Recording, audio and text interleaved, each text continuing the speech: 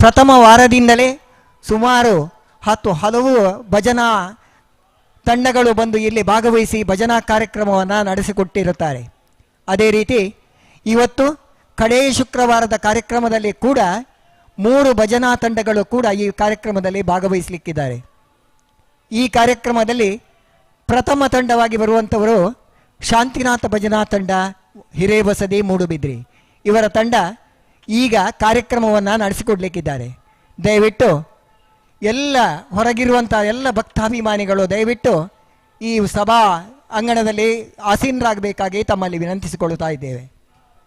ತಾವೆಲ್ಲರೂ ಸಭಾಂಗಣದಲ್ಲಿ ಆಸೀನರಾಗಿ ಈ ಕಾರ್ಯಕ್ರಮವನ್ನು ನಡೆಸಿಕೊಳ್ಳಲಿಕ್ಕೆ ಅನುವು ಮಾಡಿಕೊಡಬೇಕಾಗಿ ತಮ್ಮಲ್ಲಿ ವಿನಂತಿಸಿಕೊಳ್ತಾ ಇದ್ದೇವೆ.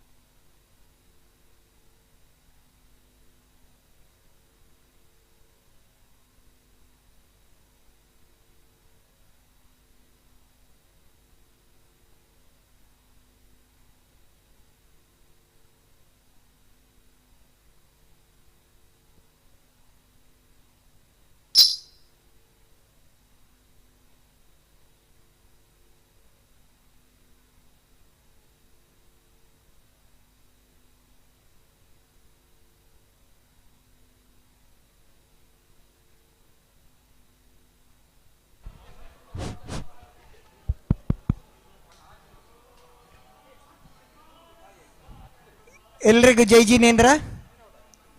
ಕಾರ್ಯಕ್ರಮವನ್ನು ಪ್ರಾರಂಭಿಸುವುದಕ್ಕೆ ಮೊದಲು ಇವತ್ತು ಕಡೆಯ ಶುಕ್ರವಾರವಾದ್ದರಿಂದ ಇವತ್ತಿನ ಭಜನಾ ಕಾರ್ಯಕ್ರಮದ ಅಂಗವಾಗಿ ಶಾಂತಿನಾಥ ಭಜನಾ ತಂಡ ಮೂಡುಬಿದ್ರಿ ಹಿರೇಬಸದಿ ಇವರು ಇವತ್ತಿನ ಕಾರ್ಯಕ್ರಮವನ್ನು ನಡೆಸಿಕೊಳ್ಳಲಿಕ್ಕಿದ್ದಾರೆ. ದಯವಿಟ್ಟು ಇದರಲ್ಲಿ ಭಾಗವಹಿಸುವಂತಹ ಎಲ್ಲ ಹಾಡುಗಾರರು ವೇದಿಕೆಗೆ ಮೇಲೆ ಬರಬೇಕಾಗಿ ವಿನಂತಿಸಿಕೊಳ್ತಾ ಇದ್ದೇನೆ. ಅದೇ ರೀತಿ ಇವತ್ತಿನ ಕಾರ್ಯಕ್ರಮವನ್ನು ದೀಪ ಬೆಳಗಿಸುವುದರ ಮೂಲಕ ಉದ್ಘಾಟಿಸಿಕೊಡಬೇಕಾಗಿ ಶ್ರೀಮತಿ ಭಾರತಿ ಕಟ್ಟೆಮಾರಿ ಇವರನ್ನು ವಿನಂತಿಸಿಕೊಳ್ತಾ ಇದ್ದೇನೆ. ಭಕ್ತಿಪೂರ್ವಕವಾಗಿ ಇವತ್ತಿನ ಕಾರ್ಯಕ್ರಮವನ್ನು ದೀಪ ಬೆಳಗಿಸುವುದರೊಂದಿಗೆ ಉದ್ಘಾಟಿಸಬೇಕಾಗಿ ತಮ್ಮಲ್ಲಿ ವಿನಂತಿಸಿಕೊಳ್ತಾ ಇದ್ದೇವೆ.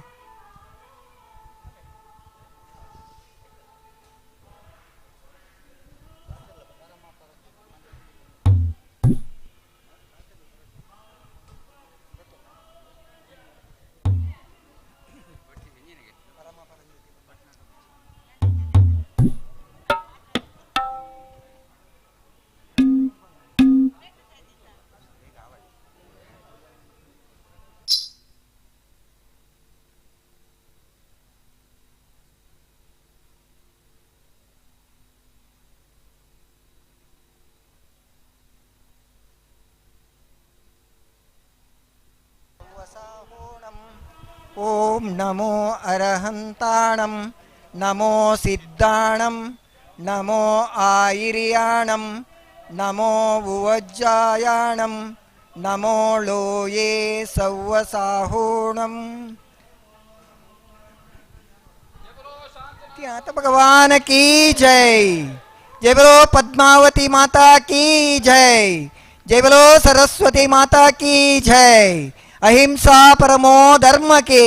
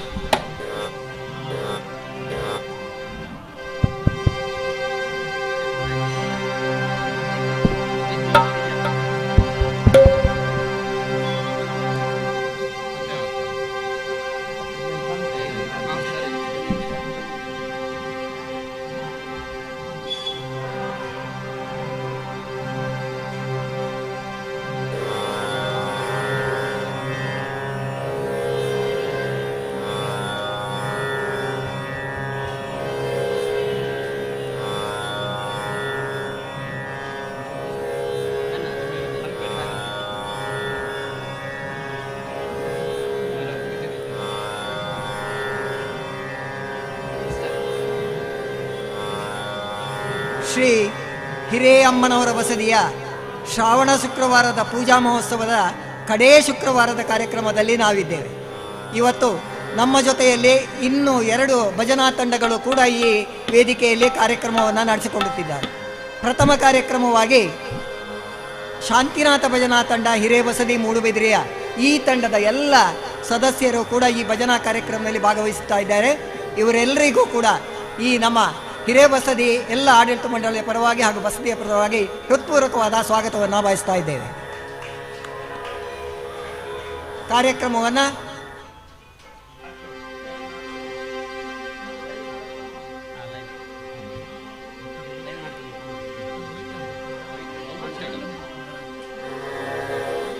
ನಮೋ ಅರಿಹಂತಾಣಂ ನಮೋ ಸಿದ್ಧಾಣಂ ನಮೋ ಆಯಿರ್ಯಾಣಂ ನಮೋ ಉವಜ್ಜಾಯಾಣಂ ನಮೋ ಸೌವಸಾಹೋಣಂ.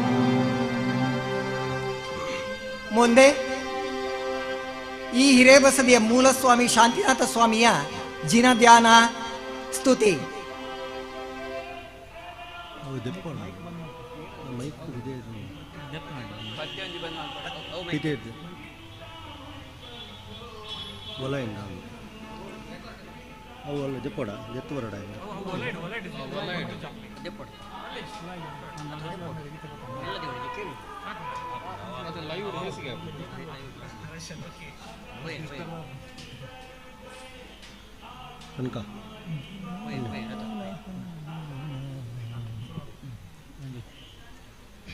ಜಿನಗಾನ ಹಾಡೋಣ, ಜಿನಗಾನ ಮಾಡೋಣ, ಜಿನಗಾನ ಹಾಡೋಣ, ಜಿನಗಾನ ಮಾಡೋಣ, ಜಿನಧರ್ಮ ಸೇವೆ ಗೈಯೋಣ, ಜಿನಧರ್ಮ ಸೇವೆ ಗೈಯೋಣ.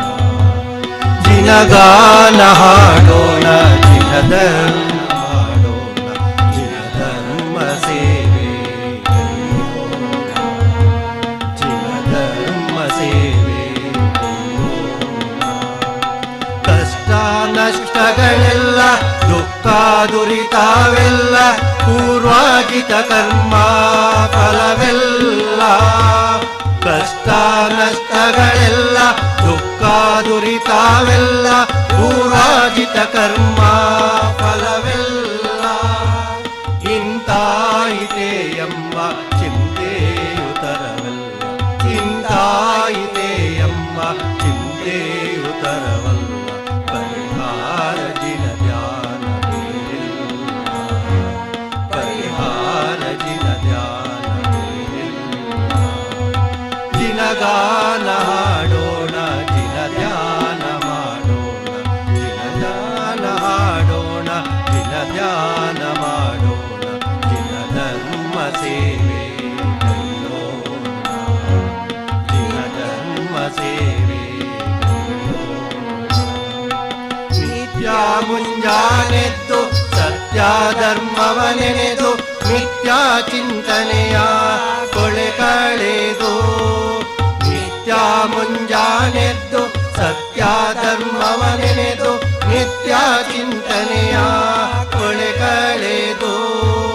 ಪರಮಾತ್ಮನ ಪುಣ್ಯ ಪಂಚಾಕ್ಷರ ನೆನೆದು, ಪರಮಾತ್ಮನ ಪುಣ್ಯ ಪಂಚಾಕ್ಷರ ನೆನೆದು. ಜ್ಞಾನಿಗೆ ನಿವ ಶಾಂತಿ ತುಂಬುವುದು, ಜ್ಞಾನಿಗೆ ಸುಖ ಶಾಂತಿ ನೆಲೆಸುವುದು. ಜಿನಗಾನ ಹಾಡೋಣ, ಜಿನ ಧ್ಯಾನ ಮಾಡೋಣ, ಜಿನಗಾನ ಹಾಡೋಣ, ಜಿನ ಧ್ಯಾನ ಮಾಡೋಣ, ಜಿನ ಧರ್ಮ ಸೇವೆ ಗೈಯೋಣ, ಜಿನ ಧರ್ಮ ಸೇವೆ ಗೈಯೋಣ.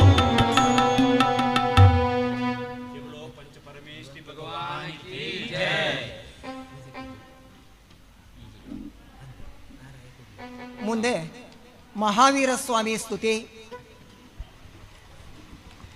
ಸನ್ಮತಿ ಜಿನಪಂ ಸರಸಿಜ ವದನಂ ಸಂಜನಿತಾಕಿಲ ಕರ್ಮಕವದನಂ. ಸನ್ಮತಿ ಜಿನಪಂ ಸರಸಿಜ ವದನಂ ಸಂಜನಿತಾಕಿಲ ಕರ್ಮಕವದನಂ. ಪದ್ಮಸರೋವರ ಮಧ್ಯಗತೇಂದ್ರಂ, ಪದ್ಮಸರೋವರ ಮಧ್ಯಗತೇಂದ್ರಂ. ಪಾವಾಪುರಿ ಮಹಾವೀರಜಿನೇಂದ್ರಂ, ಪಾವಾಪುರಿ ಮಹಾವೀರಜಿನೇಂದ್ರಂ. ಸನ್ಮತಿ ಜಿನಪಂ ಸರಸಿಜ ವದನಂ ಸಂಜನಿತಾಗಿಲ ಕರ್ಮಕವದನಂ.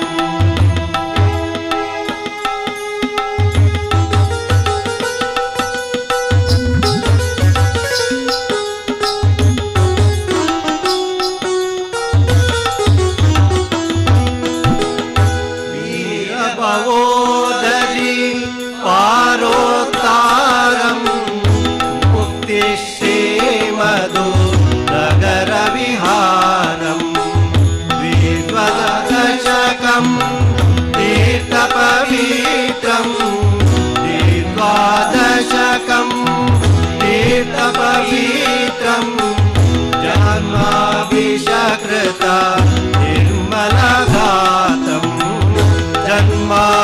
कृत निर्मलगात्रं सन्मतिजिनपं सरसिजवदनं सञ्जनिता किल कर्मकवदनम्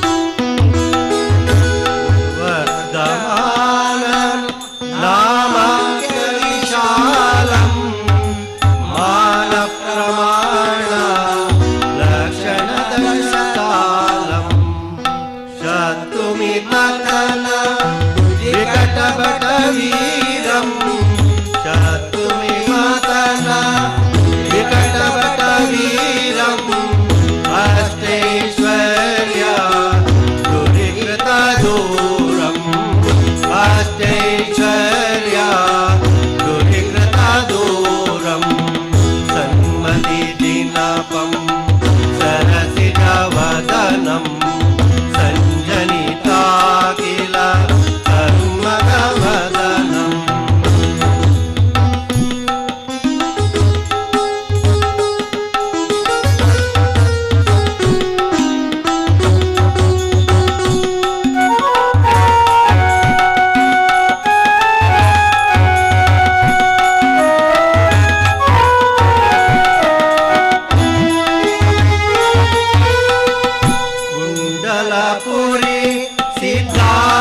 सिद्धार्थभूपालं तत्त्वत्रीप्रिया कारिणी बालं तत्कुलनलिन विकासितहंसं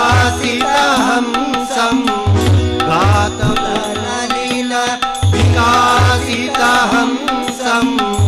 घातपुरोगा विकविध्वंसं घातपुरोगा विध्वंसं सन्मतिजिनपं सरसिजवदनं सञ्जनिता किल कर्मकवदनम्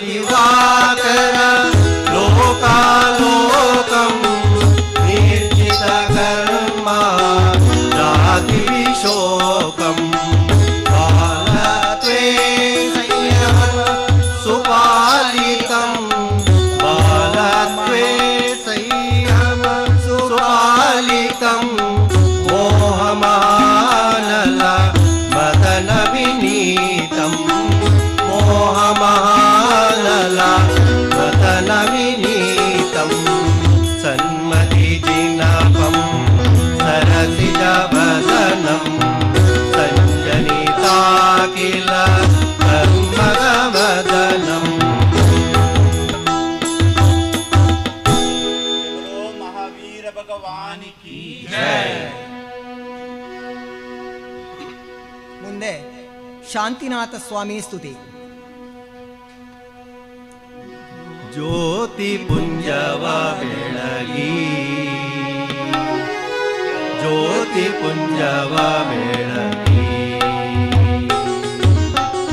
ಜ್ಯೋತಿ ಪುಂಜವ ಬೆಳಗಿ ಜ್ಯೋತಿ ಪುಂಜವ ಬೆಳಗಿ ಜ್ಯೋತಿಗೆ ಪಾವನ ಮೂರ್ತಿಗೆ ನಿಜ ಪರಂಜ್ಯೋತಿಗೆ ಪಾವನ ಮೂರ್ತಿಗೆ ಶ್ರೀ ಹರಿಹಂತರಿಗೆ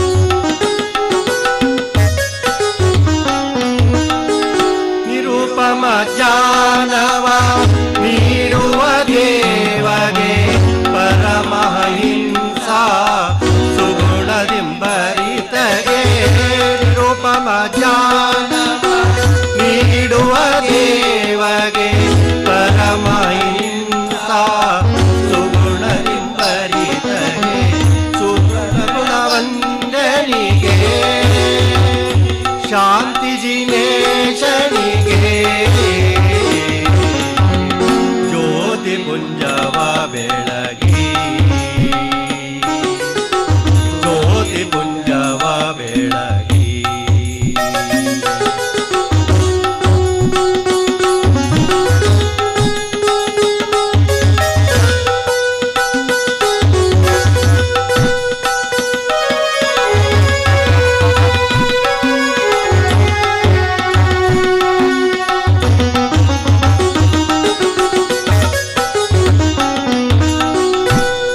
ಅನಂತಾನಂತ ಗುಣಗಳಿನ್ ಶೋಭಿಪ ಶಾಂತಿ ಜಿನೇಶನ ಪಾವನ ಪದಕ್ಕೆ ಅನಂತಾನಂತ ಗುಣಗಳಿನ್ ಶೋಭಿಪ ಶಾಂತಿ ಜಿನೇಶನ ಪಾವನ ಪದಕ್ಕೆ ಅನುಪಮ ಮೂರುತಿಗೆ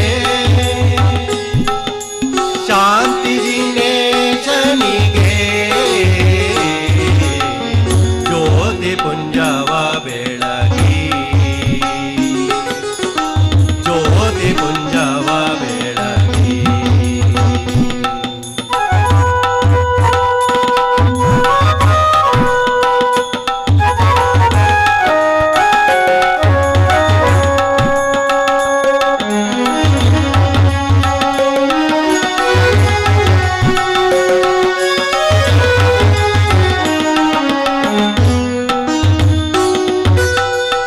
ಜಾನಿಗೆ ಕೇವಲ ಬೋಧಗೆ ಜಿನಗೆ ಮುನಿಗಳ ಸೇವಿತ ಮೂರ್ತಿ ರಮೇಶಗೆ ಜಾನಿಗೆ ಕೇವಲ ಬೋಧಗೆ ಜಿನಗೆ ಮುನಿಗಳ ಸೇವಿತ ಮೂರ್ತಿ ರಮೇಶಗೆ ಗುಣಗಂಭೀರನಿಗೆ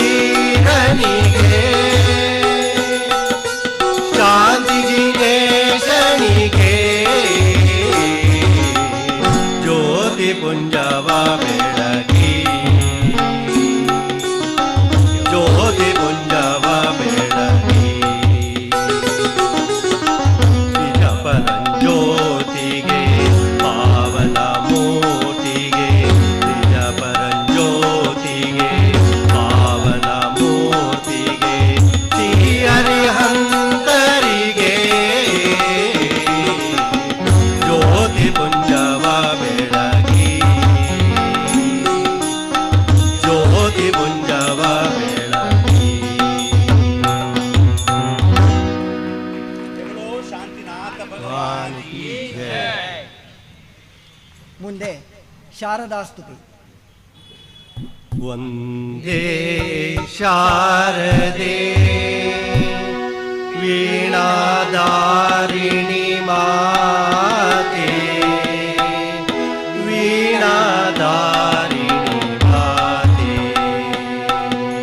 ವಂದೇ ಶಾರದೆ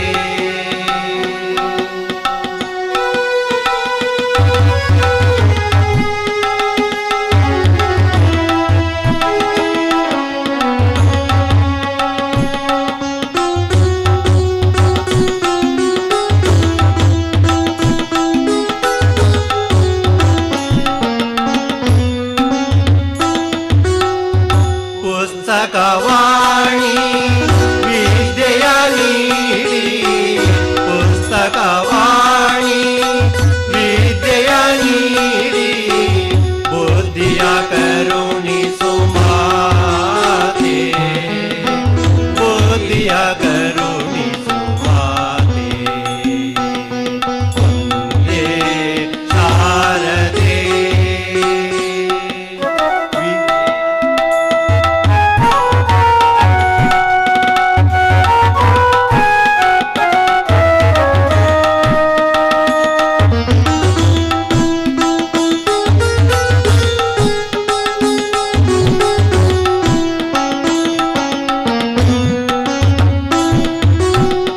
ಅಜನ ಪಟ್ಟದ ರಾಣಿ ಪಣಿವೇಣಿ ಕಲ್ಯಾಣಿ ಅಜನ ಪಟ್ಟದ ರಾಣಿ ಪಣಿವೇಣಿ ಕಲ್ಯಾಣಿ ಅಪರಾಧ ಕ್ಷಮಿಸು ನಮ್ಮಮ್ಮ ಅಪರಾಧ ಕ್ಷಮಿಸು ನಮ್ಮಮ್ಮ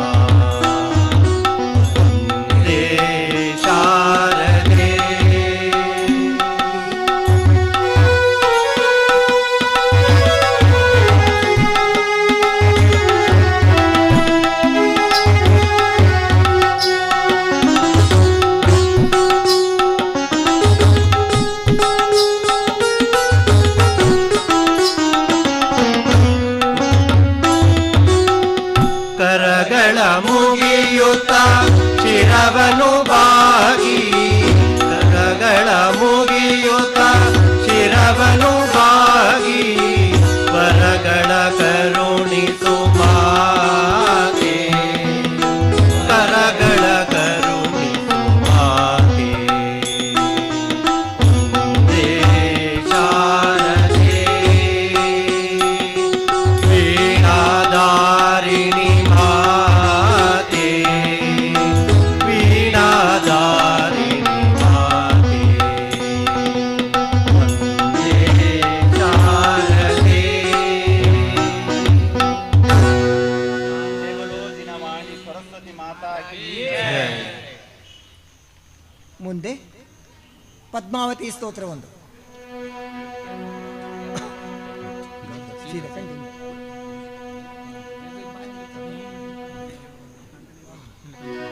ದೇವಿ ಪತ್ನಿ ಮನೆಗೆ ಬಂದರು ಬಾಗಿಲು ತೆರೆಯಿರೆ, ಕಾಮಧೇನು ಬಂದಂತಾಯ್ತು ವರವ ಬೇಡಿರೆ, ಕಾಮಧೇನು ಬಂದಂತಾಯ್ತು ವರವ ಬೇಡಿರೆ.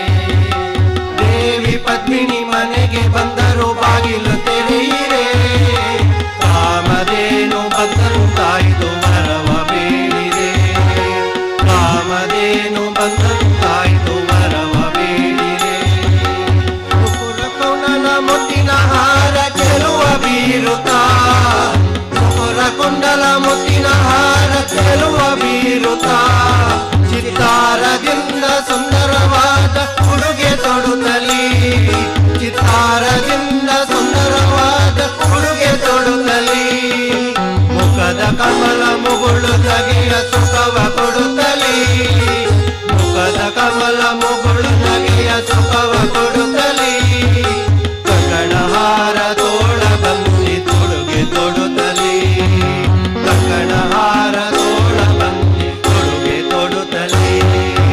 ದೇವಿ ಪದ್ಮಿನಿ ದೇವಿ ಪದ್ಮಿನಿ ಮನೆಗೆ ಬಂದರು ಬಾಗಿಲು ತೆರೆಯಿರೆ, ಕಾಮಧೇನು ಬಂದಂತಾಯ್ತು ವರವ ಬೇಡಿರೆ, ಕಾಮಧೇನು ಬಂದಂತಾಯ್ತು ವರವ ಬೇಡಿರೆ.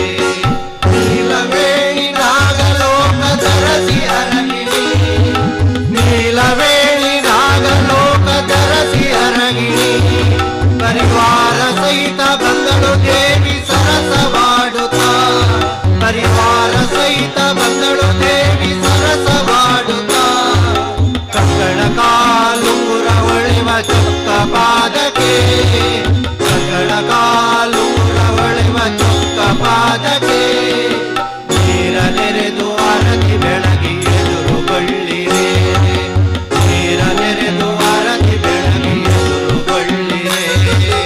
ದೇವಿ ಪದ್ಮಿನಿ ದೇವಿ ಪದ್ಮಿನಿ ಮನೆಗೆ ಬಂದರು ಬಾಗಿಲು ತೆರೆಯಿರೆ, ಕಾಮಧೇನು ಬಂದಂತಾಯ್ತು ವರವ ಬೇಡಿರೆ, ಕಾಮಧೇನು ಬಂದಂತಾಯ್ತು ವರವ ಬೇಡಿರೆ.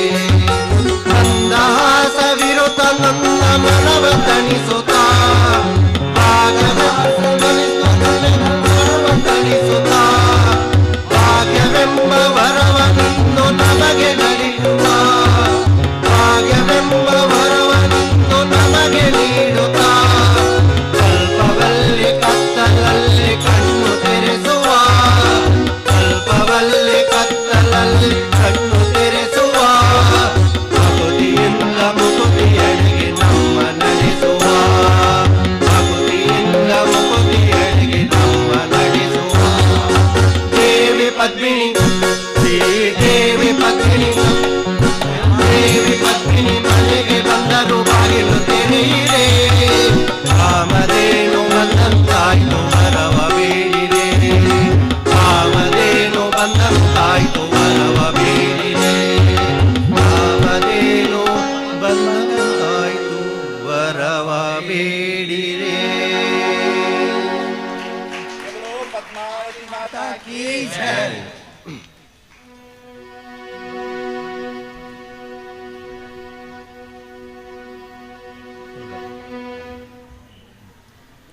ಮುಂದೆ ಪದ್ಮಾವತಿ ಸ್ತುತಿ.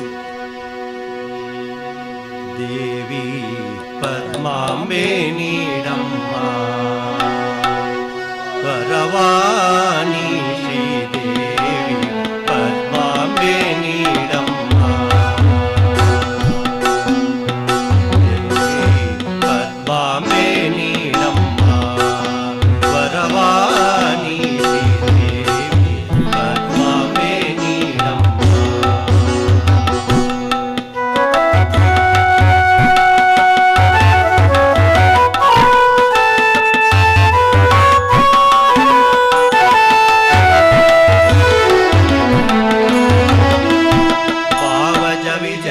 ಪಾರ್ಶ್ವದಿನೇಶನ ಪಾವನ ಚರಣ ರಾಜನ ನಿರತೆ ಪಾವಜ ವಿಜಯ ಶ್ರೀ ಪಾರ್ಶ್ವದಿನೇಶನ ಪಾವನ ಚರಣ ರಾಜನ ನಿರತೆ ಭಾವಕಿಶೋರಿ ಬಸವನರಿಗೀಷ್ಟವ ನೀವ ಕೃಪಾ ಕರೆ ಕಾವುದು ನಿರತವು ದೇವಿ ಪದ್ಮಾಂಬೆ ನೀಡಮ್ಮ ವರವಾಣಿ ಶ್ರೀದೇವಿ ಪದ್ಮಾಂಬೆ ನೀಡಮ್ಮ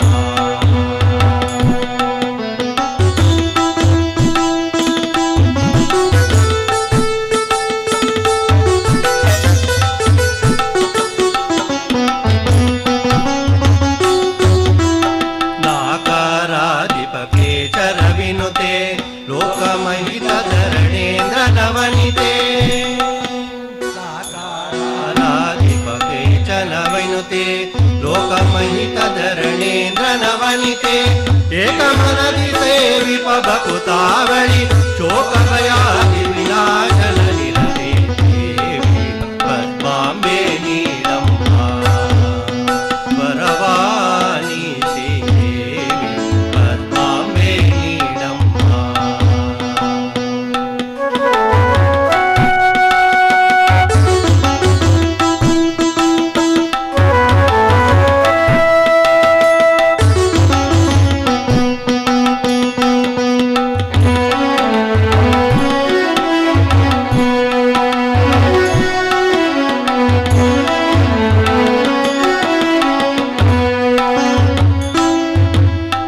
ಅನುದಿನ ನಿಮ್ಮನು ಸ್ತುತಿಸುವೆ ತಾಯೇ ಘನ ದುಃಖವನ ಸಹಿಸೆ ವಿಖ್ಯಾತೆ ಅನುದಿನ ನಿಮ್ಮನು ಸ್ತುತಿಸುವೆ ತಾಯೇ ಘನ ದುಃಖವನ ಸಹಿಸೆ ವಿಖ್ಯಾತೆ ಮನದಲ್ಲಿ ಆಶಯ ಪೂರ್ಣಗೊಳಿಸುತ್ತ ಘನ ಸೌಭಾಗ್ಯವ ನೀಡಿಸುತ್ತಾತೆ ದೇವಿ ಪದ್ಮಾಂಬೆ ನೀಡಮ್ಮ ವರವಾಣಿ ಶ್ರೀದೇವಿ ಪದ್ಮಾಂಬೆ ನೀಡಮ್ಮ ದೇವಿ ಪದ್ಮಾಂಬೆ ನೀಡಮ್ಮ ವರವಾಣಿ ಶ್ರೀದೇವಿ ಪದ್ಮಾಂಬೆ ನೀಡಮ್ಮ ಜಗಲೋ ಪದ್ಮಾವತಿ ಮಾತಾ ಕೀ ಜೈ. ಮುಂದೆ ಕಡೆಯ ಒಂದು ಮಂಗಲಾರತಿ ಪಂಚಪರಮೇಷ್ಠಿಗಳಿಗೆ. ಈ ಕಾರ್ಯಕ್ರಮಕ್ಕಿಂತ ಮೊದಲು ಒಂದು ಕೃತಜ್ಞತಾ ಸಮರ್ಪಣೆಯನ್ನು ನೀಡುವಂತಹ ಕಾರ್ಯಕ್ರಮ ನಮ್ಮ ಕರ್ಮ ಧರ್ಮ ಅಂತೇಳಿ ನಾವು ಭಾವಿಸ್ಕೊಳ್ತೇವೆ. ಹಿಂದೆ ಹೋದ ವರ್ಷ ಇಲ್ಲಿಯ ಪಂಚಕಲ್ಯಾಣದ ಸಮಯದಿಂದ ಪ್ರಾರಂಭವಾಗಿ ಅಲ್ಲಿಂದ ನಮ್ಮ ಈ ಭಜನಾ ಕಾರ್ಯಕ್ರಮ ಇಲ್ಲಿ ಪ್ರಾರಂಭವಾಗಿದೆ. ಅಲ್ಲಿನಿಂದ ಇಲ್ಲಿಯವರೆಗೂ ಈ ಶ್ರವಣ ಶುಕ್ರವಾರ ಪ್ರಾರಂಭವಾದಾಗಿನಿಂದ ಕೂಡ ಇಲ್ಲಿ ಹಲವು ಭಜನಾ ತಂಡಗಳು ಇಲ್ಲಿ ಕಾರ್ಯಕ್ರಮವನ್ನು ನಡೆಸಿಕೊಟ್ಟಿವೆ. ಇದು ಒಂದು ಒಳ್ಳೆಯ ಒಂದು ಭವಿಷ್ಯ ಅಂತೇಳಿ ನಾನು ಭಾವಿಸ್ಕೊಳ್ತೇನೆ. ಇದಕ್ಕೆ ಸಹಕರಿಸಿದಂತಹ ಎಲ್ಲ ಭಾಸ್ಕರ್ ಕಟ್ಟೆಮಾರ್ ಇರ್ಬೋದು ಅಥವಾ ನಮ್ಮ ಎಲ್ಲ ಇಲ್ಲಿನ ಆಡಳಿತ ವರ್ಗದವರು ಹಾಗೂ ಜೀರ್ಣೋದ್ಧಾರ ಸಮಿತಿ ಎಲ್ರಿಗೂ ಕೂಡ ನಾವು ಈ ಸಂದರ್ಭದಲ್ಲಿ ಕೃತಜ್ಞತೆಗಳನ್ನು ಸಲ್ಲಿಸ್ತಾ ಇದ್ದೇವೆ. ತಾವು ಈ ಕಾರ್ಯಕ್ರಮವನ್ನು ಇಲ್ಲಿಗೆ ಬಿಡಬಾರ್ದು, ಇದು ಸತತ ಮುಂದುವರಿತಾ ಇರಬೇಕು ಅಂತೇಳಿ ನಮ್ಮೆಲ್ಲರ ಆಶಾಭಾವನೆ. ಅದನ್ನು ತಾವೆಲ್ಲ ಸಹಕರಿಸ್ತೀರಿ. ಅದನ್ನೆಲ್ಲ ತಾವು ಎಲ್ಲ ಭಕ್ತಾಭಿಮಾನಿಗಳು ಕೂಡ ಇದಕ್ಕೆ ಸಹಕರಿಸಬೇಕು ಅಂತೇಳಿ ತಮ್ಮಲ್ಲಿ ಈ ಮೂಲಕ ವಿನಂತಿಸಿಕೊಳ್ಳುತ್ತಾ, ಇದಕ್ಕೆ ಎಲ್ಲ ಬಂದಿರತಕ್ಕಂಥ ಎಲ್ಲ ಭಕ್ತಾಭಿಮಾನಿಗಳಿಗೂ ಕೂಡ ಈ ಸಂದರ್ಭದಲ್ಲಿ ಕೃತಜ್ಞತೆಗಳನ್ನು ಸಲ್ಲಿಸುತ್ತಾ, ಈ ಕಾರ್ಯಕ್ರಮ ಇನ್ನೂ ಮುಂದುವರಿಬೇಕು, ಇನ್ನು ಹಲವು ಕಾರ್ಯಕ್ರಮವಾಗಿ ಇದು ಮಾರ್ಪಡಬೇಕು ಅಂತೇಳಿ ಹೇಳಿಕೊಳ್ತಾ ತಮಗೆ ಕೃತಜ್ಞತೆಯನ್ನು ಕಲಿಸುತ್ತಾ, ನಮ್ಮ ಕಡೆಯ ಒಂದು ಪಂಚಪರಮೇಷ್ಠಿ ಮಂಗಲಾರತಿಯನ್ನು ಮಾಡಿ ನಾವು ಈ ಕಾರ್ಯಕ್ರಮಕ್ಕೆ ಮುಂದೆ ಈ ಕಾರ್ಯಕ್ರಮದ ನಂತರ 2 ಭಜನಾ ತಂಡಗಳು ಈ ವೇದಿಕೆಯಲ್ಲಿ ಕಾರ್ಯಕ್ರಮವನ್ನು ನಡೆಸಿಕೊಳ್ಳಿಕ್ಕಿದ್ದಾರೆ. ನಾವು ಹೆಚ್ಚು ಸಮಯವನ್ನು ತಗೊಂಡ್ರೆ ಕಷ್ಟ ಆಗ್ತದೆ. ಆನಂತರ ತಾಳಮದ್ದಲೆ ಕಾರ್ಯಕ್ರಮ ಕೂಡ ಇದೆ. ಎಲ್ಲ ಕಾರ್ಯಕ್ರಮಗಳು ಕೂಡ ನೀವೆಲ್ಲ ಅದನ್ನು ಆಸ್ವಾದಿಸಿ ಇಲ್ಲಿಂದ ತೆರಳಬೇಕು ಅಂತ ಹೇಳಿ ತಮ್ಮಲ್ಲಿ ಮತ್ತೊಂದು ವಿನಂತಿಸಿಕೊಳ್ತಾ ಇದೆ. ಜಯ ಜಯ ಮಂಗಲ ಆರತಿ ನಿಮಗೆ, ಪರಮ ಪದವಿಯನ್ನು ಪಡೆದಿಹ ನಿಮಗೆ. ಜಯ ಜಯ ಮಂಗಲ ಆರತಿ ನಿಮಗೆ, ಪರಮ ಪದವಿಯನ್ನು ಪಡೆದಿಹ ನಿಮಗೆ. ಬೆಳಗುವೆ ಆರತಿ ಶ್ರೀಯರ ಹಂತ, ಭಯವಯ ದೂರ ಮೋಕ್ಷ ಸುಖಾಂತ. ಬೆಳಗುವೆ ಆರತಿ ಶ್ರೀಯರ ಹಂತ, ಭಯವಯ ದೂರ ಮೋಕ್ಷ ಸುಖಾಂತ. ಜಯ ಜಯ ಮಂಗಳ ಆರತಿ ನಿಮಗೆ, ಪರಮ ಪದವಿಯನ್ನು ಪಡೆದಿಹ ನಿಮಗೆ.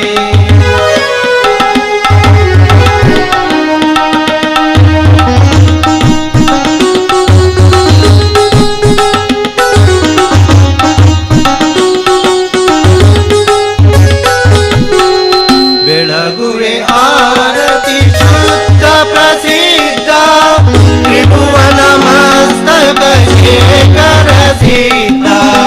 ಬೆಳಗುವೆ ಆರತಿ ಶುದ್ಧ ಪ್ರಸಿದ್ಧ, ತ್ರಿಭುವನ ಮಸ್ತಕ ಶೇಖರ ಸಿದ್ಧ.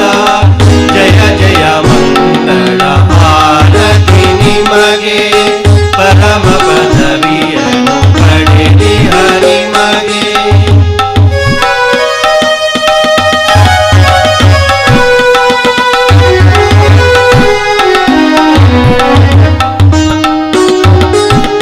ಬೆಳಗುವೆ ಆರತಿ ಶ್ರೀರಾಚಾರ್ಯ, ಪಾವನ ಪ್ರವಚನ ಜಾಗತ ಸೂರ್ಯ. ಬೆಳಗುವೆ ಆರತಿ ಶ್ರೀರಾಚಾರ್ಯ, ಪಾವನ ಪ್ರವಚನ ಜಾಗತ ಸೂರ್ಯ. ಜಯ ಜಯ ಮಂಗಳ ಆರತಿ ನಿಮಗೆ, ಪರಮ ಪದವಿಯನ್ನು ಪಡೆದಿಹ ನಿಮಗೆ.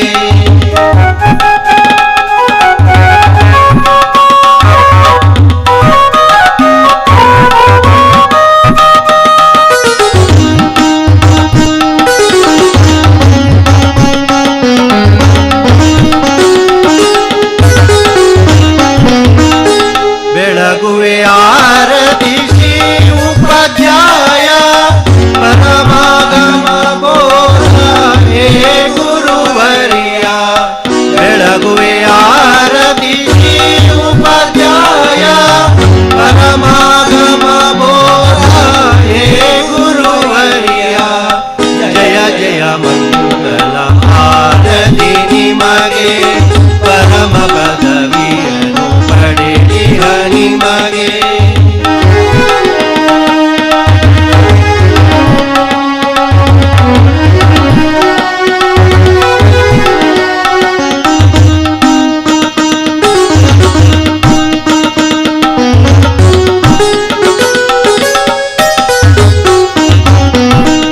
ಬೆಳಗುವೆ ಆರತಿ ಸಾಧುವರೇಣ್ಯ, ಮೋಕ್ಷಾನ್ವೇಷಕ ಜಗಗಣ್ಯ. ಬೆಳಗುವೆ ಆರತಿ ಸಾಧುವರೇಣ್ಯ, ಮೋಕ್ಷಾನ್ವೇಷಕ ಜಗಗಣ್ಯ. ಜಯ ಜಯ ಮಂಗಳ ಆರತಿ ನಿಮಗೆ, ಪರಮ ಪದವಿಯನ್ನು ಪಡೆದಿಹ ನಿಮಗೆ.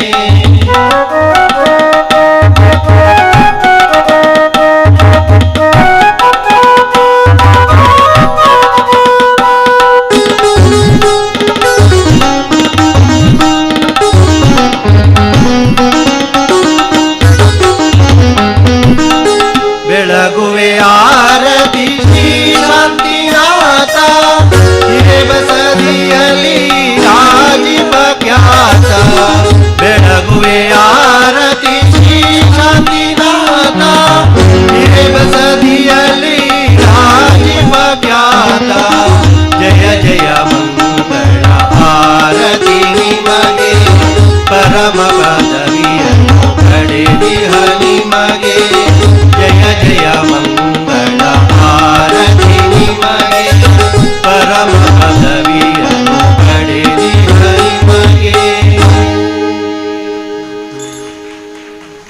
शांतिनाथ भगवान की जय। जय बोलो पद्मावती माता की जय। जय बोलो सरस्वती माता की जय। जय बोलो अहिंसा परमो धर्म की जय।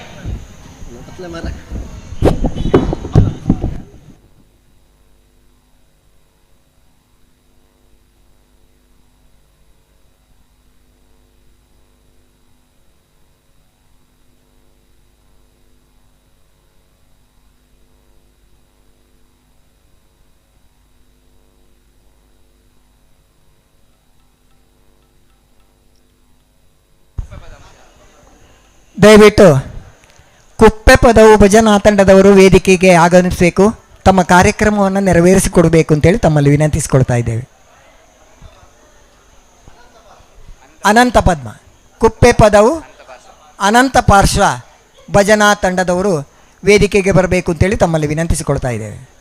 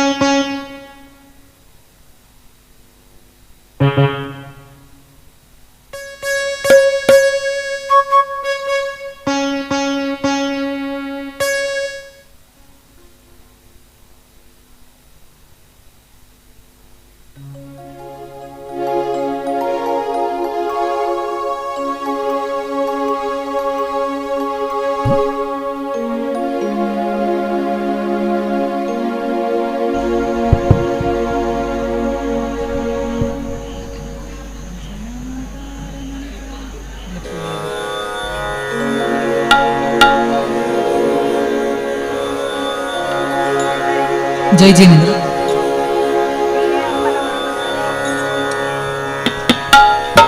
ಹಿರೇಅಮ್ಮನವರ ಬಸದಿ ಶ್ರೀ ಜಿನೇಶ್ವರರಿಗೆ ನಮಿಸುತ್ತಾ ಪದ್ಮಾವತಿ ದೇವಿಯನ್ನು ಸ್ಮರಿಸುತ್ತಾ ಮೊದಲಿಗೆ ಪಂಚಪರಮೇಷ್ಠಿ ಸ್ತುತಿಯೊಂದಿಗೆ ಪ್ರಾರಂಭ ಮಾಡ್ತಾ ಇದ್ದೀನಿ.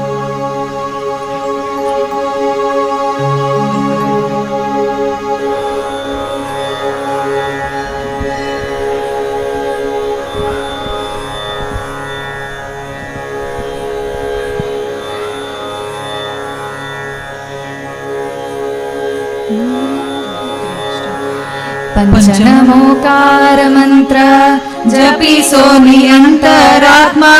पंचमोकार मंत्र जपिसो नियंतरात्मा।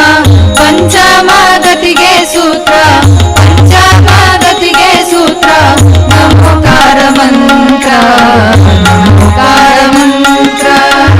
ಭಕ್ತಿ ಕರ್ಮ ನಾಶ ಮಾಡಿ ಕೇವಲ ಜ್ಞಾನಿಗಳಿಗೆ ಭಕ್ತಿ ಕರ್ಮ ನಾಶ ಮಾಡಿ ಕೇವಲ ಜ್ಞಾನಿಗಳಿಗೆ ಅರಿಹಂತರೆನ್ನಬೇಕು ಅರಿಹಂತರೆನ್ನಬೇಕು ನಮೋ ಅರಿಹಂತಾಣಂ ನಮೋ ಅರಿಹಂತಾಣಂ।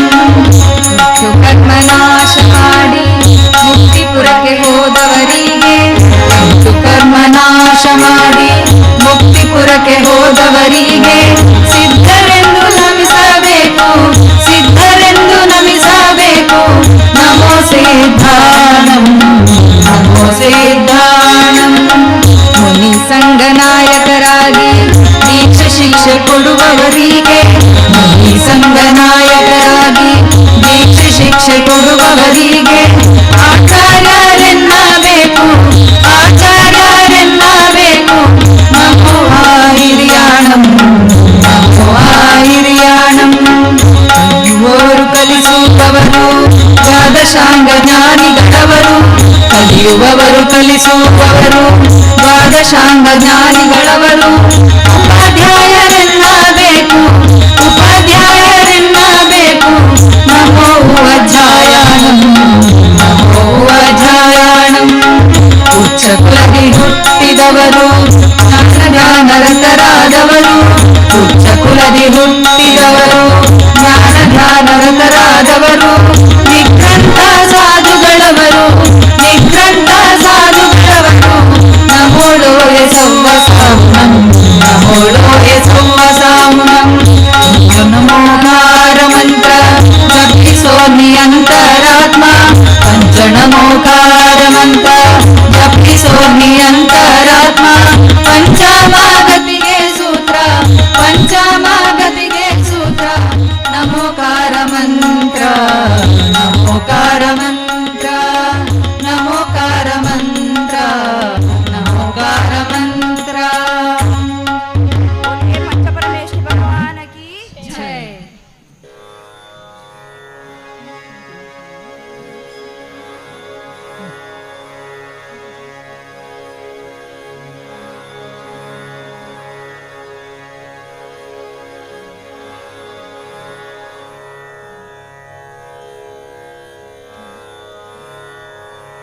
ಮುಂದೆ ಶಾಂತಿನಾಥ ಸ್ವಾಮಿ ಸ್ತುತಿ.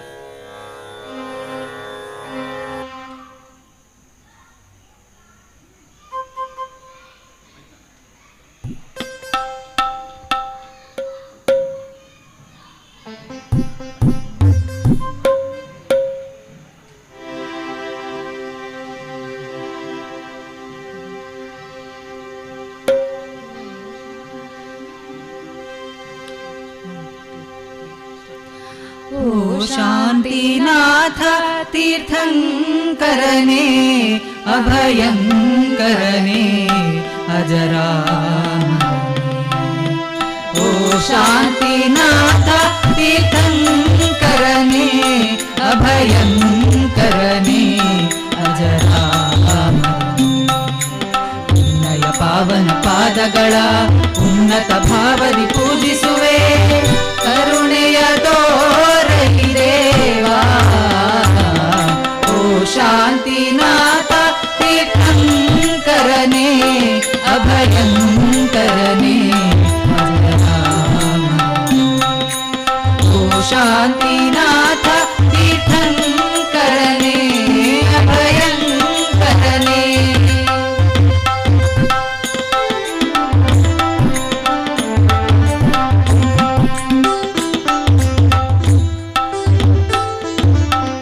ವಿಶ್ವಸೇನ ಐರಾವತಿ ಪಡೆದಂತ ಕುವರ. ಹಸ್ತಿನಾಪುರದಲ್ಲಿ ಜನಿಸಿದ ಪ್ರವರ. ವಿಶ್ವಸೇನ ಐರಾವತಿ ಪಡೆದಂತ ಕುವರ. ಹಸ್ತಿನಾಪುರದಲ್ಲಿ ಜನಿಸಿದ ಪ್ರವರ. ಚಕ್ರವರ್ತಿಯೂ ನೀನೇ ಕಾಮದೇವನೂ ನೀನೇ. ಚಕ್ರವರ್ತಿಯೂ ನೀನೇ ಕಾಮದೇವನು ನೀನೇ. ಅಪ್ರತಿಮ ಬರ ಪಡೆದ ಅಭಿರಾಮನೇ. ಅಪ್ರತಿಮ ಬರ ಪಡೆದ ಅಭಿರಾಮನೇ. ಓ ಶಾಂತಿನಾಥ ತೀರ್ಥಂಕರನೇ ಅಭಯಂಕರನೇ ಅಜರಾಮರನೇ. ಓ ಶಾಂತಿನಾಥ ತೀರ್ಥಂಕರನೇ ಅಭಯಂಕರನೇ.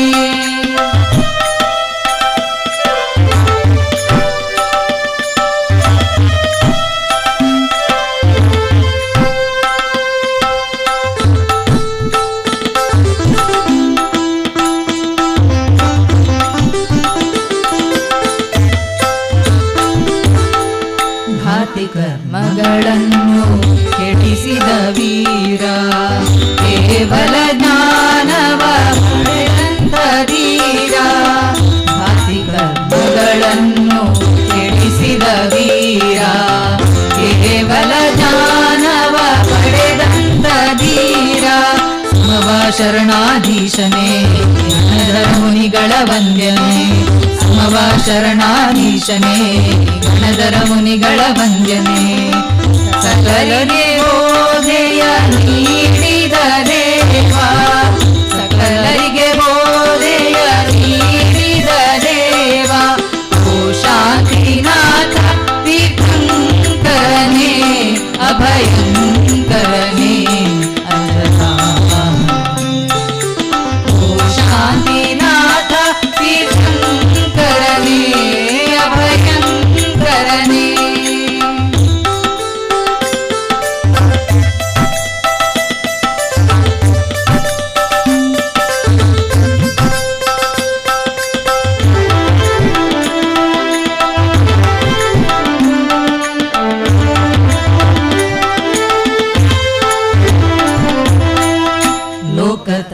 ಛತ್ರಕ್ಕೆ ಧರ್ಮ ಮಳೆಯನ್ನು ಸುರಿದೆ, ಆತ್ಮಸುಖ ಶಾಂತಿಯ ಕಾಂತಿಯನ್ನು ಕರೆದೆ.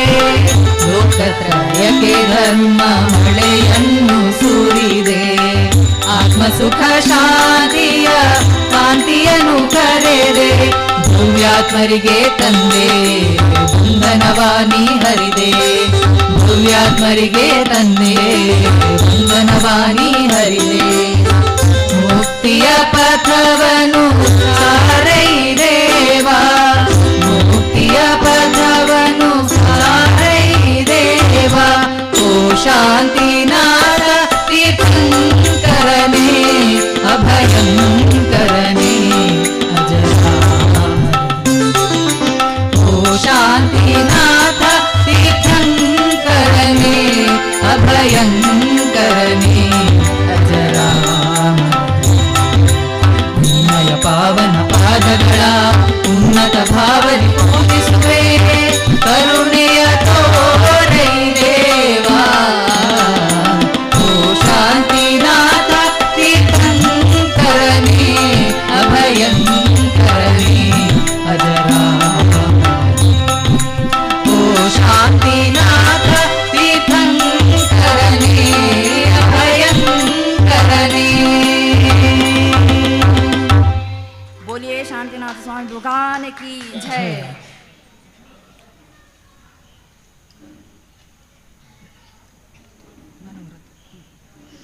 ಮುಂದೆ ಜಿನವಾಣಿ ಸ್ತುತಿ.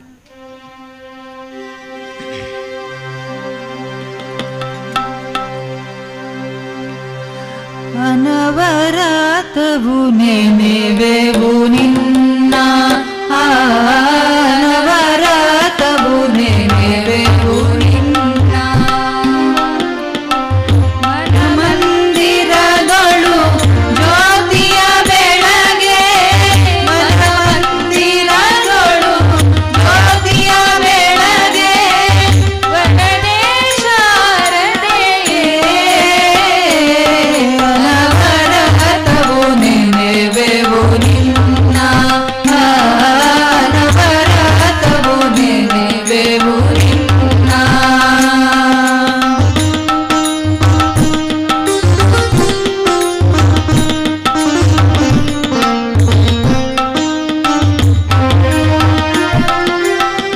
ವಿದ್ಯಾದಿ ದೇವತೆ ಸಜ್ಜನ ವಂದಿತೆ, ಕೋವಿದೆ ಸುರ ಪ್ರಖ್ಯಾತೆ. ವಿದ್ಯಾದಿ ದೇವತೆ ಸಜ್ಜನ ವಂದಿತೆ, ಕೋವಿದೆ ಸುರ ಪ್ರಖ್ಯಾತೆ. ಸುರನರ ವಿನುತೆ ದುರಿತ ವಿರಹಿತೆ, ಸುರನರ ವಿನುತೆ ದುರಿತ ವಿರಹಿತೆ. ಬುದ್ಧಿಯ ಕರುಣಿಸು ಮಾತೆ, ಅನವರತವು ನೆನೆವೆವು ನಿನ್ನ, ಅನವರತವು ನೆನೆವೆವು ನಿನ್ನ.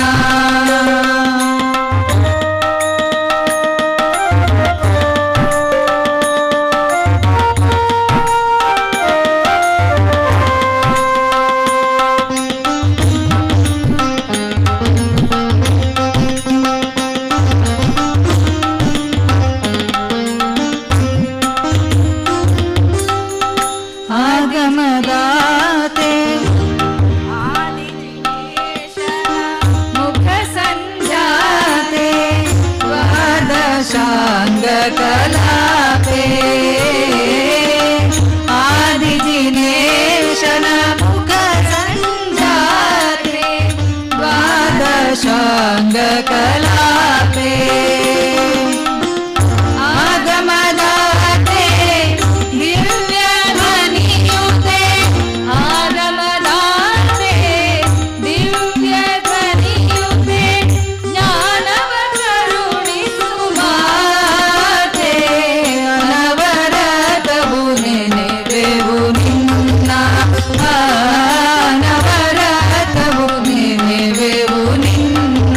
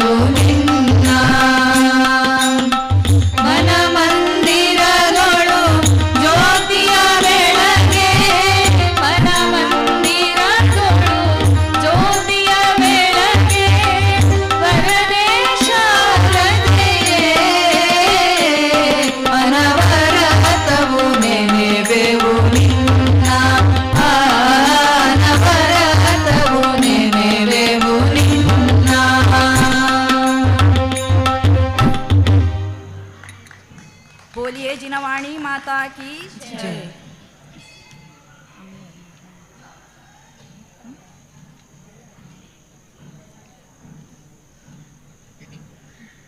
ಮುಂದೆ ಪದ್ಮಾವತಿ ಸ್ತುತಿ.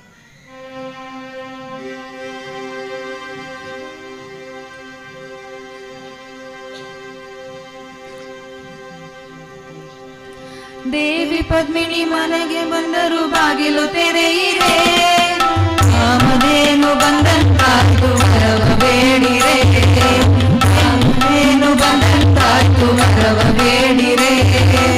ದೇವಿ ಪದ್ಮಿನಿ ಮನೆಗೆ ಬಂದರು ಬಾಗಿಲು ತೆರೆಯಿರೆ, ಕಾಮಧೇನು ಬಂದಂತಾಯ್ತು ವರವ ಬೇಡಿರೆ, ಕಾಮಧೇನು ಬಂದಂತಾಯ್ತು ವರವ ಬೇಡಿರೆ.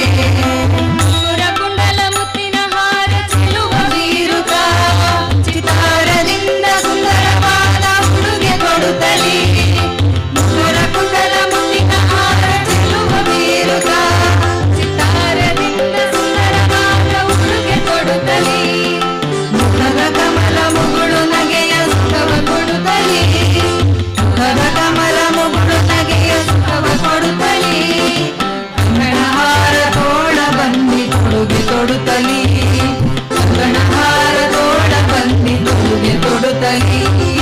ದೇವಿ ಪದ್ಮಿನಿ, ಶ್ರೀದೇವಿ ಪದ್ಮಿನಿ, ನಮ್ಮ ದೇವಿ ಪದ್ಮಿನಿ ಮನೆಗೆ ಬಂದರು ಬಾಗಿಲು ತೆರೆಯಿರೆ, ಕಾಮಧೇನು ಬಂದಂತಾಯ್ತು ವರವ ಬೇಡಿರೆ, ಕಾಮಧೇನು ಬಂದಂತಾಯ್ತು ವರವ ಬೇಡಿರೆ.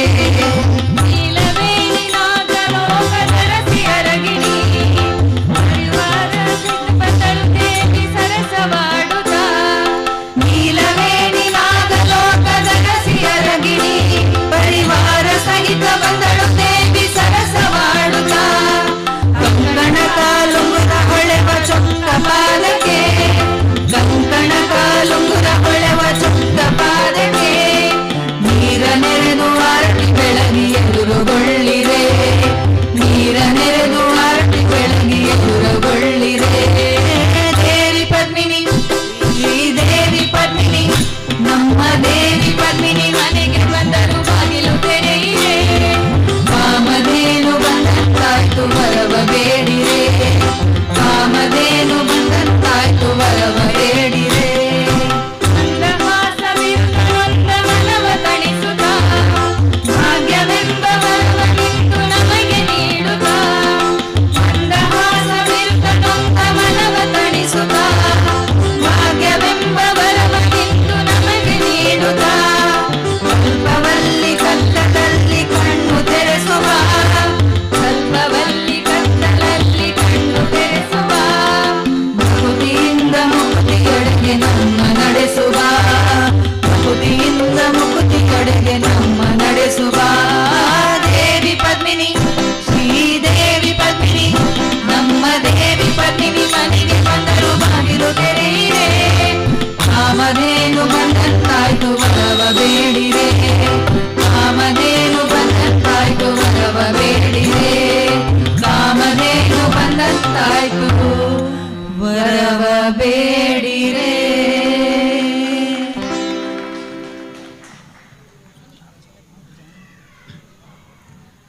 बोलिए पद्मावती माता की.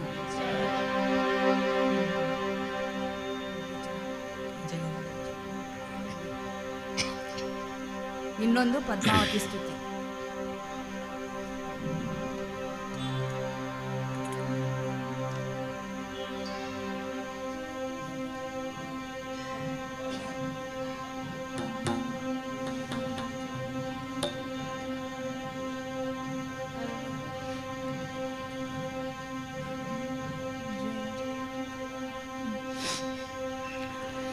जय जयतु जगदम्बे जय मङ्गलम्, जय जयतु पदुमाम्बे शुभमङ्गलम्, जय जयतु जगदम्बे जय मङ्गलम्, जय जयतु पदुमाम्बे शुभमङ्गलम्, जय जयतु जगदम्बे जय मङ्गलम्, जय जयतु पदुमाम्बे शुभमङ्गलम्, जय जयतु जगदम्बे जय मङ्गलम्, जय जयतु पदुमाम्बे शुभमङ्गलम्.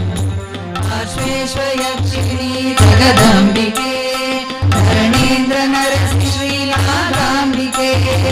ಆಶ್ವೇಶ ಯಕ್ಷಿಣಿ ಜಗದಂಬಿಕೆ ಧರಣೀಂದ್ರ ನರಸಿಂಹಿ ನಾಗಾಂಬಿಕೆ ಕೊಂಬೂಚ ಪುರವಾಸೆ ಪದುಮಾಂಬೆಗೆ ಭಕ್ತಿಂಚ ಪುರವಾಸೆ ಪದುಮಾಂಬೆಗೆ ಭಕ್ತಿ ಮಾರತಿಯ ನಾನೆತ್ತುವೆ ಭಕ್ತಿ ಮಾರತಿಯ ನಾನೆತ್ತುವೆ ಜಯ ಜಯತು ಜಗದಂಬೆ ಜಯ ಮಂಗಳಂ ಜಯ ಜಯತು ಪದುಮಾಂಬೆ ಶುಭ ಮಂಗಳಂ ಜಯ ಜಯತು ಜಗದಂಬೆ ಜಯ ಮಂಗಳಂ ಜಯ ಜಯತು ಪದುಮಾಂಬೆ ಶುಭ ಮಂಗಳಂ ಉಕ್ಕೂಟ ವಾಹಿನಿ ವನಗಾಂಬೆಗೆ ಹಿರೇ ಬಸದಿಯೊಡನೆ ಕಪ್ಪಮ್ಮಗೆ ಉಕ್ಕೂಟ ವಾಹಿನಿ ವನಗಾಂಬೆಗೆ ಹಿರೇ ಬಸದಿಯೊಡನೆ ಕಪ್ಪಮ್ಮಗೆ ಧರಣಿಯೊಳ್ ಪುತ್ರರ ಹೊರವಾಕೆಗೆ ಧರಣಿಯೊಳ್ ಸುಜನರ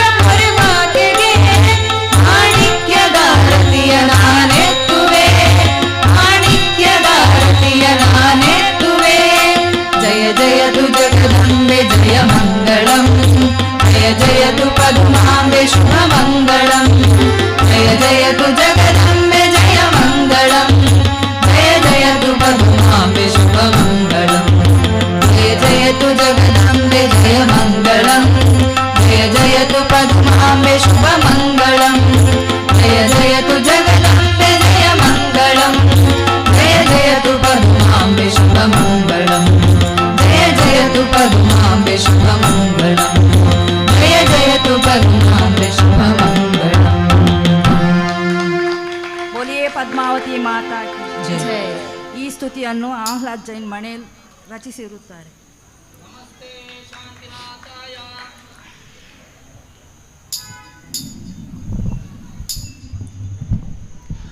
नमस्ते नमस्ते शांतिनाथाय घाती कर्म विनाशने पंचकल्याणनाथाय संचिताग विनाशने सरस्वत्ये नमस्तुभ्यं वरदे कामरूपिणी विद्यारंभं करिष्यामि सिद्धिर्भवतु मे सदा पद्मपुत्रा विशालाक्षी पद्मकेसरवर्णिनी नित्यं पद्मालया देवी साम्पातु सरस्वती मंगलं पद्मिनी देवी मंगलं पणिशेखरी मंगलं अरुणवरुणाभि मंगलं धरणप्रिये देवी देवी महादेवी नागा कुक्कुटोरगवाहिनी पन्नगेश्वरी महाशक्ति पद्मांबिके नमोस्तुते एकं कट्वांगहस्तं धमरुगसहितं वामहस्ते पिनाकं चंद्रार्कं केतुमाला विकृतनरसरा सर्पयज्ञोपवीतं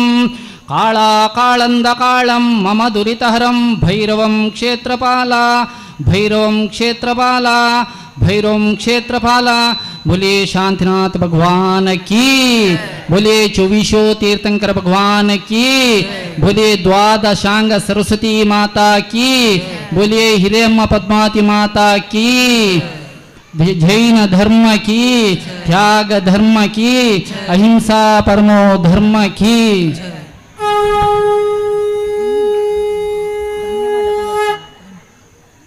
ನಮ್ಮ ಕುಪ್ಪೆಪದವು ಅನಂತ ಪಾರ್ಶ್ವ ಜೈನ್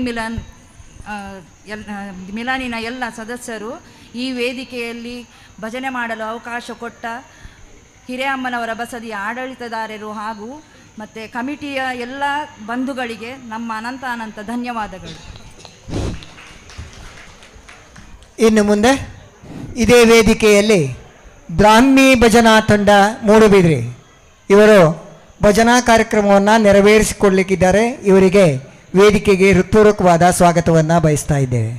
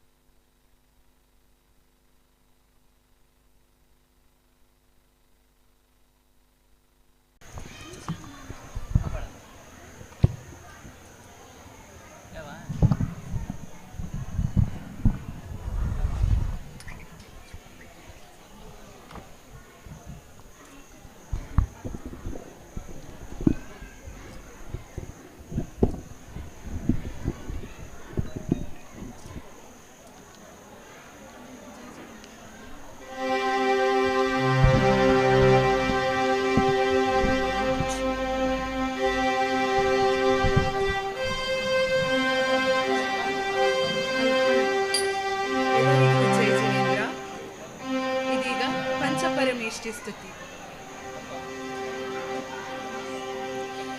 ಓಂ ಓಂ ಓಂ ಓಂ ಓಂ ನಮಃ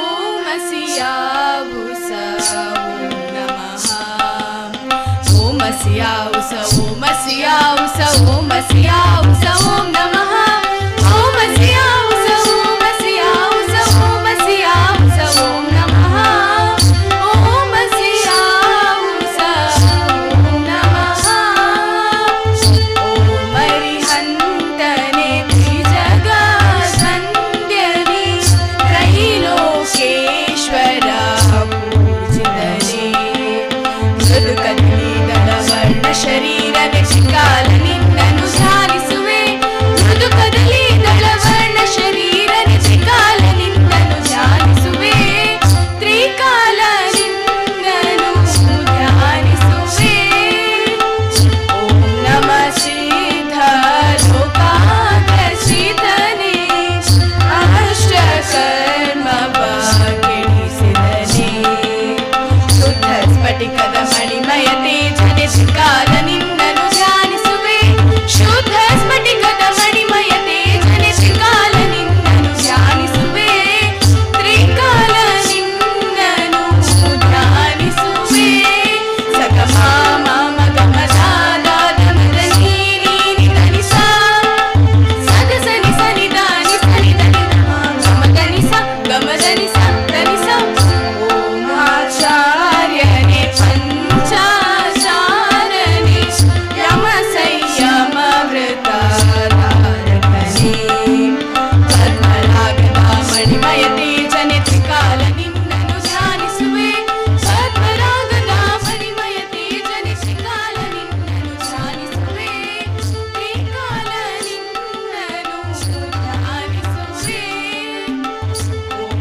ಉಪದೇಶಕ ಉಪಾಧ್ಯಾಯನೇ ಪಾದಶಾಂಗ ಶ್ರುತ ಪಾರಗನೇ ಹೇಮ ಶರೀರನೆ ಜ್ಞಾನ ಸಾಗರನೆ ತ್ರಿಕಾಲ ನಿನ್ನನು ಧ್ಯಾನಿಸುವೆ ಹೇಮ ಶರೀರನೆ ತ್ರಿಕಾಲ ನಿನ್ನನು ಧ್ಯಾನಿಸುವೆ ತ್ರಿಕಾಲ ನಿನ್ನನು ಧ್ಯಾನಿಸುವೆ ಓಂ ನಮಃ ಸರ್ವ ಸಾಧು ಚಂದ್ರನೇ ಸರ್ವ ಜೀವದಯಾಪರನೇ ರಥಶೀಲದ ಪೋನಿಧಿ ನೀಲ ಶರೀರನೆ ತ್ರಿಕಾಲ ನಿನ್ನನು ಧ್ಯಾನಿಸುವೆ ರಥಶೀಲದ ಪೋನಿಧಿ ನೀಲ ಶರೀರನೆ ತ್ರಿಕಾಲ ನಿನ್ನನು ಧ್ಯಾನಿಸುವೆ ತ್ರಿಕಾಲ ನಿನ್ನನು ಧ್ಯಾನಿಸುವೆ ಸಗಮ ಮಾಮ ಗಮ ದಾದ ಧಮದ ನೀನಿ ಧನಿಸ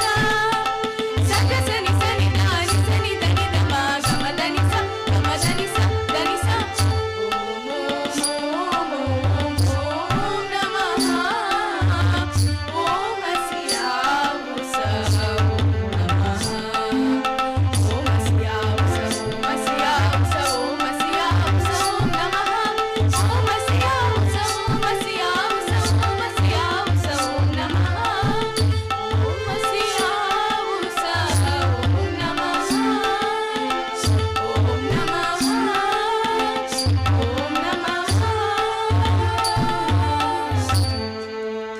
बोलिए पंच परमेष्ठी भगवान की ಜೈ ಇದೀಗ ಆದಿನಾಥ ಸ್ತುತಿ. ಎಲ್ಲಿಹುದೋ ಮುಕ್ತಿ ನೋಡೋ ಶ್ರಾವಕನೇ ಎಲ್ಲಿಹುದೋ ಮುಕ್ತಿ ನೋಡೋ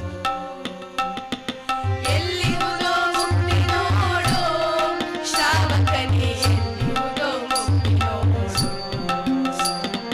ಅಲ್ಲಿ ಇಲ್ಲಿ ನೋಡಿದರು ಸಲ್ಲಿಸುವ ದ್ರವ್ಯಗಳು ಅಲ್ಲಿ ಇಲ್ಲಿ ನೋಡಿದರು ಸಲ್ಲಿಸುವ ದ್ರವ್ಯಗಳು ಭವ್ಯವಾದ ದಿನದ ಧರ್ಮ ಆಚರಣೆಯ ಮಾಡದೆ ಭವ್ಯವಾದ ದಿನದ ಧರ್ಮ ಆಚರಣೆಯ ಮಾಡದೆ ಎಲ್ಲಿ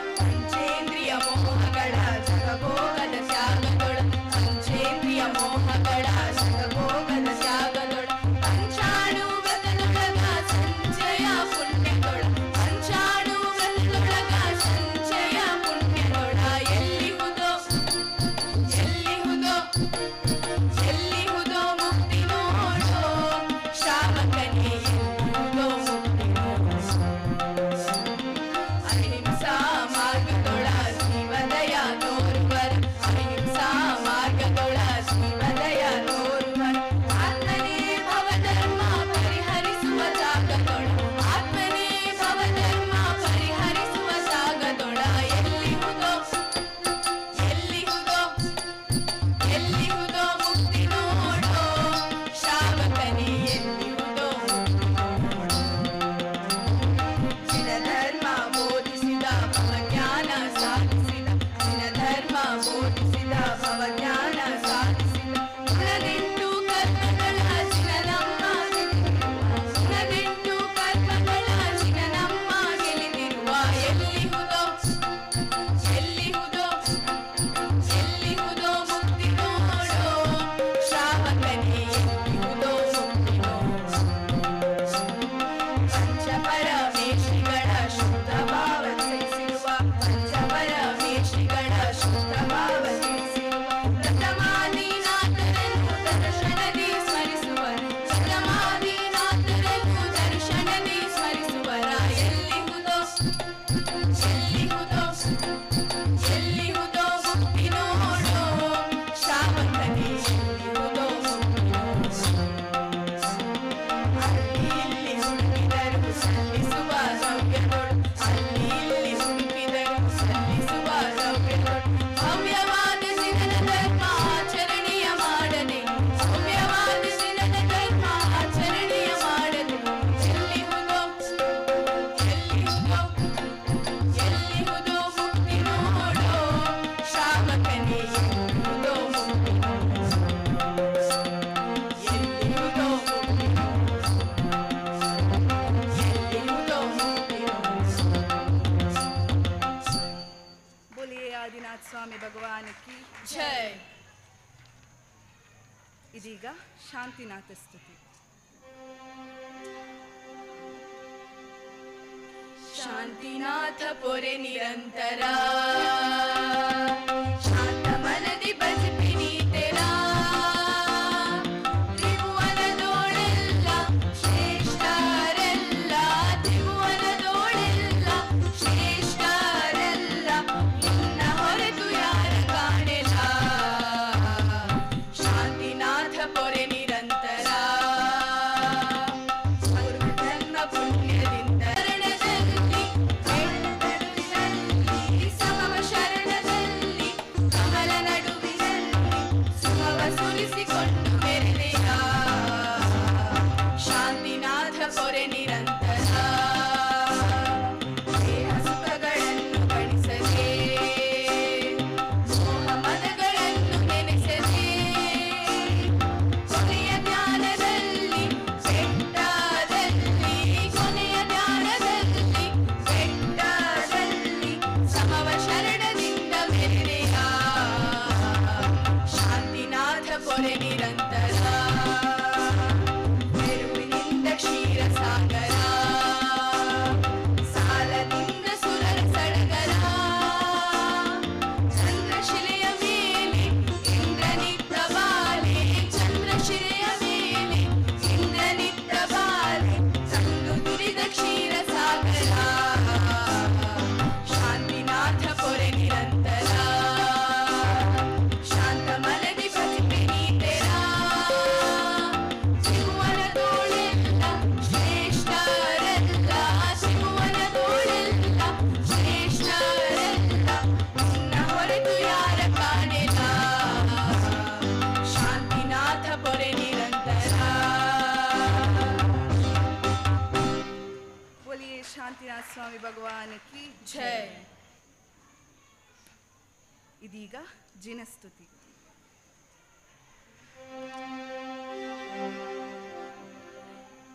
ಭಾವ ತುಂಬಿ ಹಾಡ ಬನ್ನಿ ಜಿನನ ಗಾನವ ಕೇವಲೀಶ ದೇವ ಜಿನನ ದಿವ್ಯ ನಾಮವ ಭಾವ ತುಂಬಿ ಹಾಡ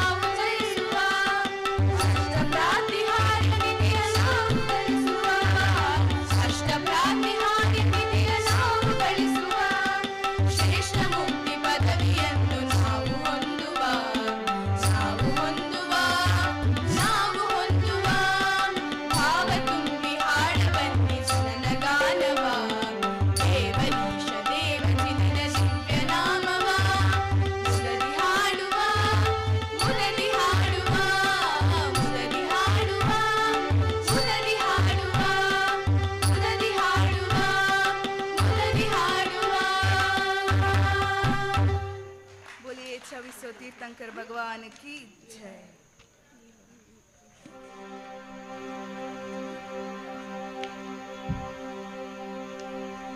ಇದೀಗ ಪಾರ್ಶ್ವನಾಥ ಸ್ತುತಿ.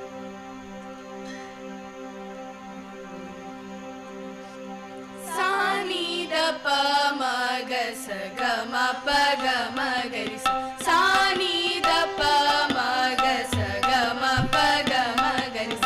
ಕಂಡೇನ ಪರಮೇಶನ ಚಿನನ ಸುಂದರಾಂಗ ಭವಬಂಧರಹಿತ ಶರದಿಂದು ವದನ ಚಿನನ. ಅರವಿಂದ ನೇತ್ರನ ಶರಣವನು ಮನದಿ ಕಂಡೇನ. ಅರವಿಂದ ನೇತ್ರನ ಶರಣವನು ಮನದಿ ಕಂಡೇನ.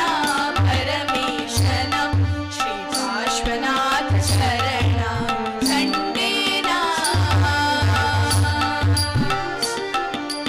ರತ್ನ ಖಚಿತ ಹರಿಪೀಠ ಸ್ಥಿತನ ಗುಣರತ್ನ ಲೋಲ ಚಿನನ. ರತ್ನ ಖಚಿತ ಹರಿಪೀಠ ಸ್ಥಿತನ ಗುಣರತ್ನ ಲೋಲ ಚಿನನ.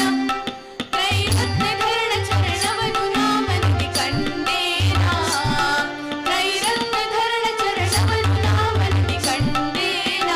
ಪರಮೇಶನ ಶ್ರೀ ಪಾರ್ಶ್ವನಾಥ ಶರಣ ಕಂಡೇನ.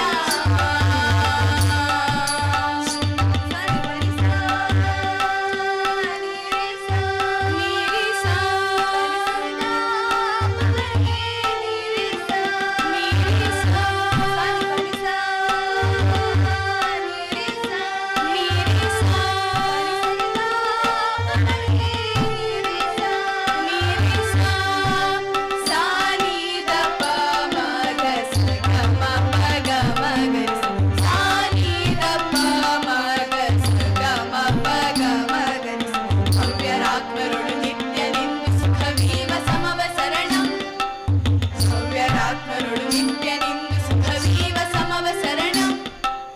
ಅಧಿಪನಾದಿವ್ಯ ಚರಣವನು ಮನದಿ ಕಂಡೇನ.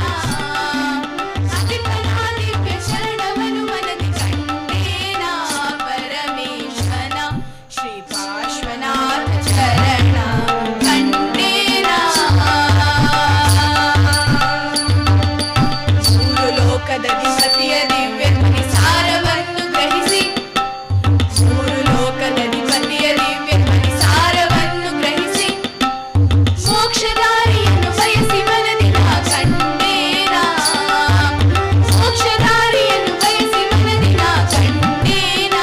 ಪರಮೇಶನ ಶ್ರೀ ಪಾರ್ಶ್ವನಾಥ ಶರಣ ಕಂಡೇನ.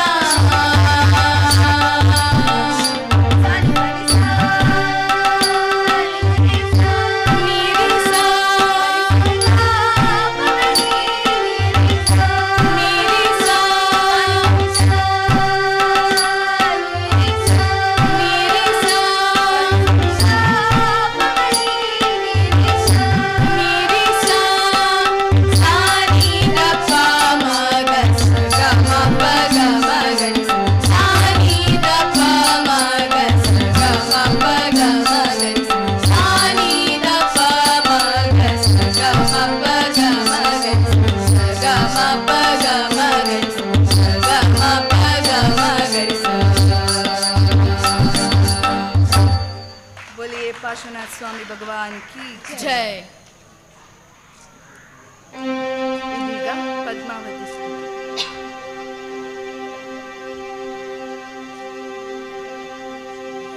ದೇವಿ ಪದುಮಾಂಬೆ ಪೊರೆಯಮ್ಮನು ಪೊರೆದು ಪಾಪ ತೊಳೆದು ಸಲಹೋ ಎಂದೆಂದಿಗೂ. ದೇವಿ ಪದುಮಾಂಬೆ ಪೊರೆಯಮ್ಮನು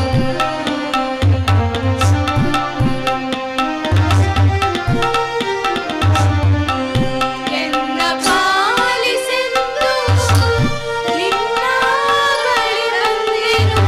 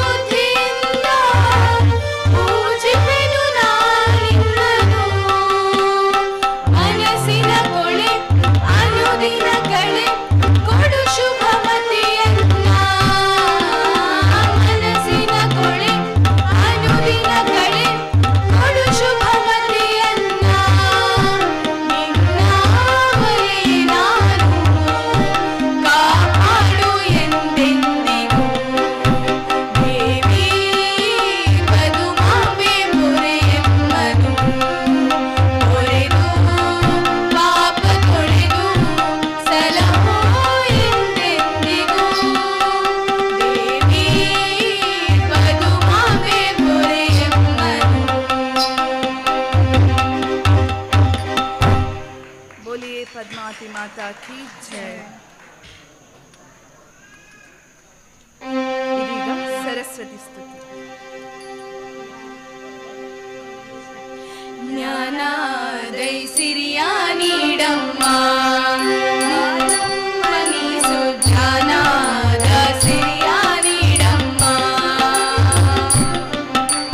ಪುಸ್ತಕ ಮಾಲ ವೀಣೆಯ ಶೋಭಿತ ಹಸ್ತದಿ ಮಲದ ಭೀಷ್ಣವ ಕೊಡುತ್ತ ಪುಸ್ತಕ ಮಾಲ ವೀಣೆಯ ಶೋಭಿತ ಹಸ್ತದಿ ಮಲದ ಭೀಷ್ಣವ ಕೊಡುತ್ತ ಪೂಜಿಸುತ್ತಿಹ ಮಗುತಾವಳಿ ಗಣತಿಯು ಉಜ್ವಲ ಸುಚೇತನಗೊಳಿಸುತ್ತ ಜ್ಞಾನ ದೈಸಿರಿಯ ನೀಡಮ್ಮ ಮನೀಸು ಜ್ಞಾನ ದೈಸಿರಿಯ ನೀಡಮ್ಮ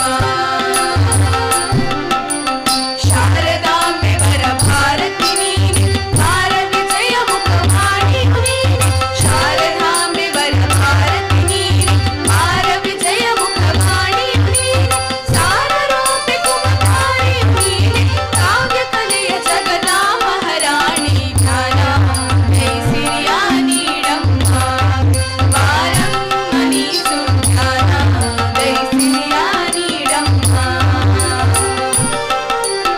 ಹೃದಯ ಮಂದಿರದ ಪೀಠವನೇರಿ ನುಡಿಸುತ್ತ ವೀಣಾ ಸಂಸ್ಕೃತಿ ತೋರಿ ಹೃದಯ ಮಂದಿರದ ಪೀಠವನೇರಿ ನುಡಿಸುತ್ತ ವೀಣಾ ಸಂಸ್ಕೃತಿ ತೋರಿ ಮಧುರ ಮಧುರ ಮಧುಗಾನ ರಸಕ್ಕೆ ಸುದಯ ಹರಿಸಿ ಶಾಂತಿಯ ತೋರಿ ಜ್ಞಾನ ದೈಸಿರಿಯ ನೀಡಮ್ಮ ವಾರಂ ಮನೀಸು ಜ್ಞಾನ ದೈಸಿರಿಯ ನೀಡಮ್ಮ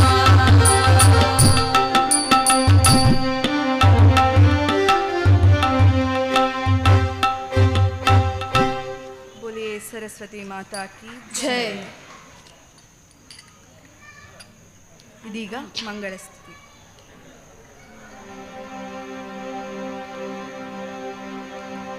ईशमङ्गलं जीनेशमङ्गलं क्लेशदोषनाशकैकदीशमङ्गलम् अरिहन्तमङ्गलं दुरितारिमङ्गलं करुणदिन्द पोरेव परम पूज्यमङ्गलं जिनसिद्धमङ्गलं मनशुद्धमङ्गलं अनन्तशक्ति अनन्तज्ञानवेद्यमङ्गलं शक्तमङ्गलं मनयुक्तमङ्गलं मुक्तिपदव व्यक्तकोळिपचार्यमङ्गलं भावधारिमङ्गलं भवदूरमङ्गलं कविराजपाठकार्य सर्वसाधुमङ्गलं ईशमङ्गलं जीनेशमङ्गलं क्लेशदोषनाशकैकदीशमङ्गलम्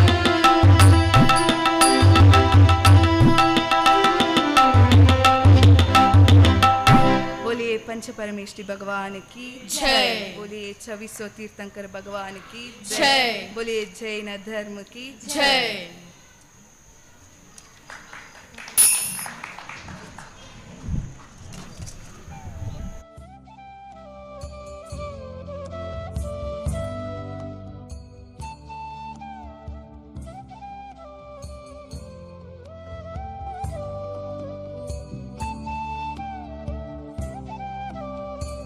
ಕಾರ್ಯಕ್ರಮವನ್ನು ನೆರವೇರಿಸಿಕೊಟ್ಟಂತಹ ಎಲ್ಲ ಪುಟಾಣಿಗಳಿಗೂ ಕೂಡ ನಿಮ್ಮೆಲ್ಲರ ಪರವಾಗಿ ಹೃತ್ಪೂರ್ವಕವಾದ ಕೃತಜ್ಞತೆಗಳನ್ನು ಸಲ್ಲಿಸ್ತಾ ಇದ್ದೇವೆ.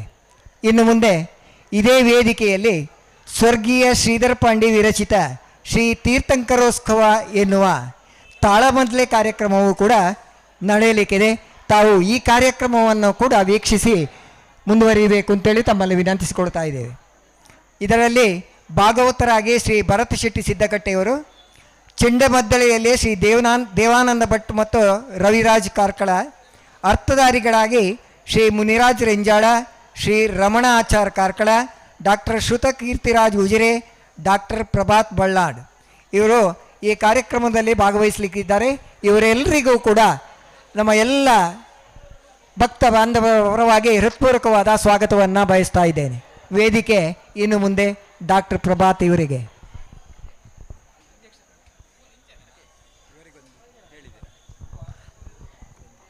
ಹಾಗೆ ಇವತ್ತು ಭಜನಾ ಕಾರ್ಯಕ್ರಮದಲ್ಲಿ ನಮ್ಮೊಂದಿಗೆ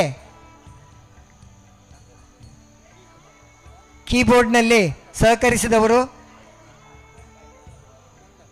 ನಂದನ್. ಅದೇ ರೀತಿ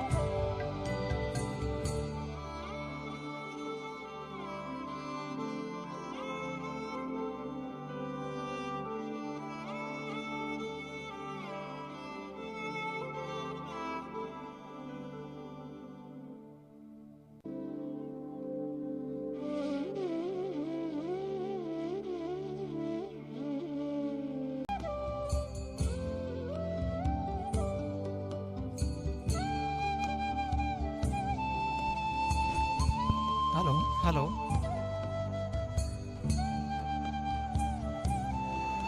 जय बोलो शांतिनाथ स्वामी भगवान की, जय बोलो चवीश तीर्थंकर भगवान की, जय बोलो सरस्वती माता की, जय बोलो पद्मावती माता की. ಬಂಧುಗಳೇ, ಜೈನಕಾಶಿ ಮೂಡುಬಿದಿರೆಯಲ್ಲಿ ಕಳೆದ 4 ಶುಕ್ರವಾರಗಳಲ್ಲಿ ಅತ್ಯಂತ ವಿಜೃಂಭಣೆಯಿಂದ ನೆರವೇರಿದಂತಹ ಶ್ರಾವಣ ಶುಕ್ರವಾರದ ಪೂಜಾ ಕಾರ್ಯಕ್ರಮದಲ್ಲಿ ತಾವೆಲ್ಲರೂ ಕೂಡ ಪಾಲ್ಗೊಂಡಿದ್ದೀರಿ. ಇವತ್ತು ಕೊನೆಯ ಶ್ರಾವಣ ಶುಕ್ರವಾರದ ದಿವಸ ವಿಶೇಷವಾಗಿ ಭಜನಾ ಕಾರ್ಯಕ್ರಮ ಮತ್ತು ತೀರ್ಥಂಕರೋದ್ಭವ ಹೇಳುವಂಥ ತಾಳಮದ್ದಲೆ ಕಾರ್ಯಕ್ರಮ ಈ ವೇದಿಕೆಯಲ್ಲಿ ಈಗ ಸಂಪನ್ನಗೊಳ್ಳಲಿಕ್ಕಿದೆ. ಈ ಕಳೆದ 4 ದಿನಗಳಲ್ಲಿ 4 ವಾರಗಳಲ್ಲಿ ಅತ್ಯಂತ ವಿಜೃಂಭಣೆಯಿಂದ ಅತ್ಯಂತ ವ್ಯವಸ್ಥಿತವಾಗಿ ಎಲ್ಲ ರೀತಿಯಲ್ಲಿ ಕೂಡ ಈ ಬಸದಿಯಲ್ಲಿ ಆಗಿರುವಂತಹ ಪೂಜಾ ಕಾರ್ಯಕ್ರಮಗಳಿರ್ಬೋದು, ಅಥವಾ ಮಧ್ಯಾಹ್ನದ ಭೋಜನದ ಕಾರ್ಯಕ್ರಮ ಇರ್ಬೋದು, ಅಥವಾ ಇವತ್ತಿನ ಉಪಹಾರ ಇರ್ಬೋದು, ಅದಕ್ಕೆ ಕೊಟ್ಟಂತಹ ದಾನಗಳು ಇರ್ಬೋದು, ಇವೆಲ್ಲವನ್ನು ಕೂಡ ಈ ಸಂದರ್ಭದಲ್ಲಿ ಅತ್ಯಂತ ಕೃತಜ್ಞತೆಯಿಂದ ಸ್ಮರಿಸಿಕೊಳ್ತಾ ಇವತ್ತೊಂದು ವಿಶೇಷವಾದ ಒಂದು ಕಾರ್ಯಕ್ರಮವಿದೆ. ಅದು ಸ್ಮರಣ ಸಂಚಿಕೆ ಬಹಳ ದಿನಗಳ ನಂತರ ಪ್ರಿಂಟಾಗಿ ಬಂದಿದೆ. ಆ ಸ್ಮರಣ ಸಂಚಿಕೆಯನ್ನು ತಮ್ಮೆಲ್ಲರಿಗೂ ಕೂಡ ಕೊಡುವಂಥ ಕಾರ್ಯಕ್ರಮ ಮುಂದಿನ 1 ವಾರದಲ್ಲಿ ನಡೀತದೆ. ಮೂಡುಬಿದಿರೆ ಮನೆಗಳಿಗೆ ತಲುಪಿಸುವಂಥ ವ್ಯವಸ್ಥೆಯನ್ನು ಮಾಡ್ತಾರೆ. ಈಗಾಗಲೇ ಅದು ಪ್ರಿಂಟಾಗಿ ಬಂದಿದೆ. ಒಟ್ಟಿನಲ್ಲಿ ಈ ಕಾರ್ಯಕ್ರಮದ ಬಗ್ಗೆ, ಒಟ್ಟು ಈ 4 ವಾರಗಳ ಕಾರ್ಯಕ್ರಮಗಳ ಬಗ್ಗೆ ಪ್ರಾಸ್ತಾವಿಕವಾಗಿ ಮತ್ತು ಸ್ವಾಗತದ ನುಡಿಗಳನ್ನು ಆಡಬೇಕು ಅಂತ ಹೇಳಿ ಇವತ್ತಿನ ಈ ಎಲ್ಲ ಬಸದಿಯ ಹಿಂದಿರುವಂತಹ ಆಡಳಿತದಾರರು ಶ್ರೀ ಭಾಸ್ಕರ್ ಎಸ್ ಕಟ್ಟೆಮಾರ್ ಅವರ ಮನೆಯವರು, ಹಾಗೂ ವಿಶೇಷವಾಗಿ ಇವತ್ತು ಜೀರ್ಣೋದ್ಧಾರ ಸಮಿತಿಯನ್ನು ವಹಿಸಿದಂಥ ಶ್ರೀ ರಾಜವರ್ಮ ಬೈಲಂಗಡಿಯವರು, ಅದೇ ರೀತಿ ಶ್ರೀ ಕೆ ಅಭಯಚಂದ್ರ ಜೈನ್ ಅವರು ಕಾರ್ಯಾಧ್ಯಕ್ಷರು, ಅದೇ ರೀತಿ ಎಲ್ಲ ಸಮಿತಿಯ ಸದಸ್ಯರು, ಬಹುಶಃ ಒಬ್ಬೊಬ್ಬರ ಹೆಸರು ಹೇಳದೆ ಪ್ರತಿಯೊಬ್ಬರೂ ಕೂಡ ಇದು ಅದ್ಭುತವಾಗಿ ಈ ಬಸದಿಯ ಕಾರ್ಯಕ್ರಮ ಇರ್ಬೋದು ಅಥವಾ ಜೀರ್ಣೋದ್ಧಾರ ಇರ್ಬೋದು ಎಲ್ಲವೂ ಒಡಮೂಡಲಿಕ್ಕೆ ಕಾರಣಕರ್ತರು. ನಮ್ಮಲ್ಲಿ ಇಂಥ ಒಂದು ಭಕ್ತಿಯ ಉಲ್ಲಾಸವನ್ನು ಮೂಡಿಸಲಿಕ್ಕೆ ಕಾರಣಕರ್ತರಾಗಿದ್ದಾರೆ. ಇದೀಗ ಎಲ್ಲರನ್ನ ಕಾರ್ಯಕ್ರಮಕ್ಕೆ ಸ್ವಾಗತಿಸಬೇಕು ಅಂತೇಳಿ ರಾಜವರ್ಮ ಬೈಲಂಗಡಿ ಅವರಲ್ಲಿ ವಿನಂತಿಸಿಕೊಳ್ತಾ ಇದ್ದೇನೆ. ಸದ್ಧರ್ಮ ಬಂಧುಗಳೇ, ಜೈ ಜಿನೇಂದ್ರ. ತಮಗೆಲ್ಲ ತಿಳಿದಂತೆ ಕಳೆದ ಫೆಬ್ರವರಿಯಲ್ಲಿ ರಥೋತ್ಸವದ ಜೊತೆ ಶ್ರೀ ಅಮ್ಮನವರ ಬಸದಿಯ ಜೀರ್ಣೋದ್ಧಾರದ ಕೆಲಸಗಳು ಕೂಡ 7 ದಿವಸ ನಡೆದು ತಮ್ಮೆಲ್ಲರ ಸಹಕಾರದಿಂದ ವಿಜೃಂಭಣೆಯಿಂದ ಜರುಗಿದೆ. ಅದರ ನಂತರ ಸುಮಾರು 48 ದಿವಸ ನಂತರ ಮಂಡಲ ಪೂಜೆ ಕೂಡ ಇದೇ ಥರ ಬಹಳ ವಿಜೃಂಭಣೆ ನಡೆಯಿತು. ಇದಕ್ಕೆಲ್ಲ ಕಾರಣ ಶ್ರೀ ದೇವಿಯ ಭಕ್ತಾದಿಗಳು. ಹಾಗೂ ಈ ಕಾರ್ಯಕ್ರಮ ಮುಗಿದ ನಂತರ ನಮಗೆ ಮಂಡಲ ಪೂಜೆಯ ನಂತರ ನಮ್ಮ ಏನು ಜೀರ್ಣೋದ್ಧಾರದಲ್ಲಿ ಕೆಲಸ ಮಾಡಿದಂತಹ ಕಾರ್ಯಕರ್ತರಿದ್ದಾರೆ ಅವರಿಗೊಂದು ಆಲೋಚನೆ ಹುಟ್ಟಿತು. ಏನು ಅಂತ ಹೇಳಿದರೆ ಶ್ರವಣ ಶುಕ್ರವಾರ ಅಂದರೆ ಸೋಣ ಶುಕ್ರವಾರದಂದು ಮಧ್ಯಾಹ್ನ ಊಟದ ವ್ಯವಸ್ಥೆ ಅಂದರೆ ಅನ್ನ ಪ್ರಸಾದದ ವ್ಯವಸ್ಥೆ ಮಾಡಬೇಕು ಅಂತೇಳಿ ಆ ಥರ ಒಂದು ನಾವು ಮೀಟಿಂಗ್ ಕರೆದಾಗ ಸುಮಾರು ಒಂದು 45 ಜನ ನಮಗೆ 2,000 ರೂಪಾಯಿ ಅಂತ ವಾಗ್ದಾನ ಮಾಡಿ ಈ 90,000 ರೂಪಾಯಿಯ ಮೊತ್ತ ಇಟ್ಟುಕೊಂಡು ನಾವು ಈ ಅನ್ನ ಪ್ರಸಾದದ ಒಂದು ಕೆಲಸವನ್ನು ನಾವು ಪ್ರಾರಂಭಿಸಿದೆವು. ಈಗ 4 ವಾರಗಳಲ್ಲಿ ಸುಮಾರು 2ರಿಂದ 2,500 ಜನ ಅನ್ನ ಪ್ರಸಾದವನ್ನು ಸ್ವೀಕರಿಸಿ ಕೃತಜ್ಞತೆಯನ್ನು ಅರ್ಪಿಸಿದ್ದಾರೆ. ದೇವಿ ಈ ಎಲ್ಲ ಕಾರ್ಯಕ್ರಮ ಮಾಡಲಿಕ್ಕೆ ನಮಗೆ ದೇವಿಯ ಆಶೀರ್ವಾದ ಇದೆ ಅಂತ ಹೇಳುವಂಥದ್ದು ನಾನು ಪೂರ್ಣ ನಂಬಿಕೆಯಿಂದ ಹೇಳ್ತೇನೆ. ಯಾಕಂದರೆ ಈ 79 ವರ್ಷದಲ್ಲಿ ಕೂಡ ಇದ್ದು ಕೂಡ ನಾನು ಲವಲವಿಕೆಯಿಂದ ನನಗೆ ಇದರ ನೇತೃತ್ವ ವಹಿಸಿಕೊಳ್ಳಲಿಕ್ಕೆ ನನ್ನ ಹಿಂದಿರುವಂತಹ ಕಾರ್ಯಕರ್ತರು ಮತ್ತು ಆ ದೇವಿಯ ಆಶೀರ್ವಾದ ಅಂತ ನಾನು ಹೇಳಲಿಕ್ಕೆ ತುಂಬ ಸಂತೋಷ ಪಡ್ತೇನೆ. ಮತ್ತು ಈ ಕಾರ್ಯಕ್ರಮ ಮಾಡುವಾಗ ನಾವು ಹೇಳಿದ್ದೆವು ದಾನಿಗಳ ಮತ್ತು ಮೂಡುಬಿದಿರೆಯ ಆಸುಪಾಸಿನ ವಿಳಾಸಗಳನ್ನು ನಮ್ಮ ಸ್ಮರಣ ಸಂಚಿಕೆಯಲ್ಲಿ ಪ್ರಕಟಿಸ್ತೇವೆ ಅಂತ ಹೇಳುವಂಥದ್ದು. ಈ ಸ್ಮರಣ ಸಂಚಿಕೆ ನಮಗೆ ಪ್ರಕಟಿಸಲಿಕ್ಕೆ ಸುಮಾರು ಸಮಯ ತಾಗಿತು. ಯಾಕೆಂತ ಕೇಳಿದರೆ ಇದರಲ್ಲಿ ವಿಳಾಸಗಳು ನಾವು ಏನು ವಿಳಾಸಗಳನ್ನು ಕಲೆಕ್ಟ್ ಮಾಡುವಾಗ ಇದ್ದಂಥ ವಿಳಾಸ, ಅದರ ನಂತರ ಮೂಡುಬಿದಿರೆಯಲ್ಲಿ ಬಂದು ವಾಸ ಮಾಡಿದಂಥ ವಿಳಾಸಗಳನ್ನು ಕಲೆಕ್ಟ್ ಮಾಡುವಂಥದ್ದು. ಮತ್ತು ಅದು ಮುದ್ರಾ ರಾಕ್ಷಸನಿಂದ ಹಲವಾರು ತಪ್ಪುಗಳಾಗಿ ನಮಗೆ 2-3 ಸಲ ಅದನ್ನು ಸರಿಪಡಿಸುವಂಥ ಕೆಲಸಕ್ಕೆ ಹೋಗಬೇಕಾಯಿತು. ಮುಂದೆ ನಮಗೆ ದಾನ ಮಾಡಿದವರಂಥ ಹೆಸರುಗಳನ್ನು ಇದೆಲ್ಲ ಲಗ್ತಿಸಿರುವಾಗ ಒಬ್ಬರ ಹೆಸರುಗಳು ಬೇರೆ ಬೇರೆ ಹೆಸರುಗಳಲ್ಲಿ ರಸೀದಿಗಳಾಗಿತ್ತು. ಅದನ್ನೆಲ್ಲ ಕ್ಲಬ್ ಮಾಡುವಂಥ ಕೆಲಸಗಳನ್ನು ಸಾಧ್ಯವಾದಷ್ಟು ಮಟ್ಟಿಗೆ ನಾವು ಕ್ಲಬ್ ಮಾಡಿ ಒಬ್ಬ ಮನುಷ್ಯ 2 ಸಲ 3 ಸಲ ಡೊನೇಷನ್ ಕೊಟ್ಟಿದ್ದಾರೆ.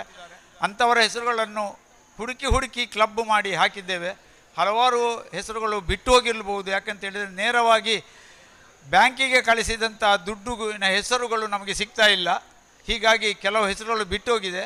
ಅಂಥ ಹೆಸರುಗಳನ್ನು ಕೂಡ ನಾವು ಬಂದ ದುಡ್ಡನ್ನು ಒಟ್ಟು ಮೊತ್ತವಾಗಿ ಇದರಲ್ಲಿ ಹಾಕಿದ್ದೇವೆ. ನಾವು ಯಾವ ರೀತಿ ತಮ್ಮ ಮನೆಗಳಿಗೆ ಬಂದು ದಾನವನ್ನು ಸ್ವೀಕರಿಸಿದ್ದೇವೋ ಅದೇ ಥರ ನಿಮ್ಮ ಮನೆಗಳಿಗೆ ಬಂದು ಈ ಸ್ಮರಣ ಸಂಚಿಕೆ ಮುಟ್ಟಿಸಬೇಕು ಅಂತ ಹೇಳುವ ಒಂದು ನಮ್ಮ ಹಂಬಲ ಇದೆ.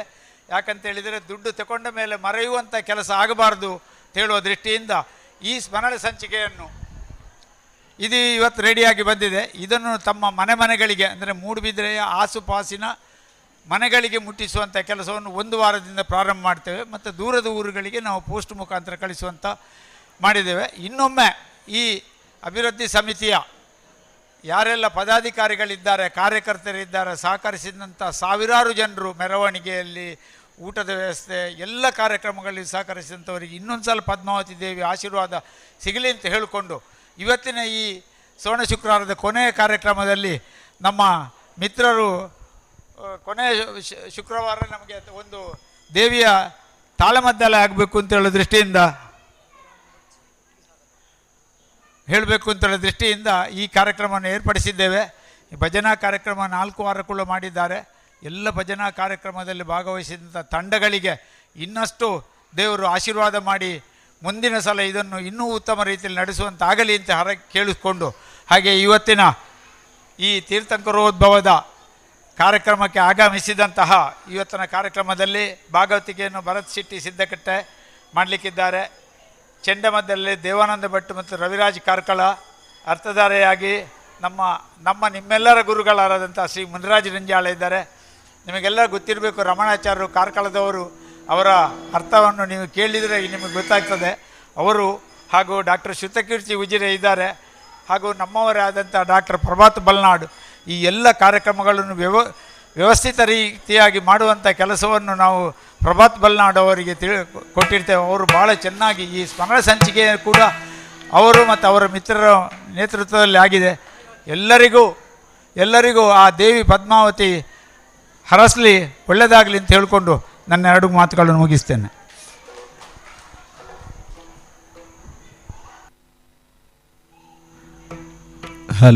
Hello monitor hello hello sharp ಕಮ್ಮಿ ಮಾಡಲಿ ಚೂರು. ಹಲೋ ಬೇಸ್ಗೋಲ ಶಾರ್ಪ್ ಚೂರು ಕಮ್ಮಿ ಮಾಡಲಿ. Hello hello hello hello hello base ಬೇಸ್ಗೋಲ. ಹಲೋ ಹಲೋ ಡಿಲೇ ಗೋಲ ಲಾಂಗ್ ಡಿಲೇ. ಹಲೋ ಚೂರು ಶಾರ್ಪ್ ಚೂರು. ಹಲೋ ಹಲೋ ಯಾವುದು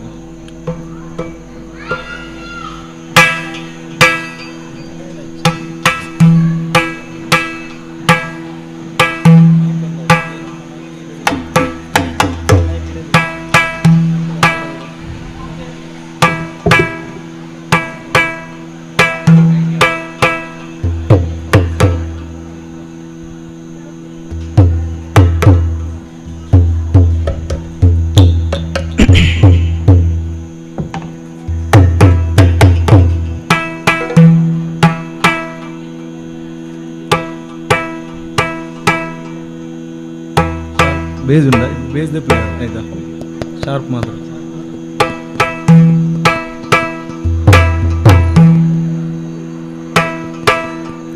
ಚೂರು ವಾಲ್ಯೂಮ್ ಆಯ್ತು.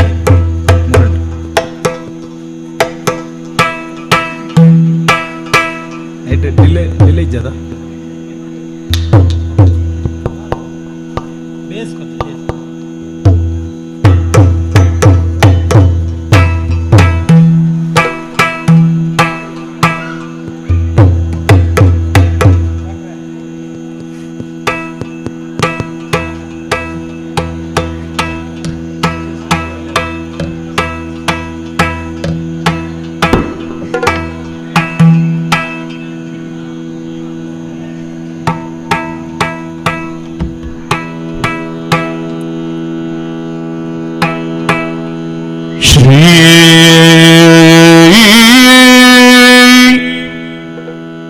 ಗುರುಗಣಾಧಿಪತಯೇ ನಮಃ.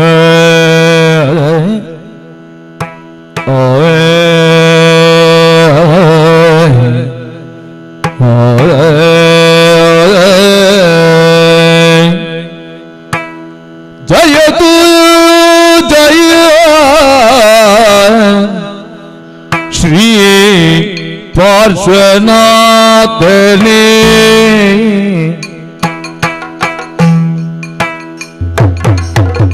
ಜಯ ಜಯ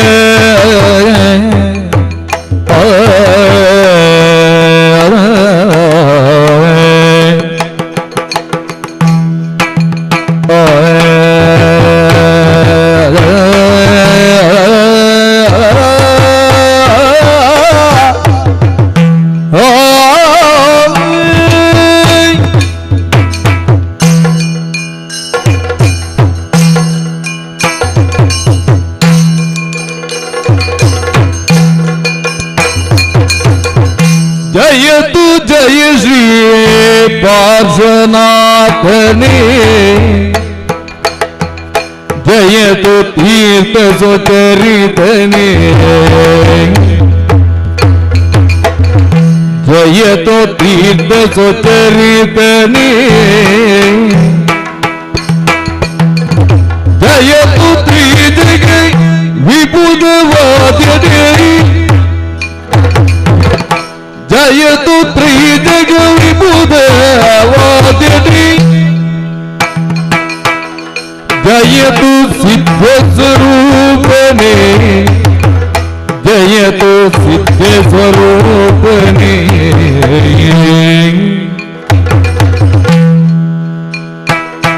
जयतु जय श्री पार्श्वनाथने. जयतु तीर्थ सुचरितने. जयतु त्रिजग विबुधवाद्यने. जयतु सिद्धस्वरूपने. समवसरण विराजमानने.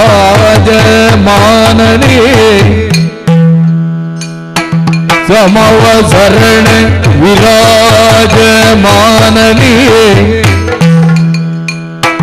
अमित दास स्वरूपने. अमित दास स्वरूपने. शव अहिंसा व्रत मूर्तिये.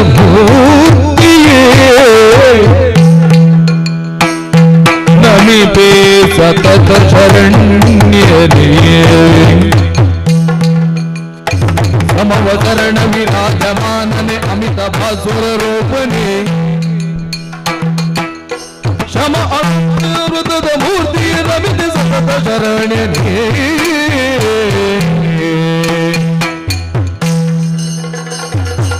ಜಯತು ಜಯ ಶ್ರೀ ಪಾರ್ಶ್ವನಾಥನಿ ಜಯತು ಪೀತ ಸುಚರಿತರಿ ಜಯತು ಜಯ ಶ್ರೀ ಶಾಂತಿನಾಥನಿ ಜಯತು ಶ್ರೀ ಅನಂತನಾಥನಿ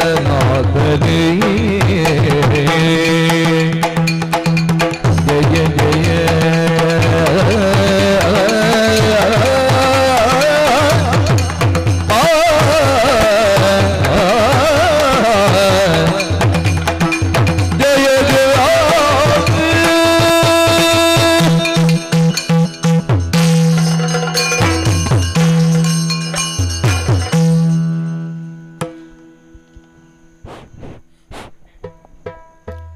ಬಂಧುಗಳೇ, ತೀರ್ಥಂಕರೋದ್ಭವ ಹೇಳುವಂತಹ ಭಗವಾನ್ ಪಾರ್ಶ್ವನಾಥ ಸ್ವಾಮಿಯ ಕಥಾನಕವನ್ನು ಇದೀಗ ತಮ್ಮ ಮುಂದೆ ಪ್ರಸ್ತುತಪಡಿಸಲಿಕ್ಕಿದ್ದೇವೆ. ಈ ಕಾರ್ಯಕ್ರಮದಲ್ಲಿ ಹಿಮ್ಮೇಳದಲ್ಲಿ ಭಾಗವತರಾಗಿ ನಮ್ಮ ಜೊತೆಯಲ್ಲಿ ಸಹಕರಿಸ್ತಿರುವವರು ಬಹುಶಃ ಯುವ ಭಾಗವತರಲ್ಲಿ ಅತ್ಯಂತ ಪ್ರಖ್ಯಾತರಾದಂತಹ ಒಬ್ಬ ವ್ಯಕ್ತಿ, ಸಿದ್ದಕಟ್ಟೆ ವಿಶ್ವನಾಥ್ ಶೆಟ್ಟಿಯವರ ಸ್ವರ್ಗೀಯ ವಿಶ್ವನಾಥ್ ಶೆಟ್ಟಿಯವರ ಸುಪುತ್ರನು ಹೌದು. ಭರತ್ ಶೆಟ್ಟಿ ಸಿದ್ದಕಟ್ಟೆ ವೃತ್ತಿಯಲ್ಲಿ ಇಂಜಿನಿಯರ್ ಆಗಿ ಪ್ರವೃತ್ತಿಯಲ್ಲಿ ಯಕ್ಷಗಾನ ಭಾಗವತಿಕೆಯನ್ನು ಮೈಗೂಡಿಸಿಕೊಂಡು ಅತ್ಯಂತ ಯಶಸ್ವಿಯಾಗಿ ಇವತ್ತು ಯುವ ಭಾಗವತರಲ್ಲಿ ಒಬ್ಬ ಅಗ್ರಗಣ್ಯ ಭಾಗವತರಾಗಿ ಹೊರಹೊಮ್ಮುತ್ತಾ ಇರುವವರು. ನಮ್ಮೆಲ್ಲರಿಗೂ ಬಹಳ ಸಂತೋಷ, ಹೆಮ್ಮೆ. ಜೈನ್ ಹೈಸ್ಕೂಲ್ ಹಾಗೂ ಜೈನ ಪದವಿ ಪೂರ್ವ ಕಾಲೇಜಿನ ವಿದ್ಯಾರ್ಥಿಯೂ ಹೌದು. ಹಾಗಾಗಿ ಅವರು ಇವತ್ತು ನಮ್ಮ ಜೊತೆಯಲ್ಲಿ ನಮ್ಮ ಈ ಪ್ರಸಂಗದಲ್ಲಿ ಭಾಗವತರಾಗಿದ್ದಾರೆ. ಅವರನ್ನು ನಿಮ್ಮೆಲ್ಲರ ಪರವಾಗಿ ಹೃತ್ಪೂರ್ವಕವಾಗಿ ಕಾರ್ಯಕ್ರಮಕ್ಕೆ ಸ್ವಾಗತಿಸ್ತಾ ಇದ್ದೇನೆ. ಇದೀಗ ಆಡಳಿತದಾರರಾಗಿರುವಂಥ ಶ್ರೀ ಭಾಸ್ಕರ್ ಎಸ್ ಕಟ್ಟೆಮಾರ್ ಅವರ ಸುಪುತ್ರ ಅನಂತ ಕೇಸರಿ ಅವರು ವೇದಿಕೆಗೆ ಬಂದು ಅವರಿಗೆ ಶಾಲನ್ನು ಹೊದಿಸಿ ಅವರನ್ನು ಗೌರವಿಸಬೇಕು ಎಂಬುದಾಗಿ ವಿನಂತಿಯನ್ನು ಮಾಡಿಕೊಳ್ತಾ ಇದ್ದೇವೆ.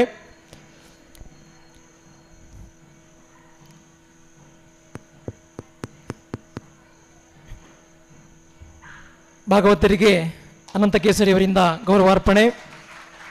ನಮ್ಮ ಜೊತೆಯಲ್ಲಿ ಚೆಂಡೆ ಮದ್ದಲೆಯಲ್ಲಿ ಸಹಕರಿಸ್ತಿರುವಂಥವರು ಶ್ರೀಯುತ ದೇವಾನಂದ ಭಟ್ ಅವರು, ನಿಮ್ಮೆಲ್ಲರಿಗೂ ಚಿರಪರಿಚಿತರು. ತಮ್ಮ 10 ಹಲವು ಯಕ್ಷಗಾನೀಯ ಕಾರ್ಯಕ್ರಮಗಳ ಮೂಲಕ ಮೂಡಬಿದಿರೆ ಮತ್ತು ನಾಡಿನಾದ್ಯಂತ ಚಿರಪರಿಚಿತರು. ವಿದೇಶದಲ್ಲಿ ಯಕ್ಷಗಾನದ ಕಂಪನ ಹರಿಸಿದವರು ದೇವಾನಂದ ಭಟ್ ಅವರಿಗೆ ತಮ್ಮೆಲ್ಲರ ಪರವಾಗಿ ಕಾರ್ಯಕ್ರಮಕ್ಕೆ ಸ್ವಾಗತವನ್ನು ಬಯಸ್ತಾ ಇದ್ದೇನೆ. ಮದ್ದಲೆಯಲ್ಲಿ ಶ್ರೀ ರವಿರಾಜ್ ಜೈನ್ ಕಾರ್ಕಳ, ನಮ್ಮ ಆದ್ಯ ಶ್ರೀ ಚಾರುಕೀರ್ತಿ ಯಕ್ಷಕಲಾ ಬಳಗ.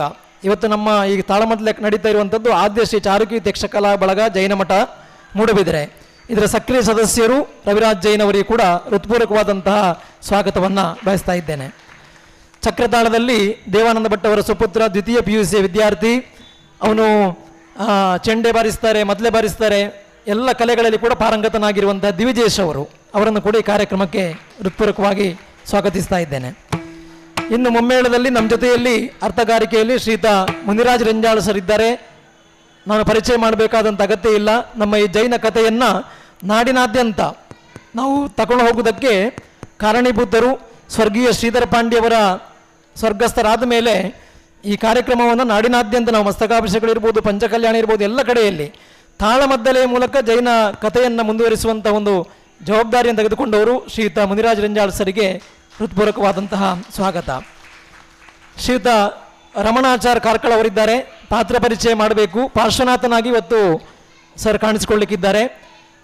ಪಾರ್ಶ್ವನಾಥನ ವಿರೋಧಿಯಾಗಿ ಕಾಣಿಸಿಕೊಂಡಂತಹ ಯಾವ ಮಂದಪಾಲನಾಗಿ ಇವತ್ತು ರಮಣಾಚಾರ್ ಕಾರ್ಕಳ ಅವರು ನಮ್ಮ ಜೊತೆಯಲ್ಲಿ ಸೇರಿಕೊಳ್ಳಿಕ್ಕಿದ್ದಾರೆ. ಜೊತೆಯಲ್ಲಿ 2 ಪಾತ್ರ, ಮಂದಪಾಲ ಮತ್ತು ಶಂಬರ ದೇವನಾಗಿ ಕಾಣಿಸಿಕೊಳ್ಳಿಕ್ಕಿದ್ದಾರೆ. ರಮಣಾಚಾರ್ ಕಾರ್ಕಳ ವಕೀಲರು, ತೆಂಕು ಬಡಗಿನ ಯಕ್ಷಗಾನದ ಅದ್ಭುತ ವೇಷಧಾರಿ ಹೌದು, ಅರ್ಥಧಾರಿ ಹೌದು, ಪ್ರಸಿದ್ಧ ಅವರು ವಕೀಲರು ಹೌದು. ಇದೀಗ ಅವರಿಗೆ ಹಾರ ಹಾಕುವುದರ ಮೂಲಕ ಸ್ವಾಗತ. ಇನ್ನೊಬ್ಬರು ನಮ್ಮನ್ನು ಸೇರಿಕೊಳ್ಳಿಕ್ಕಿದ್ದಾರೆ ಡಾಕ್ಟರ್ ಶ್ರುತಕೀರ್ತಿ ರಾಜ್ ಅವರು. ಅವರು ಧರಣೇಂದ್ರನಾಗಿ, ನಾನು ಪದ್ಮಾವತಿಯಾಗಿ ಕಾಣಿಸಿಕೊಳ್ಳಿಕ್ಕಿದ್ದೇವೆ. ಮತ್ತೊಮ್ಮೆ ಇಲ್ಲಿ ಸೇರಿರುವಂಥ ಸರ್ವರಿಗೂ ಕೂಡ ಸ್ವಾಗತವನ್ನು ಬಯಸ್ತಾ ಇದೀಗ ಭಾಗವತರು ಈ ಕಾರ್ಯಕ್ರಮವನ್ನು ಮುಂದುವರಿಸಬೇಕು ಅಂತೇಳಿ ವಿನಂತಿಯನ್ನು ಮಾಡಿಕೊಳ್ತಾ ಇದ್ದೇನೆ.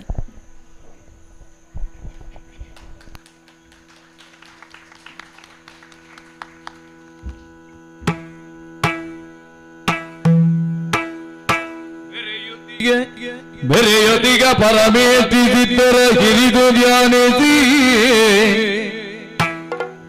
ಚತುರ್ವ್ಯೋಷಧಿ ಪರಮ ತೀರ್ಥಗಳ ವಂದಿಸಿ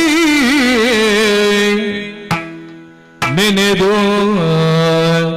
ಗಣಧರರ ಎರಗಿ ಎಚ್ಚರಿಗೆ ಇನಿತೋ ಗುರುವಿಗೆ ಸರಸ್ವತಿಗೆ ಯಾತಿಗಳಿಗೆ ನಮಿಸುತ್ತ ಒರೆವೆ ಮಂಗಲ ಪಾರ್ಶ್ವನಾಥನ ಚರಿತೆ ಅಮೃತವನು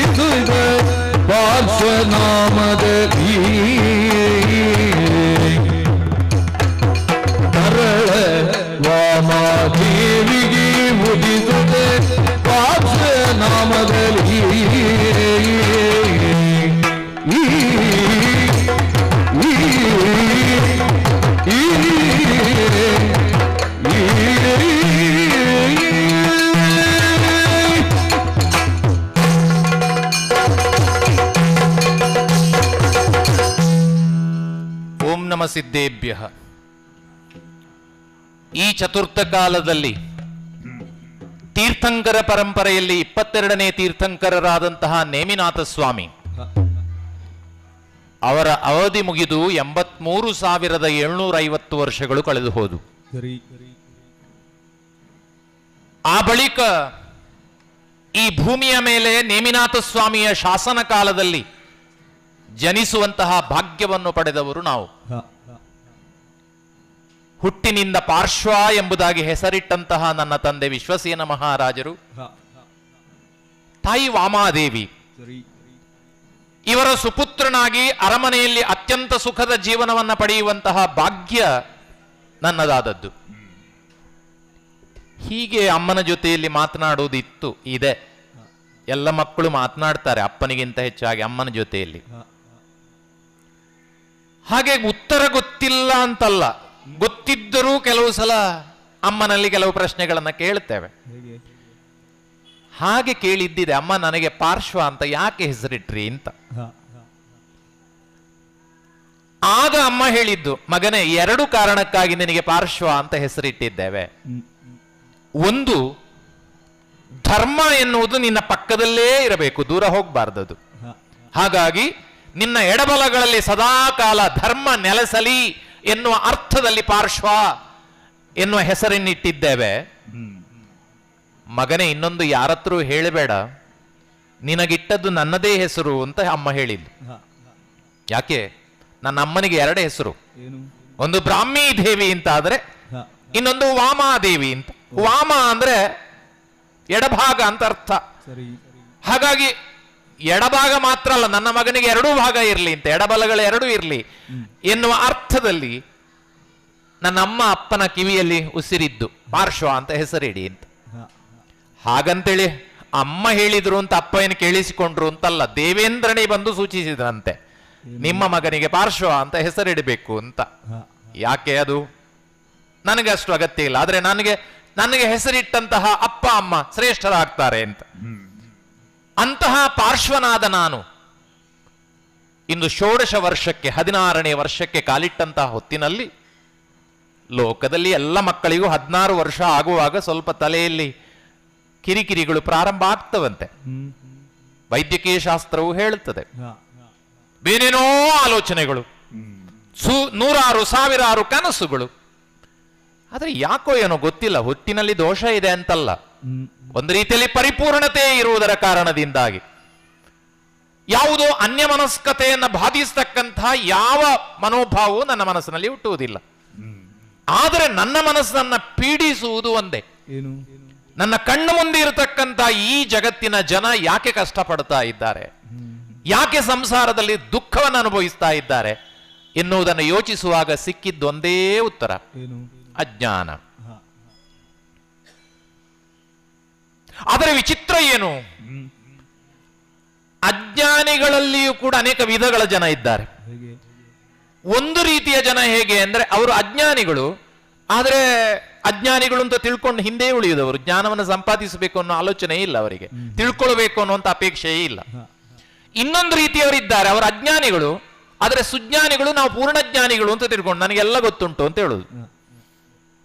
ಈ ತರದ ಜನರು ಇದ್ದಾರೆ. ಇನ್ನು ಕೆಲವು ಸಲ ಜ್ಞಾನಿಗಳಾಗ್ತಾರೆ, ಕೆಲವು ಸಲ ಅಜ್ಞಾನಿಗಳಾಗ್ತಾರೆ, ಈ ತರದ್ದೆಲ್ಲ ಇದೆ.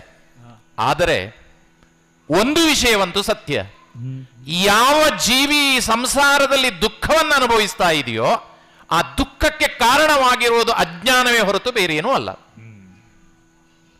ಇದನ್ನ ಅರ್ಥ ಮಾಡಿಕೊಂಡಾಗ ನನ್ನ ಸುತ್ತಮುತ್ತಲಿರತಕ್ಕಂತಹ ಜೀವಿಗಳು ಅಜ್ಞಾನದ ಕಾರಣದಿಂದ ದುಃಖವನ್ನು ಅನುಭವಿಸುವುದನ್ನು ನೋಡಿದಾಗ ಈ ದುಃಖದಿಂದ ಅವರು ಹೊರಬರಬೇಕು ಎನ್ನುವ ಅಪೇಕ್ಷೆ ನನ್ನದು.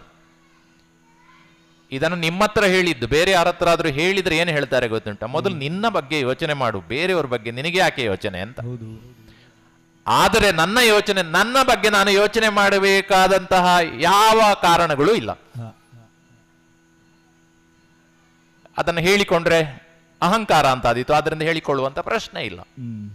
ಆದ್ರಿಂದ ಇನ್ನೊಂದು ಕಾರಣಕ್ಕಾಗಿ ಕೂಡ ನಾನು ನನ್ನ ಸುತ್ತಲಿರುವ ಜನರ ದೃಷ್ಟಿಯಿಂದ ಜನರ ದುಃಖ ದುಮ್ಮಾನಗಳ ಬಗ್ಗೆ ಯೋಚಿಸಬೇಕು. ಯಾಕೆ, ಈ ಜಗತ್ತಿನಲ್ಲಿ ಯಾವುದೇ ಒಂದು ಜೀವಿ, ವಿಶೇಷವಾಗಿ ಮನುಷ್ಯ ಸುಖವಾಗಿರಬೇಕು ಅಂತಾದರೆ, ಯಾವುದೇ ಮನುಷ್ಯ ಸುಖವಾಗಿರಬೇಕು ಅಂತಾದರೆ ಅವನ ಪಕ್ಕದಲ್ಲಿರುವವರು ಕೂಡ ಸುಖವಾಗಿರಬೇಕು. ನಮ್ಮ ನೆರೆಹೊರೆಯಲ್ಲಿರುವವರು ದುಃಖದಲ್ಲಿ ಇದ್ದರೆ ನಾವು ಸುಖವಾಗಿರುವುದಕ್ಕೆ ಸಾಧ್ಯವೇ ಇಲ್ಲ. ಹಾಗಾಗಿ ನನ್ನ ಸುಖ ಎನ್ನುವುದು ಈ ಲೋಕದ ಸುಖದಲ್ಲಿದೆ ಎನ್ನುವುದನ್ನು ಆಲೋಚನೆ ಮಾಡುವ ನಾನು ಈ ಹೊತ್ತಿಗೆ ಚಿಂತನೆ ಮಾಡುವುದಿಷ್ಟೇ, ಈ ಲೋಕದ ದುಃಖಕ್ಕೆ ಏನಾದರೂ ಪರಿಹಾರ ಆಗಬೇಕು. ಆಗಲೇ ಹೇಳಿದಾಗ ಅಜ್ಞಾನ ಇದೆ, ಆದರೆ ಅಜ್ಞಾನ ಇದೆ ಅಂತ ಜ್ಞಾನವನ್ನ ಪಡೆಯಬೇಕು ಅಂತ ಹಂಬಲಿಸುವವರಿಗೆ ಮಾರ್ಗದರ್ಶನ ಬೇಕಾದಷ್ಟು ಕೊಡಬಹುದು. ಆದರೆ ಹಂಬಲವೇ ಇಲ್ಲದೆ ಇದ್ದರೆ ಏನು ಮಾಡೋದು? ಈ ತರದ ವಿಚಿತ್ರವಾದಂತಹ ಪ್ರಪಂಚದಲ್ಲಿ ಬದುಕುತ್ತಿರುವಂತಹ ಈ ಸಂದರ್ಭದಲ್ಲಿ ನೇಮಿನಾಥ ಸ್ವಾಮಿ 83,750 ವರ್ಷಗಳ ಹಿಂದೆ ಯಾವ ಧರ್ಮೋಪದೇಶದಿಂದ ಜನಶಾಸನವನ್ನ ಈ ನೆಲಕ್ಕೆ ಸಾರಿದ್ರು ಅದನ್ನ ಚಾಚೂ ತಪ್ಪದಂತೆ ಪಾಲಿಸಿಕೊಂಡು ಬಂದಂತಹ ಹೆಗ್ಗಳಿಕೆ ನಮ್ಮ ಅರಮನೆಯದ್ದು. ಅದರಲ್ಲಿ ಸಂತೋಷ ಇದೆ. ಧರ್ಮವನ್ನ ಎಡಬಲದಲ್ಲಿ ಇಟ್ಟುಕೊಂಡು ಬದುಕುವುದರಲ್ಲಿ ತೃಪ್ತಿ ಇದೆ, ಪರಿಪೂರ್ಣತೆ ಇದೆ ಅಂತ ಭಾವಿಸಿಕೊಂಡವನು ನಾನು. ಅಂತಹ ಪರಿಪೂರ್ಣತೆಯ ಬದುಕನ್ನ ಕಳೆದ 16 ವರ್ಷಗಳಿಂದ ಕಳೆದ ನಾನು, ಆಗಲೇ ಹೇಳಿದ ಹಾಗೆ ವಯಸ್ಸಿಗೆ ಸಹಜವಾದಂತಹ ಯಾವುದೋ ಒಂದು ಚಿಂತನೆಯ ಕಾರಣವೋ ಗೊತ್ತಿಲ್ಲ, ಯಾಕೋ ಇವತ್ತು ಮನಸ್ಸು ಸ್ವಲ್ಪ ಅಶಾಂತವಾಗಿದೆ. ಹಾಗಾಗಿ ಶಾಂತತೆಯನ್ನ ಪಡೆಯಬೇಕಾದರೆ ಪ್ರಕೃತಿಯ ಮಧ್ಯಕ್ಕೆ ಹೋಗಬೇಕು. ಪ್ರಕೃತಿಯ ನಡುವೆ ಎಲ್ಲ ದುಃಖ ದುಮ್ಮಾನಗಳನ್ನ ಮರೆಯುವುದಕ್ಕೆ ಸಾಧ್ಯ, ಅಥವಾ ಮನಸ್ಸಿನಲ್ಲಿ ಬರುವಂತಹ ವಿಪ್ಲವಗಳನ್ನ, ವಿಚಿತ್ರವಾದಂತಹ ಆಲೋಚನೆಗಳನ್ನ ನಿಯಂತ್ರಿಸುವುದಕ್ಕೆ ಪ್ರಕೃತಿ ಸಹಾಯ ಮಾಡುತ್ತದೆ ಅಂತ ಆಲೋಚನೆ ಮಾಡಿಕೊಂಡು ಹೇಳಿ ಕಳಿಸಿದ್ದೆ ನನ್ನ ಗೆಳೆಯರಿಗೆ. ಎಲ್ಲರೂ ಬಂದು ಸೇರಿಕೊಂಡಿದ್ದಾರೆ, ಇನ್ಯಾಕೆ ತಡ ಮಾಡುವುದು? ನಮ್ಮ ಅರಮನೆಗೆ ಹತ್ತಿರದಲ್ಲೇ ವಿಶಾಲವಾಗಿರ್ತಕ್ಕಂತಹ ಅರಣ್ಯ ಪ್ರದೇಶವಿದೆ. ಹಾಗಾಗಿ ಒಮ್ಮೆ ಅರಣ್ಯದಲ್ಲಿ ನಮ್ಮ ಸುತ್ತಾಟ ಮಾಡಿ ಬಂದು ಅಂತಾದರೆ ಮತ್ತೆ ನಿರಾಳವಾಗಿ ನಮ್ಮ ದಿನಚರಿ ನಡೆಯುತ್ತದೆ ಎನ್ನುವಂತಹ ಭಾವನೆಯಿಂದ ಗೆಳೆಯರನ್ನೆಲ್ಲ ಸೇರಿಕೊಂಡಿದ್ದೇನೆ. ವನದ ಕಡೆಗೆ ಸಾಕ್ತೇನೆ, ನೋಡು.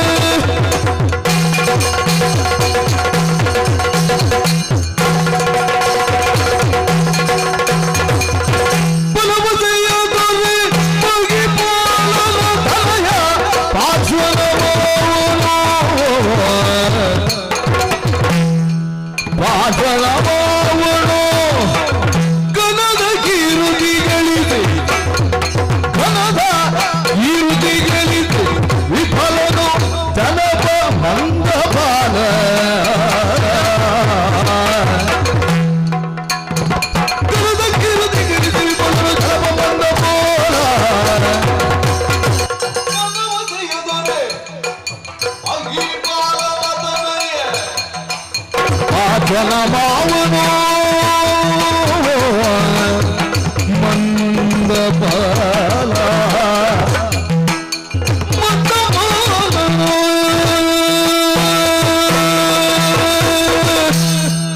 ಹತ್ತತ್ತು ಬಾರಿ ಹೇಳುವ ಅಗತ್ಯ ಇಲ್ಲ ಮಂದಪಾಲ ಮಂದಪಾಲ ಅಂತ. ಏನು ಗೊತ್ತಾಗ್ತದೆ ನನಗೆ, ಬುದ್ಧಿಯಲ್ಲಿ ನಾನಷ್ಟು ಚುರುಕಲ್ಲ ಅಂತಲ್ವ ನೀವು ಹೇಳುದು ಮಂದಪಾಲ ಅಂತ. ನೋಡಿ, ವ್ಯಕ್ತಿಯೊಬ್ಬ ಗಳಿಸುವುದು ಎಲ್ಲವನ್ನ ಗಳಿಸಿದರೂ ಕೂಡ ಅವನಿಗೆ ಹೆಸರು ಎನ್ನುವುದು ಅವನು ಗಳಿಸಿದ್ದಲ್ಲ, ಮತ್ತೆ ಅವನ ಅಪ್ಪ ಅಮ್ಮ ಇಟ್ಟ ಹೆಸರು. ಹೌದು. ಹೇಗೆ ನಮ್ಮ ಹುಟ್ಟು ಹೀಗೆ ಆಗಬೇಕು ಅಂತ ಹೇಳುವಂತದ್ದು ಸ್ವತಂತ್ರವಾಗಿ ನಮ್ಮ ಕೈಯಲ್ಲಿಲ್ಲವೋ, ನಮಗೆ ತಿಳುವಳಿಕೆ ಬರುವುದರ ಮೊದಲಾಗಿ ಇಟ್ಟಂತಹದ್ರಲ್ಲಿ ಹೆಸರು ಒಂದು ಬದಲಾವಣೆ ಮಾಡಿಕೊಳ್ಳಿಕ್ಕೆ ಹೋದರೂ ಕೂಡ ಹೇಳುವುದು ಮೊದಲನೇ ಹೆಸರನ್ನೇ. ಮಂದಪಾಲ, ಅಡಗಿಸಿ ಆಡುತ್ತೀರಿ. ಹಾಲು ನೀರಾಗಿದ್ರೆ ಆಗುದಿಲ್ಲ ನಿಮಗೆ, ಮಂದವಾಗಿರ್ಬೇಕು. ಹಾಲಿಗಾಗುವಾಗ ಮಂದ ಆಗ್ತದೆ ನಿಮಗೆ, ನನ್ನ ಬುದ್ಧಿಗಾಗುವಾಗ ಮಂದ ಅನ್ನೋದು ನಿಷೇಧ ಆಗ್ತದೆ ಅಲ್ಲೋ ನಿಮಗೆ. ಆಸೆ ಯಾರಿಗಿಲ್ಲ. ಬತ್ತಿಯಲ್ಲಿ ದೀಪವನ್ನು ಹಿಡಿದು ಹೇಗೆ ಹಿಡಿಯಿರಿ, ಅದು ಹೇಗೆ ನಿಲ್ತದೆ? ಮೇಲ್ಮುಖವಾಗಿ ಇರ್ತದೆ. ಸರಿ ಅಡ್ಡ ಹಿಡಿದ್ರೆ ಕೈಗೆ ಹಿಡಿತದೆ. ಹಾಗೆ ನನ್ನ ಆಸೆ ಆಸೆ ಇರಬಾರದು ಅಂತ ಯಾರು ಹೇಳಿದ್ದು? ಪ್ರಪಂಚದಲ್ಲಿ ಪ್ರತಿಯೊರ್ವನಿಗೂ ನಾನೊಬ್ಬ ಧನಿಕನಾಗಬೇಕು, ನಾನೊಬ್ಬ ಕೀರ್ತಿವಂತನಾಗಬೇಕು. ಆಸೆ ಇದ್ರೆ ತಪ್ಪಲ್ವಲ್ಲ? ಸ್ವಲ್ಪ ನಮ್ಮನ್ನು ನೋಡಿ ಆಸೆ ಇದ್ದವರು ಸಾಧನೆ ಮಾಡಿ ಆದ್ರೆ ಹೇಳುದು ಒಳ್ಳೆ ಸಾಧನೆ ಮಾಡಿದ. ಸಾಧನೆ ಮಾಡ್ಲಿಕ್ಕೆ ನಾವು ಸ್ವಲ್ಪ ವಿಫಲವಾದವು, ಅವನ ಆಸೆ ಅವನನ್ನು ಬಿಡುವುದಿಲ್ಲ. ಯಾವುದು ವಿಚಿತ್ರ ಅಂತ ಕಾಣುತ್ತದೋ ಅದೇ ವಿಶೇಷ ಆಗ್ತದೆ ಕೆಲವೊಮ್ಮೆ ಸಾಧನೆ ಮಾಡಿದ್ರೆ. ಯಾವುದು ವಿಶೇಷ ಅಂತ ಮಾಡ್ಲಿಕ್ಕೆ ಹೋಗಿದ್ದೇವೋ ನಾವು ವಿಫಲರಾದ್ರೆ ಅವನಿಗೆ ವಿಚಿತ್ರ ಅಂತ ಕರೆಯುವುದು. ಅಂದ್ರೆ ಸ್ವಾಭಾವಿಕವಾಗಿ ಯಾರು ಯಾವುದನ್ನು ಮಾಡಬಾರದೋ, ಮಾಡಿದ್ರೆ ಆಗುವುದಿಲ್ಲವೋ ಅದನ್ನು ಮಾಡಿದವನಿಗೆ ಪ್ರಯತ್ನಶೀಲ ಅಂತ ಹೇಳ್ತಾರೆ. ಹಾಗೆ ನಾನು ಅನೇಕ ಬಾರಿ ಕೀರ್ತಿವಂತನಾಗಬೇಕು, ಪ್ರಪಂಚದಲ್ಲಿ ಎಲ್ಲರೂ ನನ್ನನ್ನು ಗೌರವಿಸಬೇಕು, ಈ ರೀತಿಯಾಗಿ ತಲೆ ಬಿಸಿ ಮಾಡಿದ್ದೆಷ್ಟು. ತಲೆ ನೋಡಿದ್ರೆ ಗೊತ್ತಾಗುದಿಲ್ಲ ನಿಮಗೆ, ಈಗ ನೇರ ಬಿಸಿ ಆಗುದು. ಏನಿಲ್ಲ ಏನಿಲ್ಲ ಏನಿಲ್ಲ ಅಲ್ಲ, ಒಳಗೆ ತುಂಬ ಉಂಟು. ನನ್ನ ತಲೆಯಲ್ಲಿ ಏನಿಲ್ಲ ಅಂತ ಕೆಲವರು ಹೇಳುದು, ಕೆಲವರು ನನ್ನ ನೋಡಿ ಹೇಳುವ ನೀ ತಲೆಯಲ್ಲಿ ತುಂಬ ಉಂಟು ಅಂತ. ಅಹಂಕಾರದಲ್ಲಿ ಹೇಳಲಿಕ್ಕಾಗುವ ನೀ ತಲೆಯಲ್ಲಿ ಉಂಟು ಅಂತ ಹೇಳುದು, ಇಲ್ಲ ಅಂತ ಹೇಳುವಾಗ ತಲೆಯಲ್ಲಿ ಏನಿಲ್ಲ ಅಂತ ಹೇಳುದು. ಮಂದಪಾಲನಿಗೆ ಒಂದು ಎಲ್ಲರೂ ನುಡಿಯನ್ನು ನಾನು ಕೇಳಿದ್ದೇನೆ. ಅತ್ಯಂತ ಪ್ರಸಿದ್ಧನಾಗಬೇಕು ಎನ್ನುವ ಕಾರಣದಿಂದಲಾಗಿ ಅತ್ಯಂತ ಕುಲೋನ್ನತಿ ಇರುವಂತಹ ಹುಡುಗಿಯನ್ನೇ ಮದುವೆ ಆದ ನಾನು. ಪ್ರಸಿದ್ಧಿ ಬರಬೇಕು ಅಂತ. ಸರಿ ಅಂತ ಹೇಳುವಾಗ ಗೊತ್ತಾಗ್ತದೆ. ಒಂದು ದೊಡ್ಡ ಸಭೆಯಲ್ಲಿ ಒಂದು ಒಳ್ಳೆಯ ಕತೆ ಹೇಳಿ ಅಂತ ಹೇಳಿದ್ದಾರಂತೆ. ಎಲ್ಲರಿಗೆ ಅನ್ವಯವಾಗುವ ಕತೆ ಆಗಬೇಕು, ಅತ್ಯಂತ ಸಣ್ಣ ಕತೆ ಆಗಬೇಕು, ಸತ್ಯ ಆಗಿರಬೇಕು ಅಂತ. ಒಬ್ಬ ಹೇಳಿದಂತೆ, ಒಬ್ಬ ಬಹಳ ದೊಡ್ಡ ಪ್ರಸಿದ್ಧ ವ್ಯಕ್ತಿ ಇದ್ದ, ಅವನಿಗೆ ಮದುವೆ ಆಯಿತು, ಅಲ್ಲಿಗೆ ಕತೆ ಮುಗಿಯಿತು. ಅದಕ್ಕೆಲ್ಲ ನೀವು ಹೇಳುದು ಮದುವೆ ಆಯ್ತು ಅಂತ ಆದ್ರೆ ಅಲ್ಲಿಗೆ ಮುಗಿಯಿತು ಅಂತ. ನಾನು ಈಗಲೂ ಬ್ರಹ್ಮಚಾರಿ ಮದುವೆ ಆದ ಮೇಲೆ. ಯಾಕೆ? ಹೆಂಡತಿ ಸತ್ತಿದ್ದಾಳೆ, ಬೇರೆ ಹುಡುಗಿ ಸಿಕ್ಕಲಿಲ್ಲ, ಹಾಗಾಗಿ ಅನಿವಾರ್ಯ ಬ್ರಹ್ಮಚಾರಿ ನಾನು. ಹಾಗೆ ಪ್ರಪಂಚದಲ್ಲಿ ನನ್ನ ಈ ತಾಪತ್ರೆ ಅಂತ ಹೇಳುದು ನಾವು, ಯಾವ್ದು ಏನು ತೊಂದರೆ ಆದ್ರೂ ತಾಪತ್ರೆ ಅಂತ ಹೇಳುದು. ಆದಿಭೌತಿಕ ಆಧ್ಯಾತ್ಮಿಕ ಆದಿಜೈವಿಕವಾದಂತಹದ್ದು ಯಾರಿಗೆ ಕಾಡುತ್ತದು ತಾಪತ್ರೆ ಅಂತ ಹೇಳಿ ಜ್ಞಾನಿಗಳು ಹೇಳುದು. ನಮಗೆ ಏನು ತೊಂದರೆ ಆದ್ರೂ ತಾಪತ್ರೆ ಅಂತ ಹೇಳುದು. ಯಾರಿಗೆ ಬದುಕಲಿಕ್ಕೆ ಈ ಪ್ರಪಂಚದಲ್ಲಿ ಒಂದು ಇನಿತೂ ಕೂಡ ನೆಲೆ ಇಲ್ಲದಂತಹ ಸ್ಥಿತಿ ಬಂದೊದಗುತ್ತದೋ ಅದು ಆದಿಭೌತಿಕ. ಬದುಕಲಿಕ್ಕೆ ಬೇಕು ಅಂತ ಮನಸ್ಥಿತಿ ಉಂಟು, ಆದ್ರೆ ಜೀವ ಬಿಡುವುದಿಲ್ಲ, ಅಷ್ಟು ರೋಗಗಳು ತುಂಬಿದದ್ದು ಆದಿಜೈವಿಕ. ಹೇಗಾದರೂ ಬದುಕುವ ಕೊನೆಯ ಕಾಲಕ್ಕೆ ನಾನು ಹೇಗೆ ಬದುಕಬೇಕೆನ್ನುವ ನಿರ್ದೇಶನ ಬೇಕು ಅಂತುಂಟು. ಕೊಡುವವರಿರುವಾಗ ಇವನಿಗೆ ಬದುಕಲಿಕ್ಕೆ ಅವಕಾಶ ಇಲ್ಲ, ಪುರುಸೊತ್ತಿಲ್ಲ. ಇದು ಆದಿ ದೈವಿಕ. ಈ ಮೂರು ಸೇರಿದ್ರೆ ಮಾತ್ರ ಬಹಳ ದೊಡ್ಡದು, ಅದಕ್ಕೆ ತಾಪತ್ರೆ ಅಂತ ಹೇಳುದು. ನಮಗೆ ಯಾವುದು ಸರಿ ಇಲ್ದಿದ್ರು ತಾಪತ್ರೆ ಅಂತ ಹೇಳುದು. ಅದಕ್ಕೆ ಯಾಕೆ ನಾನು ಹೇಳಿದೆ, ನನಗೆ ತೊಂದರೆ ಉಂಟಾದಾಗ ನನ್ನ ಭವಿಷ್ಯ ಹೇಗೆ ಅಂತ ಕೇಳಲಿಕ್ಕೂ ನಾನು ಹೋದವ ಇದ್ದೇನೆ. ಮುಖ ನೋಡಿ ಎಲ್ಲ ಹೇಳ್ತಾರ, ಹೇಳಿದ್ರು ಒಂದು 2 ವರ್ಷ ತೊಂದರೆ ಉಂಟು ನಿನಗೆ ಅಂತ ಹೇಳಿದ್ರು. ಎಲ್ಲರಿಗೂ ಹಾಗೆ ಅಲ್ವೋ, ಹೋಗಿ ಯಾವುದಾದ್ರೂ ನಮ್ಮ ಭವಿಷ್ಯವನ್ನು ಕೇಳುವಾಗ 2 ವರ್ಷ ತೊಂದರೆ ಅಂತ ಆದ್ರೆ ಮತ್ತೆ ಕೇಳುದವ, 2 ವರ್ಷ ತೊಂದರೆ ಅಡ್ಡಿಲ್ಲ ಮತ್ತೆ ಹೇಗೆ ಅಂತ. ಮತ್ತೆ ಹೇಗೆ ಅಂತ ಕೇಳಿದೆ, 2 ವರ್ಷ ತೊಂದರೆ ಉಂಟು ನಿನಗೆ, ಅಲ್ಲ ಮತ್ತೆ ಹೇಗೆ, ಮತ್ತೆ ನಿಂಗೆ ಅಭ್ಯಾಸ ಆಗ್ತದೆ ಅಂತ ಹೇಳಿದ್ರು. ಹಾಗಾಗಿ ನನಗೆ ಗೊತ್ತಾಯ್ತು ನನ್ನ ಜೀವನದಲ್ಲಿ ತೊಂದರೆ ಅಂತ. ಆದ್ರೂ ಸಾಧನೆ ಮಾಡಬೇಕಲ್ಲ, ನನಗಾಗಿ ಎಲ್ಲ ಉಳಿದವರು ನನ್ನನ್ನು ನೋಡಬೇಕು ಅಂತ ಆದ್ರೆ ಏನಾದ್ರೂ ಸಾಧನೆ ಮಾಡಬೇಕು ಅಂತ ಹೊರಟೆ. ಪಂಚಾಗ್ನಿ 5 ಅಗ್ನಿಗಳನ್ನು ಇಟ್ಟು ಮಧ್ಯದಲ್ಲಿ ನಾನು ಕುಳಿತು ತಪಸ್ಸು ಮಾಡುದು. ಪಂಚಾಗ್ನಿಯ ಮಧ್ಯದಲ್ಲಿ ತಪಸ್ಸನ್ನು 2 ಗಂಟೆ ಮಾಡಿ ನೋಡಿ, ಯಾವ ವ್ಯಕ್ತಿಯೂ ಬದಲಾಗುತ್ತಾನೆ. ಸ್ವಲ್ಪ ಬೆಂಕಿ ಹತ್ತಿರ ಇಟ್ಟರೆ ಬೇಗ ಬದಲಾಗುತ್ತಾನೆ. ಹಾಗೆ ನಾನು ಬದಲಾದೆ. ಬದಲಾದ ಮೇಲೆ ಒಂದೇ ದಿವಸ ಮಾಡಿದ್ದು, ಮತ್ತೆ ಮಾಡ್ಲಿಕ್ಕೆ ಹೋಗ್ಲಿಲ್ಲ. ಯಾಕೆ? ಪಂಚಾಗ್ನಿಯ ಸಾಧನೆಯಲ್ಲಿ ಆಗುವಾಗ ಸಾಧನೆ ಮಾಡಿದವ ಯಾರಂತ ಗುರುತು ಹಿಡಿದಷ್ಟು ಆಗ್ತೇನೆ ನಾನು. ಹಾಗಾಗಿ ಆದರೆ ಇಂತಹ ಸಾಧನೆಗಳನ್ನು ಮಾಡ್ತಾ ಮಾಡ್ತಾ ಬರುವಾಗ ಪ್ರಚಾರ ಒಳ್ಳೇದಾಯ್ತು. ಈಗ ಸಾಧನೆ ಮಾಡುವುದು ನಮಗೆ ಎಷ್ಟಾಗ್ತದೆ ಅಂತಲ್ಲ, ಒಂದು ಪ್ರಚಾರಕ್ಕೆ ಆದ್ರೂ ಆಗ್ತದೆ. ಓ, ಅವನು 5 ಅಗ್ನಿಗಳ ಮಧ್ಯದಲ್ಲಿ ಕುಳಿತವ, ಬಹಳ ಸಾಧನೆ ಮಾಡಿದ್ದಾನೆ. ಮಾಡಿದ್ದೇನಿಲ್ಲ, ಪ್ರಚಾರದಲ್ಲಿ ಒಂದು ಪಂಚಾಗ್ನಿಯ ಮಧ್ಯದಲ್ಲಿ. ಹೀಗೆ ಇತ್ತೀಚೆಗೆ ಸ್ವಲ್ಪ ಸ್ವಲ್ಪ ನನಗೊಂದು ಪ್ರಸಿದ್ಧಿ ಸಿದ್ಧಿ ಎಲ್ಲ ಬರ್ತಾ ಉಂಟು. ಅಲ್ಲ, ಬಹಳ ಸಾಧನೆ ಮಾಡುವ ವ್ಯಕ್ತಿ ಅವನು. ಹಾಗಾಗಿ ಈಗ ಮಂದಪಾಲ ಹೇಳ್ತಿದ್ದವರಲ್ಲ, ಮಂದಪಾಲ ಈಗ ಕೆಲವೊಮ್ಮೆ ರಗಳೆ ಆಗುದು ನನಗೆ.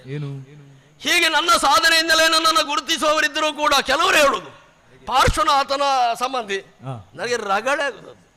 ನನ್ನನ್ನು ನಾನೇ ಆಗಿ ಗುರುತಿಸಬೇಕು ಅಂತ ಹೇಳಿದ್ರೆ, ಮೊನ್ನೆ ಹುಟ್ಟಿದವ ನನಗಿಂತ ಬಹಳ ಸಣ್ಣವ, ಅವನನ್ನ ಆಧರಿಸಿ ನನ್ನನ್ನು ಪರಿಚಯಿಸ್ತಾರೆ ಅಂತ ಹೇಳುವಾಗ ತಲೆ ಬಿಸಿ ಆಗ್ತದೆ. ಎಲ್ಲದು ನನ್ನದು ತಲೆ ಬಿಸಿಯಲ್ಲೇ.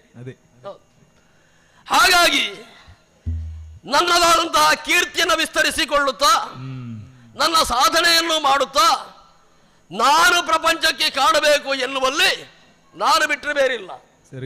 ನಾನೇ ದೊಡ್ಡದು ತಿಳ್ಕೊಂಡ್ರೆ ತಪ್ಪೇನು ಅಂತ ಹೇಳುವವ. ಹೀಗೆ ನಾನು ದೊಡ್ಡವ ಎನ್ನುವುದನ್ನು ತೋರಿಸಬೇಕು ಅಂತಾದ್ರೆ ಏನು ಮಾಡಬೇಕು? ಕುಳಿತಲ್ಲೇ ಕುಳಿತುಕೊಳ್ಳುವುದಲ್ಲ, ಸುಮ್ಮನೆ ಆದರೂ ತಿರುಗ್ತಾ ಇರಬೇಕು. ಹೇಳ್ತಾರೆ, ಅವರು ಹೋದ್ರು, ಇವರು ಹೋದ್ರು. ಹೀಗೆ ನನಗೆ ಅವಕಾಶವಿದ್ದಾವಾಗಲೆಲ್ಲ ಒಳ್ಳೆಯ ವಸನವನ್ನು ಧರಿಸಿ ಹೀಗೆ ಸುತ್ತಾಡುವುದು. ಯಾಕೆ? ಅವರಿಗೆ ಈಚೆ ಹೋದ್ರು, ಸ್ವಲ್ಪ ಸುಮ್ಮನೆ ಕಾಡಿನಾಚೆ ಹೋಗುದು, ಒಂದು ಸ್ವಲ್ಪ ಹೊತ್ತು ಬಿಟ್ಟು ಬರುವುದು. ಅವ್ರು ಹೇಳ್ತಾರೆ ಪಂಚಾಗ್ನಿಯಲ್ಲಿ ತಪಸ್ಸು ಮಾಡಲಿಕ್ಕೆ ಹೀಗೆಲ್ಲ ಹೋದ್ರು ಅಂತ. ಹೀಗೆಲ್ಲ ಸಿದ್ಧಿ ಪ್ರಸಿದ್ಧಿ ಸಿಗ್ತದೆ ಎನ್ನುವ ಕಾರಣದಿಂದಲೇ ತಿರುಗುತ್ತಾ ತಿರುಗುತ್ತಾ ತಿರುಗುತ್ತಾ ಕಾಡಿನಡೆಗೆ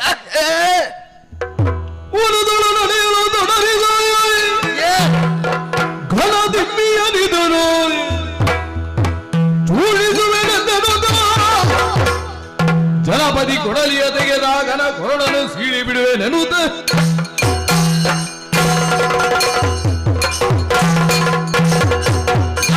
ನಡೆಯುತ್ತಾ ಇದ್ದವ ನಾನೀಗ ಬೀಳುತ್ತಿದ್ದೆ. ಕಾಲಿಗೆ ಮರದ ದಿಮ್ಮಿ ತಾಗಿದ್ದು. ಅಲ್ಲ, ನನಗೆ ತಾಗಬೇಕು ಅಂತಾದ್ರೆ ಎಷ್ಟು ದೊಡ್ಡ ಸಂಗತಿ ಇರಬೇಕಿತ್ತು. ಅಲ್ಲ, ಅದು ಜಡವೇ ಆಗ್ಲಿ, ನನಗೆ ಮಂದಪಾಲನಿಗೆ ತಾಗುದು ಅಂತ ಹೇಳಿದ್ದೆ. ನಾನಾಗಿದ್ರಿಂದ ನನ್ನ ಪದಕ್ಕೆ ಅಡ್ಡ ಬಂದದನ್ನು ನೋಡಿ ಗುರುತಿಸಿದ್ದೇನೆ. ಸ್ವಲ್ಪ ಮದ್ಯ ಸೇವಿಸಿದವರು ಅಂತಾದ್ರೆ ಹಾಗೆಂತೆ ನಿತ್ತ ಮರಕ್ಕೆ ಹೋಗಿ ತಾಗುದು. ನಾನೀಗ ಹಿಂದೆ ಹೋಗಿ ಬರ್ತೇನೆ, ನಾನು ಹಿಂದೆ ಹೋಗಿ ಮುಂದೆ ಬರುವಾಗ ನೀನು ಆಚೆ ಸರಿದ್ರೆ ಆಯ್ತು, ಇಲ್ಲಂತಾದ್ರೆ ನಿನ್ನನ್ನು ಕಡಿತೇನೆ ಅಂತ ಒಂದು 4 ಹೆಜ್ಜೆ ಹಿಂದೆ ಹಾಕು. ಮತ್ತೆ ಬರುವಾಗ ಹೀಗೆ ಬರ್ತಾನೆ, ಹಾಗೆ ಆಚೆ ಹೋಗಬೇಕು ಅಂತ ಹೇಳ್ತಿದ್ರು. ಆದ್ರೆ ನನಗೆ ಜಡವಾಗಲಿ ಚೇತನವಾಗಲಿ ನನ್ನ ಎದುರಿಗೆ ಬರಬಾರದು. ಆ ಕಾರಣದಿಂದಲಾಗಿ ನನ್ನ ಕಾಲಿಗೆ ತಗುಲಿದಂತಹ ಕೊರಡು ಜಡವಾಗಿದ್ರೇನು, ಇದನ್ನ ಕಡಿದು ಇದು ಮಂದಪಾಲ ಸಾಗಿದ ದಾರಿ, ಇದಕ್ಕೆ ಅಡ್ಡ ಬರಬಾರದು ಎನ್ನುವುದನ್ನು ಅದಕ್ಕಾದ್ರೂ ಕಲಿಸಬೇಕು ಎನ್ನುವ ಕಾರಣದಿಂದಲಾಗಿ ಕೊಡಲಿಯನ್ನು ತೆಗೆದಿದ್ದೇನೆ. ಈ ಮರದ ಕೊರಡನ ಕಡಿದೆ.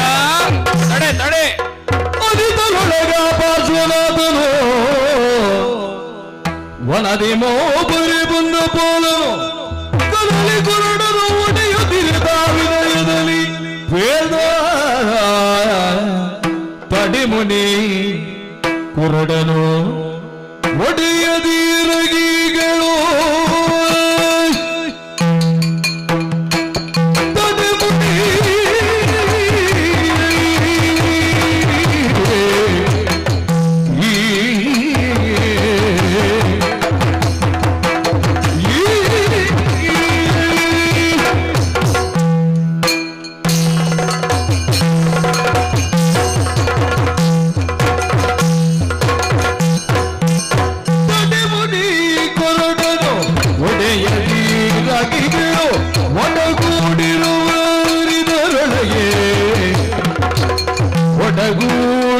ಒಡಗೂಡಿರುವರಿದರೊಳಗೆ ಕೊಡದಿರೋ ಬಾದಿಯ ಮುಡಿವವು ನಿನ್ನಯ ಕಡುಕೋಪವನು ಬಿಡುವೆನಲು ಕೊಡದಿರೋ ಬಾದಿಯ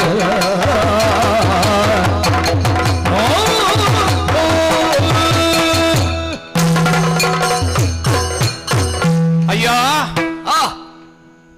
ನೋಡುವುದಕ್ಕೆ ಏನೋ ವಿಶಿಷ್ಟವಾದಂತಹ ಸಾಧನೆಯನ್ನ ಮಾಡಬೇಕು ಎನ್ನುವ ರೀತಿಯಿಂದ ಯೋಗಿ ಸ್ವರೂಪವನ್ನ ಧಾರಣೆ ಮಾಡಿದಂತಹ ಒಬ್ಬ ಯೋಗೀಂದ್ರರು ನೀವು ಅಂತ ಭಾವಿಸಿಕೊಳ್ತೇನೆ. ಸಂತೋಷ ಆಯ್ತು. ಇಷ್ಟು ಗುರುತಾಗಬೇಕು ನನ್ನದೆಲ್ಲರಿಗೂ. ನಿಮ್ಮ ನಾಮಾಂಕಿತ ಏನಾಯಿತು? ಎಲ್ಲ ಕೇಳುದಿದ್ದಾನೆ. ಮಂದಪಾಲ. ಹಾ, ಯಾಕೆ? ನಿಮ್ಮ ಶ್ರೇಷ್ಠತೆ ನೀವು ಯಾರು ಎನ್ನುವುದನ್ನು ತಿಳಿಯುವುದಕ್ಕಾಗಿ ಅಲ್ಲ, ಅಲ್ಲಪ್ಪ, ನನಗೆ ಮಾತನಾಡುವುದಕ್ಕೊಂದು ಹೆಸರು ಬೇಕಲ್ಲ. ಆ ದೃಷ್ಟಿಯಿಂದ ಮಂದಪಾಲರೇ, ನೀವು ಮಾಡುತ್ತಿರುವಂತಹ ಕೃತ್ಯವನ್ನ ಒಂದು ಕ್ಷಣ ಅರೆಕ್ಷಣ ತಡೀಬೇಕು ಅಂತ ವಿನಂತಿ. ಮಾತಾಡ್ತೇನೆ, ಇದನ್ನೊಂದು ಕಳೆದುಕೊಳ್ಳ. ಇಲ್ಲ, ಆ ಕಡಿಯುವಿಕೆಗೆ ಸಂಬಂಧಪಟ್ಟ ಹಾಗಿರುವ ಮಾತುಗಳಾದ್ದರಿಂದ ನಿಮ್ಮಲ್ಲಿ ವಿನಂತಿ ಮಾಡ್ಕೊಳ್ತೇನೆ. ವಿನಂತಿ? ಹೌದು. ನನ್ನನ್ನು ನೀನು ಗೌರವದಿಂದ ಮೇಲಿಟ್ಟಷ್ಟು ನಂಗೆ ಬಹಳ ಸಂತೋಷ ಆಗೋದು. ಹೌದಾ? ಈಗ ಬಿಡುವಿಲ್ಲ. ಹೇಗೆ ನೀವು ಬಹಳ ಗಡಿತೇನೆ ಅವಸರದ ಕೆಲಸಕ್ಕೆ ತೊಡಗಿದ್ದೀರಿ ಅನ್ನುವಾಗ ನಾನು ಕೂಡ ಅದನ್ನ ತಡೆಯುವ ಅವಸರದ ಕೆಲಸಕ್ಕೆ ತೊಡಗಿದ್ದೆ. ಇದನ್ನು ತಡೀಲಿಕ್ಕೆ ಬಂದವ ನೀನು?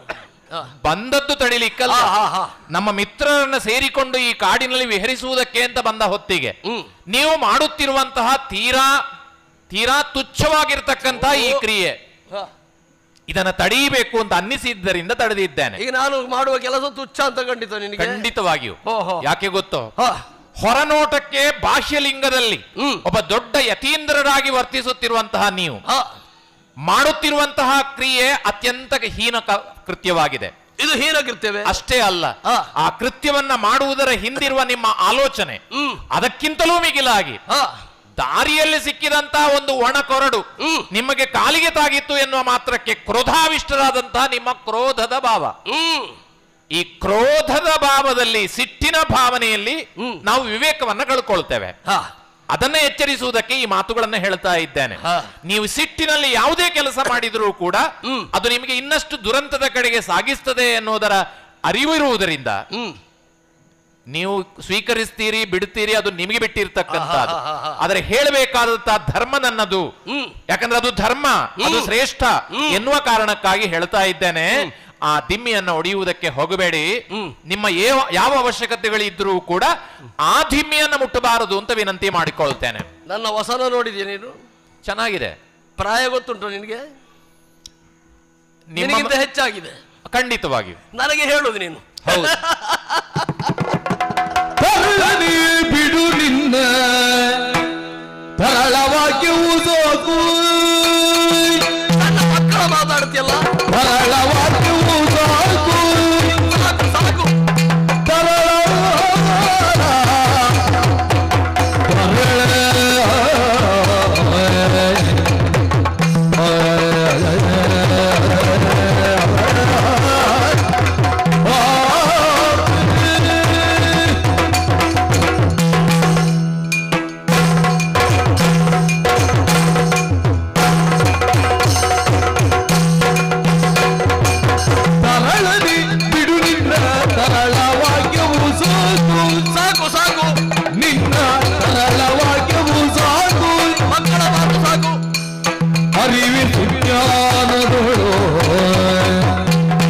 ಅರಿವೆ ಸುಜ್ಞಾನದೊಳು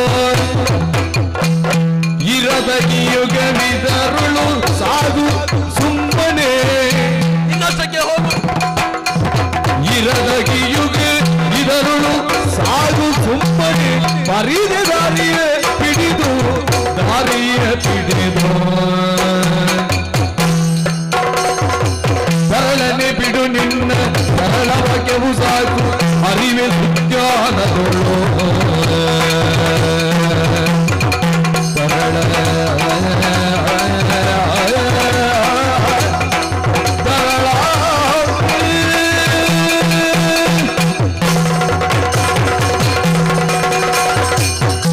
ಮಗು, ನನ್ನ ಪ್ರಾಯಕ್ಕೂ ಮಾಡಿದ ಸಾಧನೆ ಆಧಾರದಲ್ಲಿಯೂ ನಾನು ನುಡಿಯುವ ಮಾತಿದು. ಮುಂದುವರಿಯುವಾಗ ನನ್ನ ಪಥ ಗಡ್ಡ ಬಂದದನ್ನು ಹೇಗೆ ನಿವಾರಿಸಿಕೊಳ್ಳಬೇಕು ಎನ್ನುವುದು ನನಗೆ ಗೊತ್ತುಂಟು. ಅಷ್ಟು ಪ್ರಾಯ ಆಗಿದೆ, ಅಷ್ಟು ಪ್ರಾಜ್ಞತೆ ಉಂಟು. ನೀನು ಆಡಿದಂತಹ ಮಾತು ನಿರಾಕರಣೆಗೆ ಯೋಗ್ಯ ಅಂತಲ್ಲ, ನನಗಾಗುವಾಗ ಆಗುವುದಿಲ್ಲ ಅಷ್ಟೇ. ಈಗ ಒಂದು ಪಕ್ಷ ಇದನ್ನು ಹೇಗೆ ಮಾಡಬೇಕು ಎನ್ನುವುದನ್ನ ವ್ಯವಹಾರ ಜ್ಞಾನದಲ್ಲಿ ನೋಡುವುದಾದ್ರೆ ನನಗೆ ಪ್ರಾಯ ಆಗಿದೆ, ಪ್ರಾಜ್ಞ ನಾನು. ಪ್ರಾಜ್ಞ ವಯಸ್ಸು ನೋಡಿದ್ಯಾ? ಒಂದು ಮಾತು ಹೇಳ,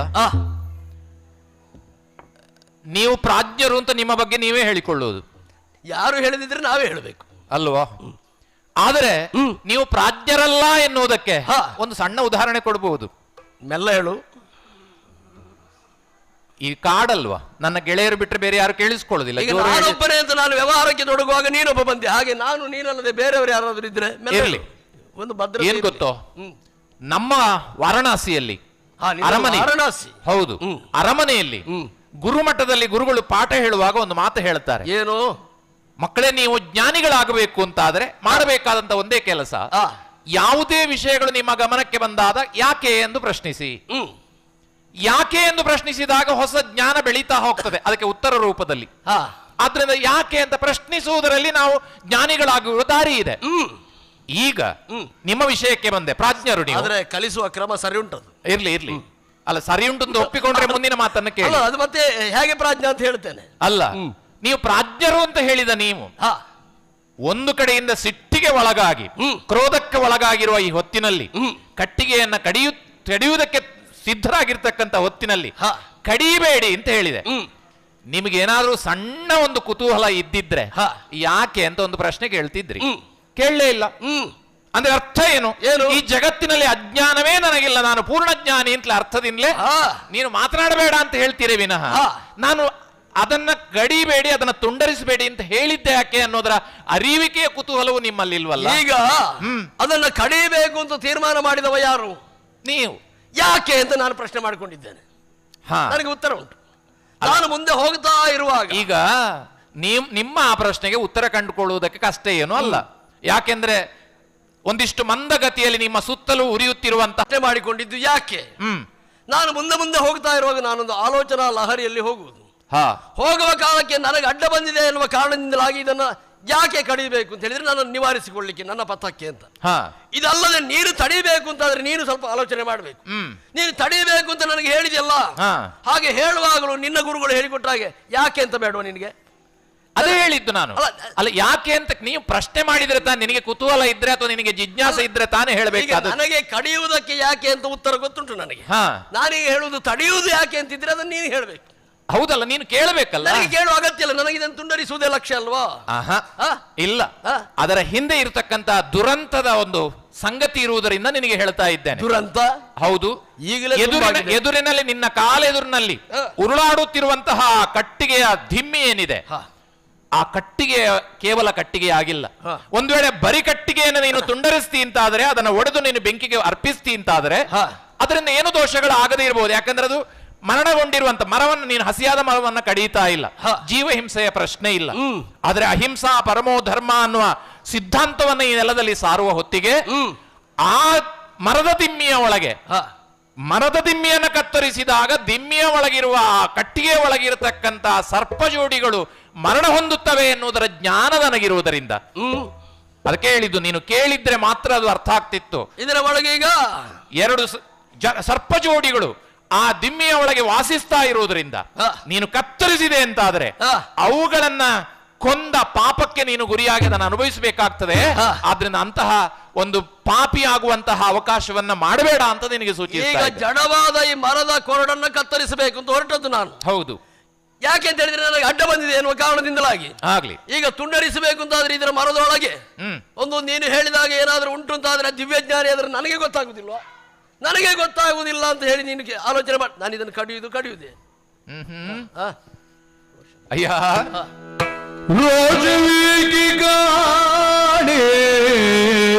ಅದೇ ಬಹಳ ದೊಡ್ಡ ದೋಷ. ಕತ್ತರಿಸನೆ ದೋಷ ಕಾರ್ಯವ್ಯೋದು ತಿಳಿಯ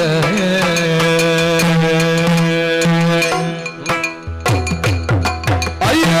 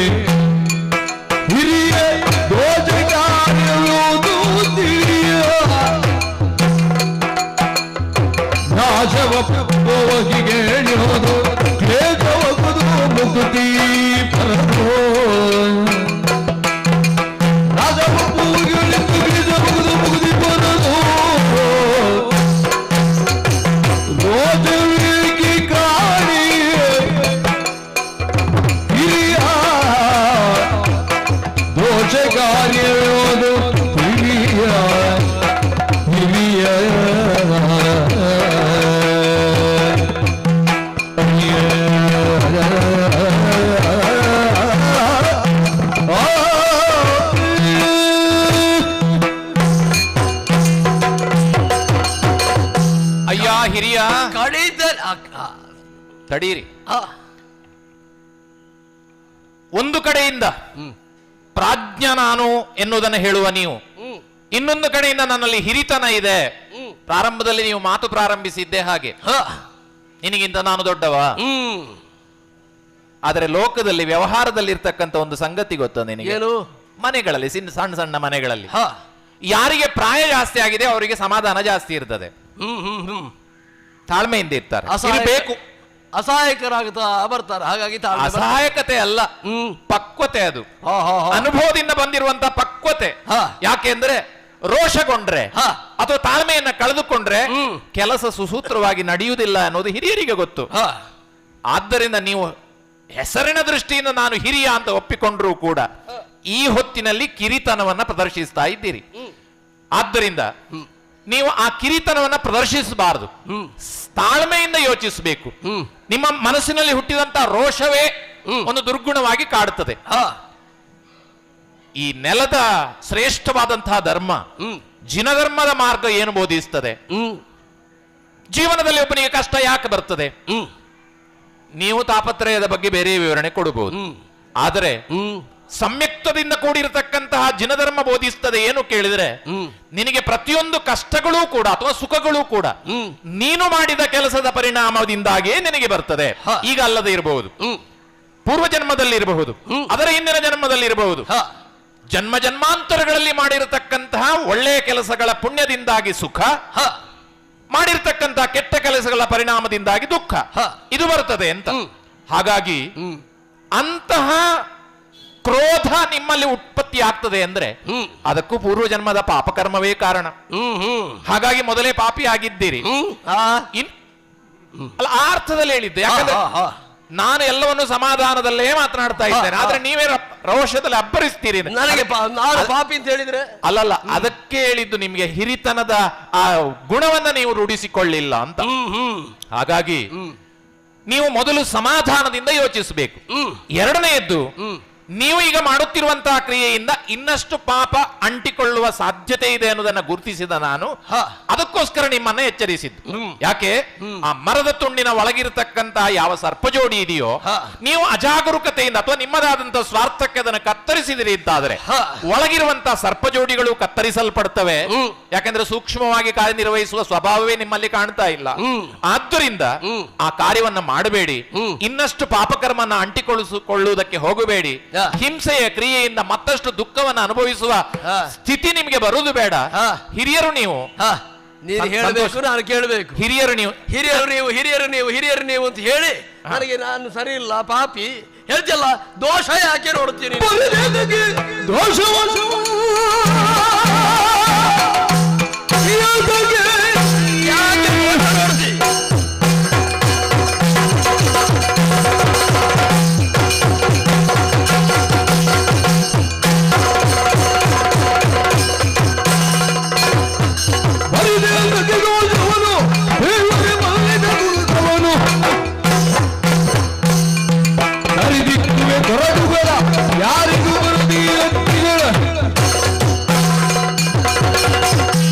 ಪಾಪ ಮಾಡುತ್ತೇನೆ ನಾನು. ಹೌದು. ಈ ನನ್ನ ಪ್ರಕಾರ ಇದು ಮರದ ದಿಮ್ಮಿ. ಅದರೊಳಗೆ ಏನಾದರೂ ಉಂಟು ಅಂತಾದ್ರೆ ಈ ಕ್ಷಣದವರೆಗೆ ನಾನು ಆರ್ಜಿಸಿದಂತಹ ಶಕ್ತಿಯಿಂದ ಅದರೊಳಗೆ ಇದ್ದದ್ದು ನನಗೆ ಕಾಣಬೇಕಿತ್ತು. ಅಲ್ಲ, ಒಳಗಿರುವುದು ಹೇಗೆ ಕಾಣುವುದು ನಿಮಗೆ? ನಿನಗೆ ಗೊತ್ತಾಗಲಿಲ್ವ ಈಗ? ಇದಕ್ಕಿಂತ ಹೆಚ್ಚು ಪ್ರಾಜ್ಞನಲ್ವೇ ನಾನು ಇದ್ರೆ ನನಗೆ ಗೊತ್ತಾಗಬೇಕಿತ್ತು. ಇಲ್ಲ, ನೀನಂದಂತೆ ಒಳಗೆ ಏನದಿರುವುದು? ಸರ್ಪ ಜೋಡಿ. ಸರ್ಪ ಜೋಡಿ ಉಂಟು ಅಂತ ಇಟ್ಟುಕೊಳ್ಳು. ನಾನೀಗ ಕಡಿಯುತ್ತೇನೆ. ಕಡಿಯುವಾಗ ಏನಾಗುತ್ತದೆ? ಕಡಿಯುವುದು ನಾನು. ಕಡಿಯುವಾಗ ಅದಕ್ಕೆ ಏನಾಗುತ್ತದೆ ಅಂತ ಅಲ್ಲ, ಅಷ್ಟು ತಿಳ್ಕೊಳ್ಳುವಷ್ಟು ಪ್ರಾಜ್ಞರಲ್ವಾ ನೀವು? ಅಲ್ಲ, ಈಗ ಎಲ್ಲ ಏನಾಗ್ತದೆ? ನಿನ್ನ ಪ್ರಕಾರ ಹೇಳಿ, ಪ್ರಾಜ್ಞತೆಯ ಬಗ್ಗೆ ಮಾತನಾಡ್ತೀರಿ, ಏನಾಗ್ತದೆ ಅಂತ ಗೊತ್ತಾಗ ನನ್ನ ಹತ್ರ ಯಾಕೆ ಪ್ರಶ್ನೆ ಕೇಳುದು? ನೀನು ಅಲ್ಲ, ಪ್ರಶ್ನೆ ಅಂತ ಹೇಳಿದ್ರೆ ನೀನು ಕೇಳಿಲ್ವ ಪಾಪ ಅಂತ ಹೇಳಿ? ಈಗ ನೀನು ಹೇಳಿದ್ದನ್ನೇ ಹೇಳುವುದಕ್ಕಾಗಿ ಹೇಳಿದ್ದು. ಈಗ ನಾವು ಮಾಡುವಂತಹ ಪ್ರತಿಯೊಂದು ಕ್ರಿಯೆಯಲ್ಲೂ ಹಿಂದಿನ ಪಾಪ ಪುಣ್ಯ ಇರ್ತದೆ ಅಂತಾದ್ರೆ, ಈಗ ನಾನು ಮಾಡುವಂತಹ ಕ್ರಿಯೆ ಮರದ ದಿಮ್ಮಿಯನ್ನು ಕೊಡೆಯುವುದು, ಸಂಕಲ್ಪ ಅನ್ನೋದು ಮರದ ದಿಮ್ಮಿಯನ್ನು ಕಡಿಯುವುದು. ಈಗ ಅದರೊಳಗೆ ನೀನು ಹೇಳಿದ ಹಾಗೆ ಹಾವು ಉಂಟು ಅಂತಾದ್ರೆ, ಆ ಹಾವು ಅದು ಮಾಡಿದ ಕರ್ಮದಿಂದ, ಪಾಪ ಕರ್ಮದಿಂದ ಇವತ್ತು ನನ್ನ ಕೈಯಲ್ಲೇ ಸಾಯಬೇಕು ಎನ್ನುವುದು ಬರೆದಿದ್ರೆ, ಈಗ ನಾನು ಕಡಿಯುವಾಗ ಅದು ಸಾಯ್ತದೆ. ಇಲ್ಲ ಅದು ಮಾಡಿದ ಪುಣ್ಯ ವಿಶೇಷದಿಂದಲಾಗಿ ಅದಕ್ಕೆ ಬದುಕಬೇಕು ಅಂತಿದ್ರೆ ನಾನು ಈಚೆಯಿಂದ ಕಡಿಯುವಾಗ ಅದೆರಡು ಆಚೆ ಹೋಗಿ ಆದ್ರೂ ಬದುಕುತ್ತದೆ. ಹಾಗಾಗಿ ನನ್ನನ್ನು ತಡಿಬೇಡ, ಕಡಿಯುವುದು ಕಡಿಯುತ್ತೆ. ಅಯ್ಯ, ಅಜ್ಞಾನದಿಂದ ಕೂಡಿರತಕ್ಕಂತಹ ಜೀವಿಗಳಿಗೆ ಸುಜ್ಞಾನದ ಪಾಠ ಹೇಳಬಹುದು, ಆದ್ರೆ ಒತ್ತಾಯಪಡಿಸುವುದಕ್ಕೆ ಸಾಧ್ಯ ಇಲ್ಲ. ಅವರವರು ಅನುಭವಿಸಬೇಕಾದದ್ದನ್ನು ಅವರವರು ಅನುಭವಿಸ್ತಾರೆ. ಆದರೆ ಮತ್ತೊಮ್ಮೆ ಎಚ್ಚರಿಸ್ತೇನೆ, ನೀನು ಈ ಕೃತ್ಯನ ಮಾಡಿದೆ ಅಂತಾದ್ರೆ ಮುಂದೆ ಜನ್ಮ ಜನ್ಮಾಂತರಗಳಲ್ಲಿ ಅನುಭವಿಸಬೇಕಾದಂತಹ ಪಾಪವನ್ನು ಕಟ್ಟಿಕೊಳ್ಳಬೇಕಾಗ್ತದೆ. ಜನ್ಮಾಂತರಕ್ಕೆ ಹೌದು.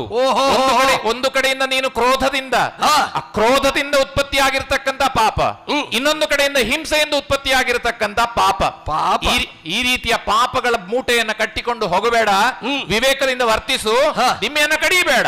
ನಿಮ್ಮೆಯನ್ನ ಕಡಿಯಬೇಕು ಅಂತ ನಾನು ಹೊರಟೆ.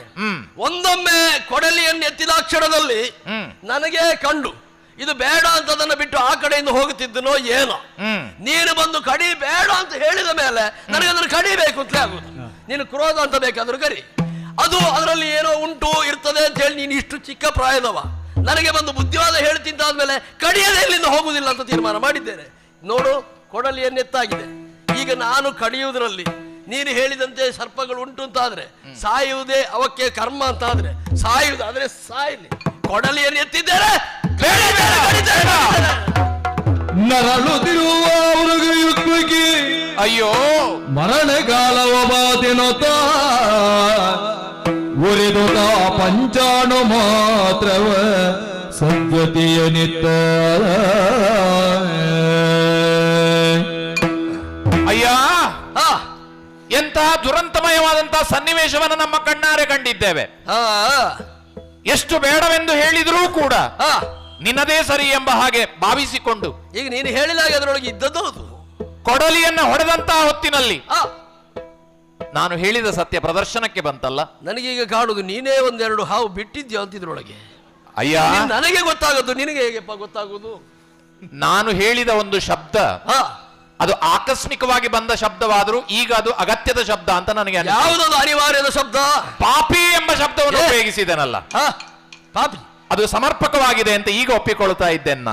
ಆಗ ಆಕಸ್ಮಿಕವಾಗಿ ಹೇಳಿದ್ದು ಯಾಕೆ ಗೊತ್ತೋ, ಈಗಾಗಲೇ ಆಗಿರುವಂತಹ ಪಾಪದ ಫಲವನ್ನ ಅನುಭವಿಸುತ್ತಿರುವಂತಹ ಹೊತ್ತಿಗೆ ಇನ್ನಷ್ಟು ಪಾಪಿಯಾಗಬೇಡ ಅಂತ ಹೇಳಿದ್ರೆ ನಾನು ಆಗುತ್ತೇನೆ ಅಂತ ಹಠ ಹಿಡಿತಾನೆ ಅಂತ ಆದ್ರೆ ಅವನನ್ನ ಪಾಪಿ ಅಂತ ಕರೆಯದೆ ಮತ್ತೇನು ಮಾಡುವುದಕ್ಕೆ ಸಾಧ್ಯ? ಆದ್ದರಿಂದ ನೋಡು, ಆ ಜೋಡಿಗಳು ಸರ್ಪ ಜೋಡಿಗಳು ಇವೆ ಎನ್ನುವುದನ್ನು ಹೇಳಿದ್ದನ್ನು ಕೇಳಿಸಿಕೊಳ್ಳದೆ ಕಡಿದೆಯಲ್ಲ, ಅವುಗಳು ಅರೆ ಕತ್ತರಿಸಲ್ಪಟ್ಟು ಲಿಬಿಲವಿಲನೆ ಒದ್ದಾಡುತ್ತಿರುವಂತ ಈ ಸನ್ನಿವೇಶದಲ್ಲಿ ನಿನ್ನ ಜೊತೆಯಲ್ಲಿ ಮಾತನಾಡುವುದಕ್ಕಿಂತ ಆ ಸರ್ಪ ಜೋಡಿಗೆ ಸಂಬಂಧಪಟ್ಟ ಹಾಗೆ ಈ ಹೊತ್ತಿಗೆ ಮಾಡಬೇಕಾದ ಕ್ರಿಯೆ ಏನು ಎನ್ನುವುದನ್ನು ಆಲೋಚಿಸಿದ್ದೇನೆ. ಈಗ ನನ್ನ ಹತ್ರ ಮಾತಾಡ್ಲಿಕ್ಕಿಲ್ಲ, ಸತ್ತ ಜೋಡಿಯೊಂದಿಗೆ ಅದರೊಂದಿಗೆ ಮಾತಾಡುದು. ನೀನು ಸ್ವಲ್ಪ ಹೊತ್ತು ಸುಮ್ಮನೆ ಕೂತ್ಕೊಳ್ತೀಯ? ಎಲ್ಲವೂ ನೀನು ಹೇಳಿದಾಗೆ ಆಯ್ತಲ್ಲ. ಈಗ ಸ್ವಲ್ಪ ಹೊತ್ತು ಮತ್ತೆ ಆದ್ದರಿಂದ ಆ ದಿಮ್ಮಿಯಿಂದ ಹೊರಬಂದು ವಿಲವಿಲನೆ ಒತ್ತಾಡುತ್ತಿರುವಂತಹ ಸರ್ಪ ಜೋಡಿಗಳಿಗೆ ಕೇಳುವ ರೀತಿಯಲ್ಲಿ, ಅವುಗಳು ಉರಗ ಜೋಡಿ ಆದ್ದರಿಂದ ಕೇಳಿಸಿಕೊಳ್ತಾವೋ ಇಲ್ಲವೋ ಆ ಪ್ರಶ್ನೆ ಇಲ್ಲ. ಯಾಕೆಂದ್ರೆ ನಾವು ಪಠಿಸುವಂತಹ ಪ್ರತಿಯೊಂದು ಬೀಜಾಕ್ಷರದಲ್ಲಿಯೂ ಪ್ರತಿಯೊಂದು ಮಂತ್ರದಲ್ಲಿಯೂ ಕೂಡ ಒಂದು ಸುಂದರವಾದಂತಹ ವಾತಾವರಣವನ್ನು ನಿರ್ಮಿಸುವಂತಹ ಶಕ್ತಿ ಇದೆ ಎನ್ನುವುದನ್ನ ದೃಢವಾಗಿ ನಂಬಿರ್ತಕ್ಕಂಥವ್ರು ನಾವು. ಅದರಲ್ಲಿಯೂ ಜೈನ ಧರ್ಮಕ್ಕೆ ಪರಮ ಪವಿತ್ರವಾಗಿರ್ತಕ್ಕಂತಹ ಪಂಚನಮಸ್ಕಾರ ಮಂತ್ರ, ಆ ಮಂತ್ರಕ್ಕಿರ್ತಕ್ಕಂಥ ಶಕ್ತಿ, ಅದರಿಂದ ಹುಟ್ಟಿರ್ತಕ್ಕಂಥ 84 ಲಕ್ಷ ಮಂತ್ರಗಳ ಆ ಮಹಿಮೆ ಅದೇನಿದೆಯೋ ಅದು ಕಾರ್ಯರೂಪಕ್ಕೆ ಬರುತ್ತದೆ ಎನ್ನತಕ್ಕಂಥ ದೃಢ ವಿಶ್ವಾಸದೊಂದಿಗೆ ಆ ಜೀವಿಗಳಿಗೆ ಮಾನಸಿಕವಾದಂತಹ ಶುಭ ಪರಿಣಾಮ ಆಗಬೇಕು, ಸದ್ಗತಿ ಪ್ರಾಪ್ತಿಯಾಗಬೇಕು ಎನ್ನುವ ದೃಷ್ಟಿಯಿಂದ ಅತ್ಯಂತ ಶ್ರದ್ಧಾಭಕ್ತಿಯಿಂದ ಪಂಚ ನಮಸ್ಕಾರವನ್ನು ಪಠಿಸ್ತೇನೆ. ನಮೋ ಅರಿಹಂತಾಣಂ, ನಮೋ ಸಿದ್ಧಾಣಂ, ನಮೋ ಆಯಿರಿಯಾಣಂ, ನಮೋ ಉವಜ್ಜಾಯಾಣಂ, ನಮೋ ಲೋಯೇ ಸವ್ವಸಾಹೂಣಂ. ಜನನವು ಮರಣವದು, ಜೀವಿಗೆ ಮರಣನೆ ನಿಜವಗುದು, ಜೀವಿಗೆ ಮರಣನೆ ನಿಜವಗುದು. ಮರಣ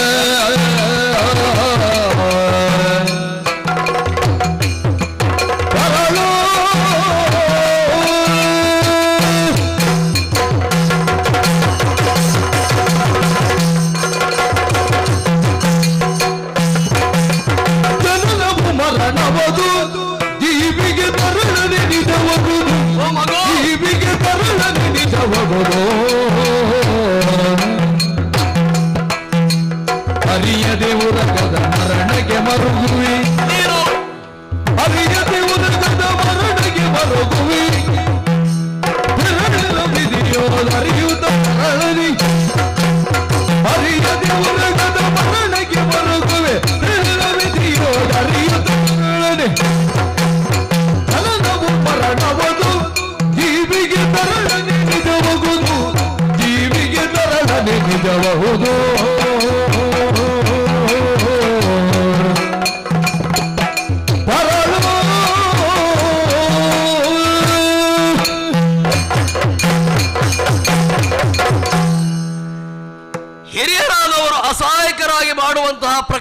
ಕುರಿತಾಗಿ ಮಾತಾಡಿದಿ. ಮಕ್ಕಳಾಡುವಂತಹ ವ್ಯಕ್ತಿತ್ವಕ್ಕೆ ಮಕ್ಕಳಾಟಿಕೆ ಅಂತ ಹೆಸರು. ಹೌದು, ಮಕ್ಕಳಾಟಿಕೆ ಮಾಡಿಬಿಟ್ಟಿಯಲ್ಲ ನೀನು. ಏನು ಈಗ ಹಾವುಗಳೆರಡು ಸತ್ತಿದೆ. ಈಗ ನಾನಲ್ಲದಿದ್ರು ಇದೇನು ಪ್ರಪಂಚ ಇರುವವರೆಗೆ ಇರುವಂತಹ ಹಾವುಗಳಿರೋಲ್ಲ. ಯಾವುದೋ ಒಂದು ದಿನ ಮರಣವನ್ನ ಐದಲೇಬೇಕಾದಂತಹ ಜೀವಿಗಳು ಪ್ರಪಂಚದಲ್ಲಿ ಹುಟ್ಟಿದೆ ಅಂತ ಆದ ಮೇಲೆ ಸಾವಿದೆ. ಯಾವುದೇ ಜೀವಿಗಳು ಹುಟ್ಟಿದ್ದು ಅಂತ ಆದ್ಮೇಲೆ ಅದಕ್ಕೊಂದು ಸಾವು ಎನ್ನುವುದು ನಿಶ್ಚಿತ. ಆಕಸ್ಮಿಕವಾಗಿ ಜನಿಸಿದೆ ಅಂತ ಕೆಲವರ ಸಿದ್ಧಾಂತ, ಅನಿವಾರ್ಯವಾಗಿ ಹುಟ್ಟಿದ್ದು ಎನ್ನುವುದು ಕರ್ಮ ಸಿದ್ಧಾಂತ. ಆದರೆ ಹೇಗೆ ಜನನವಾಗಿರಲಿ ಮರಣ ಎನ್ನುವುದು ನಿಶ್ಚಿತ ಮತ್ತು ಧ್ರುವ. ಖಂಡಿತವಾಗಿಯೂ ಹಾಗೆ ಒಳ್ಳೆದಿಲ್ವಾ? ಚೆನ್ನಾಗಿದೆ, ಚೆನ್ನಾಗಿದೆ. ನಿನಗೆ ಕರ್ಮ ಸಿದ್ಧಾಂತ ಗೊತ್ತಿದೆ ಅನ್ನೋದ್ರ ಬಗ್ಗೆ ಸಂತೋಷ ಪಡ್ಡ. ನನಗೆ ಮಂದಪಾಲ ಅಂತ ಹೇಳಿದ್ರೆ ನೀನು ಹೇಳ್ತಿಲ್ಲ, ಏನು ಗೊತ್ತಿಲ್ಲ ಅಂತ ಹೇಳಿ. ಈಗ ಸಾಯಲೇಬೇಕಾದ ಜೀವಿಯೊಂದು ಅನಿವಾರ್ಯವಾಗಿ ಯಾವುದೋ ಕಾರಣದಿಂದ ಸಾಯ್ತದೆ ಅಂತ ಆದ್ರೆ ಸಾಯಬೇಕಾದದಕ್ಕೆ ಹಲವು ಕಾರಣಗಳಿರ್ತದೆ. ಹೀಗೆ ಸಾಯಬೇಕು ಅಂತಿಲ್ಲ. ನಿಶ್ಚಿತವಾಗದ್ದು ಯಾವುದು ಅಂತ ಕೇಳಿದ್ರೆ ಸಾಯುವುದು ಹೇಗೆ ಮತ್ತು ಸಾಯುವುದು ಯಾವತ್ತು. ನನಗೊಂದು ಅಲ್ಲ, ವಿರೋಧಕ್ಕಾಗಿ ಮಾತಾಡುದು. ನನಗೊಂದು ಅಜ್ಜಿ ಇದ್ರು. ಅಜ್ಜಿ ಸತ್ತು ಹೋದ್ಲು. ಅವಳಿಗೆ ರೋಗ ಏನು ಅಂತ ಕೇಳಿದ್ರೆ ಮರವಿನ ರೋಗ ಬಿಟ್ಟರೆ ಮತ್ತೆಲ್ಲ ಆರೋಗ್ಯದಲ್ಲಿ ಸರಿ ಇದ್ಲು. ಹೋಗಿ ಕೇಳಿದೆ ನಾನು ಒಟ್ಟಿಗಿದ್ದವರಲ್ಲಿ, ಅಜ್ಜಿ ಸತ್ತದ್ದು ಹೇಗೆ ಅಂತ ಕೇಳಿದ್ರು. ಮರವಿನ ರೋಗದಿಂದ ಅಂತ ಹೇಳಿದ್ರು. ಹೇಗೆ ಮರವಿನ ರೋಗ ಅಂತ ಕೇಳಿದ್ರೆ ಹೇಳಿದ್ದು ಮಕ್ಕಳು ಹೊರಗೆ ಬಿಟ್ಟ ಉಸಿರನ್ನ ಒಳಗೆ ತಗೊಳ್ಳಿಕ್ಕೆ ಮರ್ತೋಯ್ತು ಅವಳಿಗೆ, ಸತ್ತೋದ್ರು ಅಂತ. ನಂಬಲಿಕ್ಕಾಗ್ತದೋ? ಆದರೆ ಕಾರಣ ಹೇಳಲಿಕ್ಕೆ ಮರಣಕ್ಕೆ ಬೇರೆ ಬೇರೆ ಕಾರಣ ಹೇಳಬಹುದು. ಹಾಗಿದ್ರೆ ಈ ಜೀವಿಗಳಿಗೆ ನಾನು ಅಲ್ಲದಿದ್ದರೂ ಕೂಡ ಈ ಕ್ಷಣಕ್ಕೆ ಇವತ್ತದು ಮರಣವನ್ನು ಹೊಂದಬೇಕಿತ್ತು. ಕಾರಣ ಕೇಳಿದ್ರೆ ನಾನಲ್ಲ, ಕೈಯಿಂದ ಹಿಡಿದ ಕೊಡಲಿ ಹೋಗಿ ಮರಕ್ಕೆ ತಾಗಿದ್ದು, ಮರಕ್ಕೆ ತಾಗಿದಂತಹ ಪೆಟ್ಟಿನಲ್ಲಿ ಮರ ಸೀಳಿದ್ದು, ಮರ ಸೀಳುವಾಗ ಕೊಡಲಿ ಅದಕ್ಕೆ ತಾಗಿದ್ದು, ಹೀಗೆಲ್ಲ ಅನೇಕ ಕಾರಣಗಳನ್ನು ಹೇಳಬಹುದಾದ್ರೂ ಮಗು ಜೀವಿಯೊಂದು ಸಾಯಬೇಕು ಅಂತಾದ್ರೆ ಇದು ಪ್ರಪಂಚದ ಅನಿವಾರ್ಯತೆ ಅನಿವಾರ್ಯತೆ ಅನಿವಾರ್ಯತೆ. ಹೀಗೆಲ್ಲ ಸತ್ತದಕ್ಕೆಲ್ಲ ನೀನು ರೋಧಿಸುತ್ತ ಅದಕ್ಕೆಲ್ಲ ಈ ಪಂಚಾಣು ವ್ರತವನ್ನು ಹೇಳ್ತಾ ಕೂತ್ಕೊಂಡ್ರೆ ಹಾಗೆ ಹೋಗ್ಲಿಕ್ಕೆ ಉಂಟು. ಕ್ಷಣ ಕ್ಷಣಕ್ಕೆ ಹೇಗೆ ಜನನವೋ ಕ್ಷಣ ಕ್ಷಣಕ್ಕೆ ಹಾಗೆ ಮರಣ ಉಂಟು. ಹಾಗಾಗಿ ಮಕ್ಕಳಾಟಿಕೆ ಮಾಡಬೇಡ. ಇದೆಲ್ಲ ನೀನು ಹೇಳಿದಕ್ಕೆ ನನ್ನ ಆಕ್ಷೇಪ ಅಲ್ಲ, ಆದ್ರೆ ಕೊಂದದ್ರಿಂದ ಪಾಪ ಬರ್ತದೆ ಅಂತ ಹೇಳಿ ಅಯ್ಯ ಋಷಿಯೇ ಮುನಿಯೇ ಹೇಳಿದವ ಪಾಪಿ ತಿಳಿದಲ್ಲ ಪುನಃ ನೆತ್ತಿಗೆ ಇರ್ತದೆ. ಇನ್ನು ಪಾಪಿ ಗೀಪಿ ಅಂತ ನನಗೆ ಕರಿಬೇಡ. ಪ್ರತಿಯೊಂದು ಜೀವಿಯು ಸಾಯುವುದು ಅಂತ ಆದ್ರೆ ಅದಕ್ಕೊಂದು ಕಾರಣ ಇರ್ತದೆ. ಹಾಗೆ ಕಾರ್ಯ ಕಾರಣ ಸಂಬಂಧ ಇಲ್ಲದೆ ಯಾವುದು ಆಗುವುದಿಲ್ಲ. ಒಂದು ಆದರೂ ಈ ಹಾವುಗಳಿಗೊಂದು ಒಳ್ಳೆಯ ಅವಕಾಶ, ನನ್ನಂತಹ ಯೋಗ್ಯತಾವಂತ ಮಂದಪಾಲನ ಮುನಿಯ ಕೈಯಿಂದಲೇ ಸಾಯುವಂತಹ ಒಂದು ಅವಕಾಶ ಸಿಕ್ಕಿದೆಯಲ್ಲ, ಅದಕ್ಕಾಗಿ ಸಂತೋಷ ಪಡುವು. ಮಕ್ಕಳಾಟಿಕೆ ಮಾಡಬೇಡ. ಅಯ್ಯ ಸತ್ಯ ಅಂತ ಖಂಡಿತ ಅಂತ ಕೊಲಿಗೆ ಕುಲಿಯದು ಅಲ್ಲ, ದ್ವೇಷಕ್ಕೆ ಸಲದು. ಕೊಲೆಗೆ ಕೊಲೆಯದು ದ್ವೇಷಕ್ಕೆ ಸಲದು.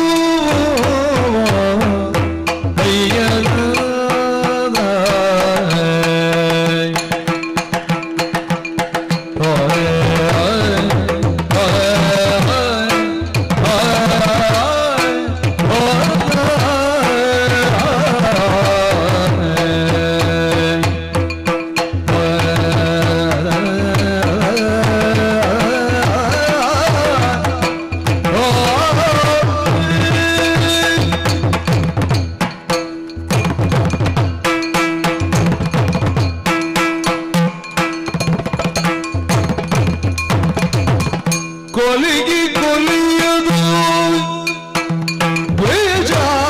ದ್ವೇಷಕ್ಕೆ ಸಲದು.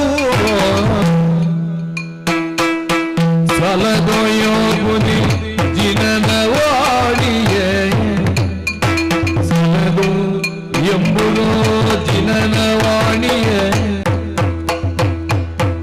ನೆಲೆಗೆ ನಿನ್ನನು ಬಿಡುವಿ, ನೆಲೆಗೆ ನಿನ್ನನು ಬಿಡುವಿ, ಶೀಘ್ರದಿ ತೊಲಗು ಎಂದ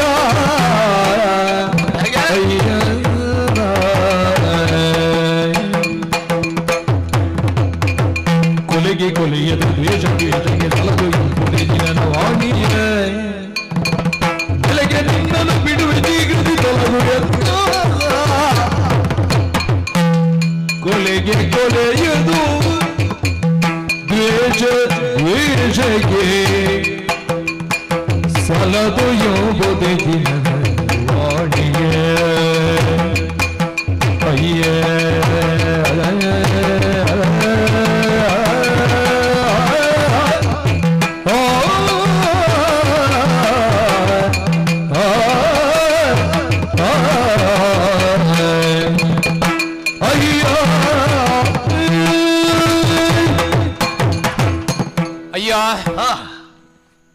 ನೀನು ಕರ್ಮ ಸಿದ್ಧಾಂತದ ಒಂದು ಶಬ್ದವನ್ನು ಪ್ರಯೋಗ ಮಾಡಿ ವಿವರಣೆ ಕೊಟ್ಟ ಕಾಲಕ್ಕೆ ನಾನು ಅರ್ಥ ಮಾಡಿಕೊಂಡದ್ದೇನು ಅಂದ್ರೆ ನೀನು ಜೈನ ಧರ್ಮವನ್ನು ಓದಿದ್ದಿ ಅಂತ. ಮತ್ತೆ ಅಲ್ವಾ? ಆದ್ರೆ ಪೂರ ಓದ್ಲಿಲ್ಲ ಅಂತ ಗೊತ್ತಾಯ್ತು. ಓದಿದ್ದೇನಲ್ಲ. ಸಂಪೂರ್ಣವಾಗಿ ಓದದೆ ಅರ್ಧಂಬರ್ಧ ತಿಳಿದುಕೊಂಡಂತಹ ನಿನ್ನಿಂದ ಈ ತರದ ಕೆಲಸಗಳಲ್ಲದೆ ಬೇರೆ ಏನೂ ಆಗುವುದಕ್ಕೆ ಸಾಧ್ಯ ಇಲ್ಲ. ಹಾಗಾಗಿ ಈಗ ಅರ್ಧ ಓದಿದೆ ನಾನಲ್ವಾ? ಎಷ್ಟರ ಅರ್ಧ ಅನ್ನೋದು ಪ್ರಶ್ನೆ, ಪುಸ್ತಕ ಎಷ್ಟು ದೊಡ್ಡದು ಅನ್ನೋದು ಮತ್ತೆ ನೋಡ್ಬೇಕು. ಹಾಗಾಗಿ ಅರಿವಿನ ಅಜ್ಞಾನದಲ್ಲಿ ಇರತಕ್ಕಂತಹ ನೀನು ತಿಳಿದಿದ್ದೇನೆ ಎಂಬಂತಹ ಅಹಂಭಾವದೊಂದಿಗೆ ಈ ರೀತಿಯಲ್ಲಿ ವರ್ತಿಸುವ ಕಾಲಕ್ಕೆ ಅದೇನು ಅಜ್ಜಿ ಕತೆ ಹೇಳಿದಿ. ಆಗ ನನಗೆ ಇನ್ನೊಂದು ವಿಷಯ ಅರ್ಥ ಆಯ್ತು. ಏನು? ನೀನು ಮಾತ್ರ ಅಲ್ಲ, ನಿನ್ನ ಪರಿವಾರ ಕೂಡ ಇದೇ ರೀತಿಯ ಅಜ್ಞಾನದಲ್ಲೇ ಇದ್ದಾರೆ ಅನ್ನೋದು ಅರ್ಥ ಆಯ್ತು. ಸಾಯುವುದಕ್ಕೆ ಕಾರಣವನ್ನು ಹುಡುಕುವಾಗ ಪ್ರಪಂಚದಲ್ಲಿ ಅನೇಕ ಕಾರಣಗಳು ಸಿಗ್ತದೆ, ಸತ್ಯವಾಗಬೇಕು ಅಂತಿಲ್ಲ ಅಂತ ಹೇಳಿದ್ದೆ ನಾನು. ಕಥೆಯೂ ಅರ್ಥ ಆಗುದಿಲ್ಲ. ಆಗ್ಲಿ ಅಜ್ಞಾನಿಗಳಿಗೆ, ಉಳಿದವರಿಗೆ ಅಜ್ಞಾನ ತಿಳಿಯುವುದಿಲ್ಲ ಅಂತಕ್ಕಂತ ಉದ್ವೇಗ ಇರುವುದರಲ್ಲಿ ಆಶ್ಚರ್ಯ ಏನೂ ಇಲ್ಲ. ಆಮೇಲೆ ಜನನ ಮರಣಗಳ ವಿಷಯವನ್ನ ಹೇಳಿದಿ. ಈ ಜಗತ್ತಿನ ಎಲ್ಲಾ ಇಲ್ಲಯ್ಯ, ನಾನು ಅದಕ್ಕೆ ಹೇಳುವುದು, ನೀನು ಜೈನ ಧರ್ಮವನ್ನು ಓದಿದ್ದೆ ಹೌದು ಅಂತಾದ್ರೆ ಜನನ ಮರಣ ಅರ್ಧ ಅಂತ ಒಪ್ಪಿಕೊಳ್ತೀನಿ ಅಂತಾದ್ರೆ ಮುನ್ನೆ ವಿವರಣೆ ನಾನು ಹೇಳಿದ್ದಲ್ಲ, ನೀನು ಹೇಳಿದ್ದಲ್ವಾ? ನನಗೆ ಅರ್ಧ ಆದ್ರೂ ಓದಿದ್ದೇನೆ ಅಂತ ನೀನು ಹೇಳಿದಲ್ಲ, ಅರ್ಧವೇ ಇರುವುದಲ್ಲ ಓದ್ಲಿಕ್ಕೆ. ಆದ್ದರಿಂದ ಜನನ ಮರಣಗಳಿಲ್ಲದೆ ಇರತಕ್ಕಂತ ಒಂದು ಸ್ಥಿತಿಯಲ್ಲಿ ಕೂಡ ಒಂದು ಜೀವ ನಿಲ್ಲಬಲ್ಲದು ಎನ್ನುವುದನ್ನ ಜೈನ ಧರ್ಮ ಬೋಧಿಸ್ತದೆ. ಆ ಶ್ರೇಷ್ಠತೆಯನ್ನ, ಸಿದ್ಧತ್ವವನ್ನ ಪಡೆಯಬೇಕು ಅಂತಾದ್ರೆ ಈಗ ಅರ್ಧಂಬರ್ಧ ಓದಿ ಕೆಲಸ ಮಾಡಬಾರದು. ಹಾಗಾಗಿ ಆದ್ದರಿಂದ ಹೇಳೋದು, ಈ ಶುದ್ಧತೆಯ ಕಾರಣದಿಂದ, ಆಚಾರ ಶುದ್ಧತೆಯ ಕಾರಣದಿಂದಾಗಿ ಜಿನವಾಣಿ ಏನು ಹೇಳಿದೆ, ಜಿನೇಶ್ವರರ ಬಾಯಿಯಿಂದ ಮುಖಕಮಲದಿಂದ ಬಂದಿರತಕ್ಕಂತಹ ಶ್ರುತದ ಧರ್ಮೋಪದೇಶ ಏನು ಅಂತ ಕೇಳಿದರೆ, ಅಥವಾ ನಿನಗೆ ಅರ್ಥ ಆಗುವಾಗ ಹೇಳುವುದಿದ್ರೆ, ನೀವು ಪ್ರಾಜ್ಞರು, ಅದರಲ್ಲಿ ಏನಿಲ್ಲ, ಆದರೆ ಅರ್ಥ ಆಗುವಾಗ ಹೇಳುವುದು ಅಂತ ಆದ್ರೆ, ನಿಮ್ಮ ಕೈಗೆ ಒಂದಿಷ್ಟು ರಕ್ತ ಅಂಟಿಕೊಳ್ಳುತ್ತು ಅಂತಾದ್ರೆ ಅದನ್ನ ತೊಳೆಯುವುದಕ್ಕೆ ಇನ್ನೊಂದಿಷ್ಟು ರಕ್ತವನ್ನ ಹಾಕಿ ತೊಳೆಯುತ್ತೀರಿ ಅಂತಾದ್ರೆ ತೊಳೆಯುವುದಕ್ಕೆ ಸಾಧ್ಯವೇ? ಹೌದು ಅಂತಾದ್ರೆ ಸುಳ್ಳಾಗ್ತದೆ ಅಲ್ವಾ? ಆದ್ದರಿಂದ ರಕ್ತವನ್ನ ತೊಳೆಯಬೇಕಾದ್ರೆ ನೀರನ್ನು ತರಬೇಕೇ ವಿನ, ಶುದ್ಧವಾದಂತಹ ಜಲದಿಂದಲೇ ತೊಳೆಯಬೇಕೇ ವಿನ ರಕ್ತದಿಂದ ರಕ್ತವನ್ನ ತೊಳೆಯುತ್ತೇನೆ ಅಂತ ಹೇಳುವುದಕ್ಕಾಗೋದಿಲ್ಲ. ಅದೇ ಸಿದ್ಧಾಂತವನ್ನ ಜೈನ ಧರ್ಮ ಬೋಧಿಸ್ತದೆ. ಹಿಂಸೆಯಿಂದ ಹಿಂಸೆಯನ್ನ ತಡೆಯುವುದಕ್ಕೆ ಸಾಧ್ಯ ಇಲ್ಲ, ಅಥವಾ ನಿವಾರಿಸುವುದಕ್ಕೆ ಸಾಧ್ಯ ಇಲ್ಲ. ಪಾಪವನ್ನ ತಡೆಯಬೇಕು ಅಂತಾದ್ರೆ ಅಥವಾ ನಿವಾರಿಸಬೇಕು ಅಂತಾದ್ರೆ ಪಾಪ ಮಾಡಿ ಪಾಪವನ್ನು ನಿವಾರಿಸುವುದಕ್ಕೆ ಸಾಧ್ಯ ಇಲ್ಲ. ಹಾಗಾದ್ರೆ ಎಚ್ಚರದಿಂದ ಕೆಲಸ ಮಾಡಬೇಕು, ಪಾಪದಿಂದ ದೂರ ನಿಲ್ಲಬೇಕು. ಹಿಂಸೆ ಮಾಡಬೇಕಾದಂತ ಹೊತ್ತಿನಲ್ಲಿ ಹಿಂಸೆಯಿಂದ ದೂರ ನಿಂತು ಅಹಿಂಸೆಯನ್ನ ವೈಭವೀಕರಿಸತಕ್ಕಂಥ ಅಥವಾ ಅದನ್ನು ಸ್ವೀಕಾರ ಮಾಡತಕ್ಕಂಥ ಮನೋಭಾವ ಇದ್ರೆ ಮಾತ್ರ ನೀನಾಗ್ಲೇ ಹೇಳಿದ ಹಾಗೆ ಜನನ ಮರಣಗಳ ಸುತ್ತಾಟ ಏನಿದೆ ಅದರಿಂದ ಬಿಡಿಸಿಕೊಳ್ಳುವುದಕ್ಕೆ ಸಾಧ್ಯ. ಇದು ಮತ್ತಷ್ಟು ಭದ್ರಪಡಿಸಿಕೊಳ್ಳುವ ರೀತಿಯಿಂದ ನೀನು ಮತ್ತಷ್ಟು ಹಿಂಸೆ ಮಾಡ್ತೇನೆ, ನೀನು ಹೇಳಬೇಡ ನಾನು ಪ್ರಾಜ್ಞ, ನಾನು ತಿಳಿದವನು ಅಂತ ಹೇಳಿದ್ರೆ ನಿನ್ನನ್ನೇನು ಹೇಳಲಿಕ್ಕಾಗುದಿಲ್ಲ. ಆದ್ರೆ ಮತ್ತೊಮ್ಮೆ ಕಣ್ಣು ತೆರೆದು ನೋಡು, ಆ ಒಲವೇ ಒದ್ದಾಡುತ್ತಿದ್ದಂತಹ ಸರ್ಪ ಜೋಡಿಗಳು ಎಷ್ಟು ಚಂದ ಒದ್ದಾಡುತ್ತಾ ಇದ್ದಾವೆ ಅಲ್ವಾ? ಆಗ್ತದೆ. ಆದ್ರೆ ಈಗ ನೋಡು, ಅಲ್ಲ ನಿನಗೆ ಆ ರೀತಿಯಲ್ಲಿ ಕಾಣುವುದ್ರಲ್ಲಿ ಆಶ್ಚರ್ಯ ಇಲ್ಲ, ಯಾಕಂದ್ರೆ ಒದ್ದಾಡುವುದನ್ನು ಕಾಣುವುದರಲ್ಲಿ ಆನಂದ ಪಡುವವನು ನೀನು. ಆದರೆ ಎರಡು ಪರಿಣಾಮದ ಕಾರಣದಿಂದಾಗಿ 4 ತುಂಡು ಒದ್ದಾಡುವುದು ನೋಡು, ಬೇರೆ ಬೇರೆ ರೀತಿ ಪಂಚ ನಮಸ್ಕಾರ ಮಂತ್ರವನ್ನ ಕೇಳಿಸಿಕೊಂಡ ಕಾರಣದಿಂದಾಗಿ ಅವುಗಳಲ್ಲಿ ಒಂದು ಸ್ಥಿಮಿತತೆ, ಒಂದು ಸ್ಥಿರತೆ ಕಾಣಿಸಿಕೊಂಡಿದೆ. ಆ ಇಡೀ ವಾತಾವರಣವೇ, ಯಾಕೆ ಮನೆಯಲ್ಲಿ ಯಾವುದೇ ಒಬ್ಬ ವ್ಯಕ್ತಿ, ಯಾವುದೇ ಒಬ್ಬ ಜೀವಿ ಮರಣ ಹೊಂದುವ ಕಾಲಕ್ಕೆ ಪಂಚ ನಮಸ್ಕಾರವನ್ನ ಹೇಳಿ ಅವನು ಕೇಳಿಸಿಕೊಳ್ತಾನ ಇಲ್ಲೋ ಪ್ರಶ್ನೆ ಬೇರೆ. ಆದ್ರೆ ಇಡೀ ಮನೆಯಲ್ಲಿ ಆ ವಾತಾವರಣದಲ್ಲಿ ಒಂದು ಶುಭ ಪರಿಣಾಮ ಉತ್ಪತ್ತಿ ಆಗ್ತದೆ, ಅದು ಆ ಆತ್ಮನ ಮೇಲೆ ಪ್ರಭಾವವನ್ನು ಬೀರ್ತದೆ ಅಂತಕ್ಕಂಥ ದೃಢವಾದ ವಿಶ್ವಾಸವನ್ನು ಇಟ್ಟಂತದ್ದು ಜೈನ ಧರ್ಮ, ಜಿನವಾಣಿ. ಆದ್ದರಿಂದ ಆ ಜಿನವಾಣಿಗೆ ಅನುಸಾರವಾಗಿ ನಾನು ನಂಬಿದ ಆ ಜಿನವಾಣಿಗೆ ಅನುಸಾರವಾಗಿ ಪಂಚ ನಮಸ್ಕಾರವನ್ನು ಬೋಧಿಸಿದ್ದೇನೆ. ನೀನು ಅದನ್ನ ನಾಟಕ ಅಂತ ಹೇಳಬಹುದು, ಇನ್ನೇನು ಹೇಳಬಹುದು. ಆ ಬೋಧಿಸಿದ್ದರ ಪರಿಣಾಮವನ್ನು ಕಣ್ಣಾರೆ ಕಾಣ್ತಾ ಇದ್ದೇವೆ. ಅವುಗಳು ಶುಭ ಪರಿಣಾಮದಿಂದ ಮರಣೋತ್ಕ್ರಮಣ ಸ್ಥಿತಿಯನ್ನು ತಲುಪಿದ್ದಾವೆ. ನಿನ್ನಲ್ಲಿ ನಾನು ವಿನಂತಿಸುವುದಿಷ್ಟೇ, ನೀನು ಯಾರು ಇಷ್ಟೆಲ್ಲ ಮಾತಾಡುದು? ಪಾರ್ಶ್ವ. ಪಾರ್ಶ್ವ ಹಿರಿಯ ಕಮಟನು ಜನಮದಿಯೇ,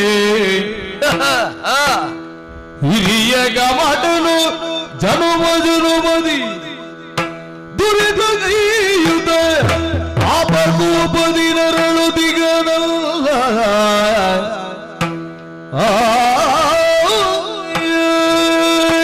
ಪಾರ್ಶ್ವನೀರು ಹೌದು. ನೆತ್ತರಿನಿಂದ ಕೈಯ ನೆತ್ತರನ್ನು ತೊಳೆಯುವುದಲ್ಲ. ಉದಾಹರಣೆ ಒಳ್ಳೆದುಂಟು, ಸಂತೋಷ. ಕಾಲಿನ ಮುಳ್ಳನ್ನ ಮುಳ್ಳಿಂದಲೇ ತೆಗೆಯುವುದು, ಉದಾಹರಣೆ ಒಳ್ಳೆದುಂಟು. ಮುಳ್ಳನ್ನ ಮುಳ್ಳಿಂದ ತೆಗೆಯುವುದು ಎನ್ನುವುದು ಒಂದು ನಾಣ್ಣುಡಿಯೇ. ಕಣ್ಣಿಗೆ ಕಸ ಹೋದ್ರೆ ಕಸದಿಂದ ತೆಗೆಯುವುದಲ್ಲ, ನೀರಿನಿಂದ ತೆಗೆಯುವುದು ನನಗೆ ಗೊತ್ತುಂಟು. ಎಲ್ಲದಕ್ಕೆ ಎಲ್ಲವೂ ಕೂಡ ಉದಾಹರಣೆಯಾಗಿ ಬರುವುದಿಲ್ಲ. ಮುಳ್ಳನ್ನು ಮುಳ್ಳಿಂದ ತೆಗೆಯುವುದು ಅಂತ ಹೇಳಿ ಕಣ್ಣಿಗೆ ಧೂಳು ಹೋದಾಗ ಧೂಳನ್ನು ಹಾಕಿ ತೆಗೆಯುವುದಲ್ಲ, ನೀರಿನಿಂದ ತೆಗೆಯುವುದು ನನಗೆ ಗೊತ್ತುಂಟು, ನೀನು ಹೇಳಬೇಕು ಅಂತಿಲ್ಲ. ನೆತ್ತರನ್ನ ನೆತ್ತರಿಂದ ತೆಗೆಯುವುದಲ್ಲ ಅಂತ ಹೇಳಿದಿ. ನನಗೀಗ ನಾನಾಗಿ ಹೋಗುವ ಕಾಲಕ್ಕೆ ಅಡ್ಡ ಬಂದು ನನ್ನ ಕ್ರಿಯೆಯನ್ನು ಪ್ರಶ್ನಿಸಿದ್ದು ಮಾತ್ರವಲ್ಲ, ಅವಮಾನ ಆಗುವ ಹಾಗೆ ಹೇಳಿದ್ದು ಮಾತ್ರವಲ್ಲ, ನಾನು ಮಾಡಿದಂತಹ ಕೃತ್ಯದಲ್ಲಿ ಅಪರಾಧವನ್ನು ಕಂಡು ಹಿಡಿದು ಪಾಪಿ ಅಂತ ಹೇಳಿದಿ. ಅಲ್ಲ, ಅಜ್ಞಾನಿಗಳಿಗೆ ಜ್ಞಾನವನ್ನು ಅಜ್ಞಾನಿ ಎಷ್ಟು ಬಾರಿ ಹೇಳಿದ್ದಿ ನನಗೆ. ಈಗ ನನಗೆ ಇನ್ನು ಬಾಯ್ಪಾಡ್ರಾಗಿ ನಿಮ್ಮ ಹೆಸರೇನು ಅಂತ ಕೇಳಿದ್ರೆ ಮಂದಪಾಲ ಹೋಗಿ ಅಜ್ಞಾನಿ ಅಂತ ಬರ್ಬೋದು, ಅಷ್ಟು ಸರ್ತಿ ಹೇಳಿದ್ದೀನಿ ನೀನು. ಒಬ್ಬರಿಗೆ ಅಜ್ಞಾನಿ ಅಂತ ಹೇಳಿದ್ರು ಪಾಪವೋ ಪುಣ್ಯವೋ ಅವನಿಗೆ ಗೊತ್ತಾಗಬೇಕು. ನನಗೆ ಗೊತ್ತಾಗಿದೆಯಲ್ಲ ನಾನೇನು ಅಂತ ಗೊತ್ತಿಲ್ವ ನನಗೆ? ಎಲ್ಲ ಪಾರ್ಶ್ವ ಅಲ್ವ ನೀನು? ಹೌದು, ಪಾರ್ಶ್ವ ಎಳೆಯವ, ಪ್ರಾಯದಲ್ಲಿ ನಾನು ಹಿರಿಯವ. ಸರಿಯೋ ತಪ್ಪೋ? ಎಳೆಯ ಪ್ರಾಯದ ನಿನಗೆ ಯಾವುದು ಸರಿ ತಪ್ಪು ಅಂತ ಗೊತ್ತಾಗ್ತದೆ, ನನಗೆ ಗೊತ್ತಾಗುದಿಲ್ವಾ? ನಾನು ಮಾಡಿದ್ದು ಸರಿ, ಅದಕ್ಕಿಂತಲೂ ಹೆಚ್ಚಾಗಿ ನನಗೆ ಹೇಳಿದವ ಪಾರ್ಶ್ವ. ಹೌದು, ಮಗು ನನ್ನ ಎದುರಿನಲ್ಲಿ ತರಾಳ. ನೀನು ಹೇಳಿದ್ದನ್ನು ನಾನು ಕೇಳಬೇಕಾ? ಬರೀ ಮಗು ನೀನು ಹೇಳಿದ್ದನ್ನು ನಾನು ಕೇಳುವುದಿಲ್ಲ. ನಾನು ಕಡಿದಾಗಿದೆ, ನನ್ನ ದಾರಿಗೆ ನನ್ನ ಇದ್ದಾಗೆ ನಾನು ಹೋಗ್ತೇನೆ. ಯಾರೋ ನೀನು ಕೇಳಿದ್ದೆ? ಅಯ್ಯೋ, ಅರಿಯದಿವದಾಲಾರುವುದು ಹಿರಿಯ ಕಮಟನೋ ಜನುಮ ಜನಮದಿಯೇ ದುರಿತಗೈಯುತ ಪಾಪ ಕೋಪದಿ ನರಳುದಿಗನಲ್ಲ ಪರಮ ಪಾವನ ನರನ ಜನಮದಿ ಅರಿಯದಾದರೂ ಪೂರ್ವ ಕರ್ಮವ ಸರಿಸಿ ಮುಕ್ತಿಯ ಪಡೆವೆ ಪದವನು ನಾನೊರೆಯಲೇನೋ ಒರೆಯಲೇನೋ.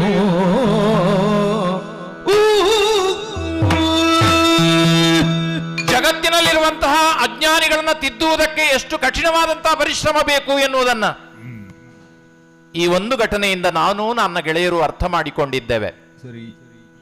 ಆದರೆ ನನ್ನ ಎದುರಿರುವಂತಹ ವ್ಯಕ್ತಿ ವಾದಿಸಿದಂತಹ ಮಂದಪಾಲ ಯಾರು ಎಂಬ ಅರಿವಿಲ್ಲದೆ ನಾನು ಮಾತನಾಡಿಲ್ಲ.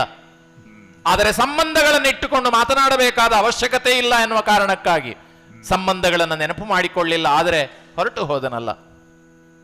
ಈಗ ಯೋಚಿಸುವುದು, ಈ ಮಂದಪಾಲ ಕೇವಲ ಈ ಜನ್ಮದ ಸಂಬಂಧದಿಂದ ಮಾತ್ರ ನನ್ನ ಮಾವನಾಗಿಲ್ಲ. ಹಿಂದಿನ ಜನ್ಮ ಜನ್ಮಾಂತರಗಳನ್ನು ಯೋಚನೆ ಮಾಡಿದಾಗ 10 ಮನುಷ್ಯ ಭವಗಳ ಹಿಂದಿನ ಆ ಭವಕ್ಕೆ ಹೋದಾಗ ನನ್ನ ಸಹೋದರನಾಗಿಯೇ ಇದ್ದವನು. ಕಮಟನೆಂಬ ನಾಮಾಂಕಿತದಿಂದ ಮರುಭೂತಿಯಾದ ನನ್ನ ಆ ಜನ್ಮದಲ್ಲಿ ಅಣ್ಣನಾಗಿ ಜನಿಸಿದವನು. ಅಂದು ತನ್ನದೇ ಆದಂತಹ ಕುಟಿಲತೆಯ ಕಾರಣದಿಂದಾಗಿ ರಾಜ್ಯದಲ್ಲಿ ಮಂತ್ರಿ ಪದವಿಯನ್ನು ಅಥವಾ ಅಧಿಕಾರದ ಸ್ಥಾನವನ್ನು ಪಡೆಯುವುದಕ್ಕೆ ಅಸಾಧ್ಯವಾದಂತಹ ಹೊತ್ತಿನಲ್ಲಿ ಈ ಮರುಭೂತಿ ಮಾಡಿದಂತಹ ಕುಟಿಲ ಕಾರಣಗಳಿಂದಾಗಿ, ಕುಟಿಲ ಕಾರ್ಯಗಳಿಂದಾಗಿ, ಹಿಂಸಾದಿ ಕೃತ್ಯಗಳಿಂದಾಗಿ, ಅನಾಚಾರದಲ್ಲಿ ತೊಡಗಿದ್ದರಿಂದ ಪಾಪಿಯಾಗಿ ಜನ್ಮ ಜನ್ಮಾಂತರಗಳಲ್ಲಿ ದಾಟಿಕೊಂಡು ಬರುತ್ತಾ ಇದ್ದಾನೆ. 9 ಜನ್ಮಗಳು ಕಳೆದರೂ ಕೂಡ ಇನ್ನೂ ಆತನಲ್ಲಿ ಸುಧಾರಣೆ ಆಗಿಲ್ಲ. ಅಂದ್ರೆ ಈ ಜೀವಿಯ ಪಾಪದ ಬಂಧ ಎನ್ನುವುದು ಎಷ್ಟು ದೃಢವಾಗಿದೆ, ಎಷ್ಟು ಉನ್ನತವಾಗಿದೆ ಎನ್ನುವುದನ್ನು ನಾವು ಆಲೋಚಿಸುವುದಕ್ಕೆ ಸಾಧ್ಯ ಇದೆ.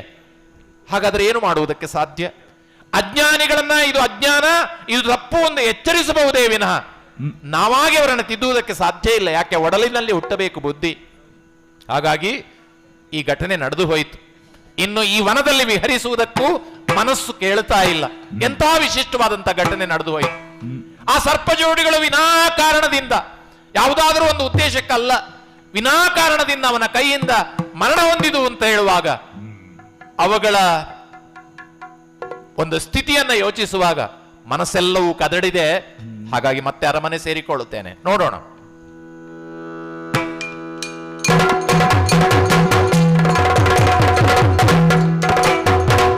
ಪರಮತೀರ್ಥೋಗರರ ನೆನಪದೋ ಒರೆಯಗಾಗಿತು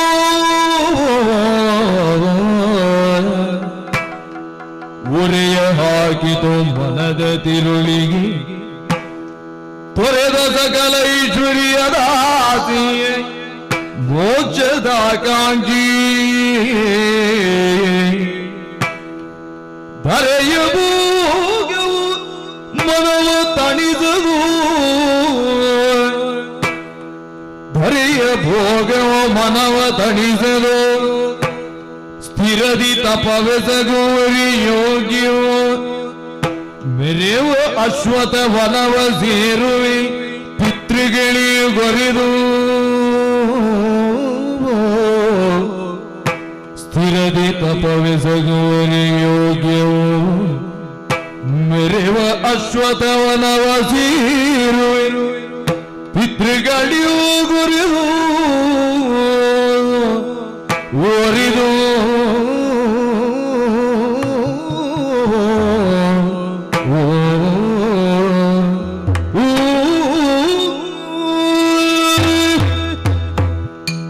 ಯಾವತ್ತೂ ಜೀವಮಾನದಲ್ಲಿ ಮರೆಯದೇ ಇರತಕ್ಕಂತಹ ಅನುಭವವನ್ನು ಕೊಟ್ಟಂತಹ ಕಾಡಿನ ಘಟನೆ ಕಳೆದು 30 ವರ್ಷಗಳು ಕಳೆದು ಹೋದು.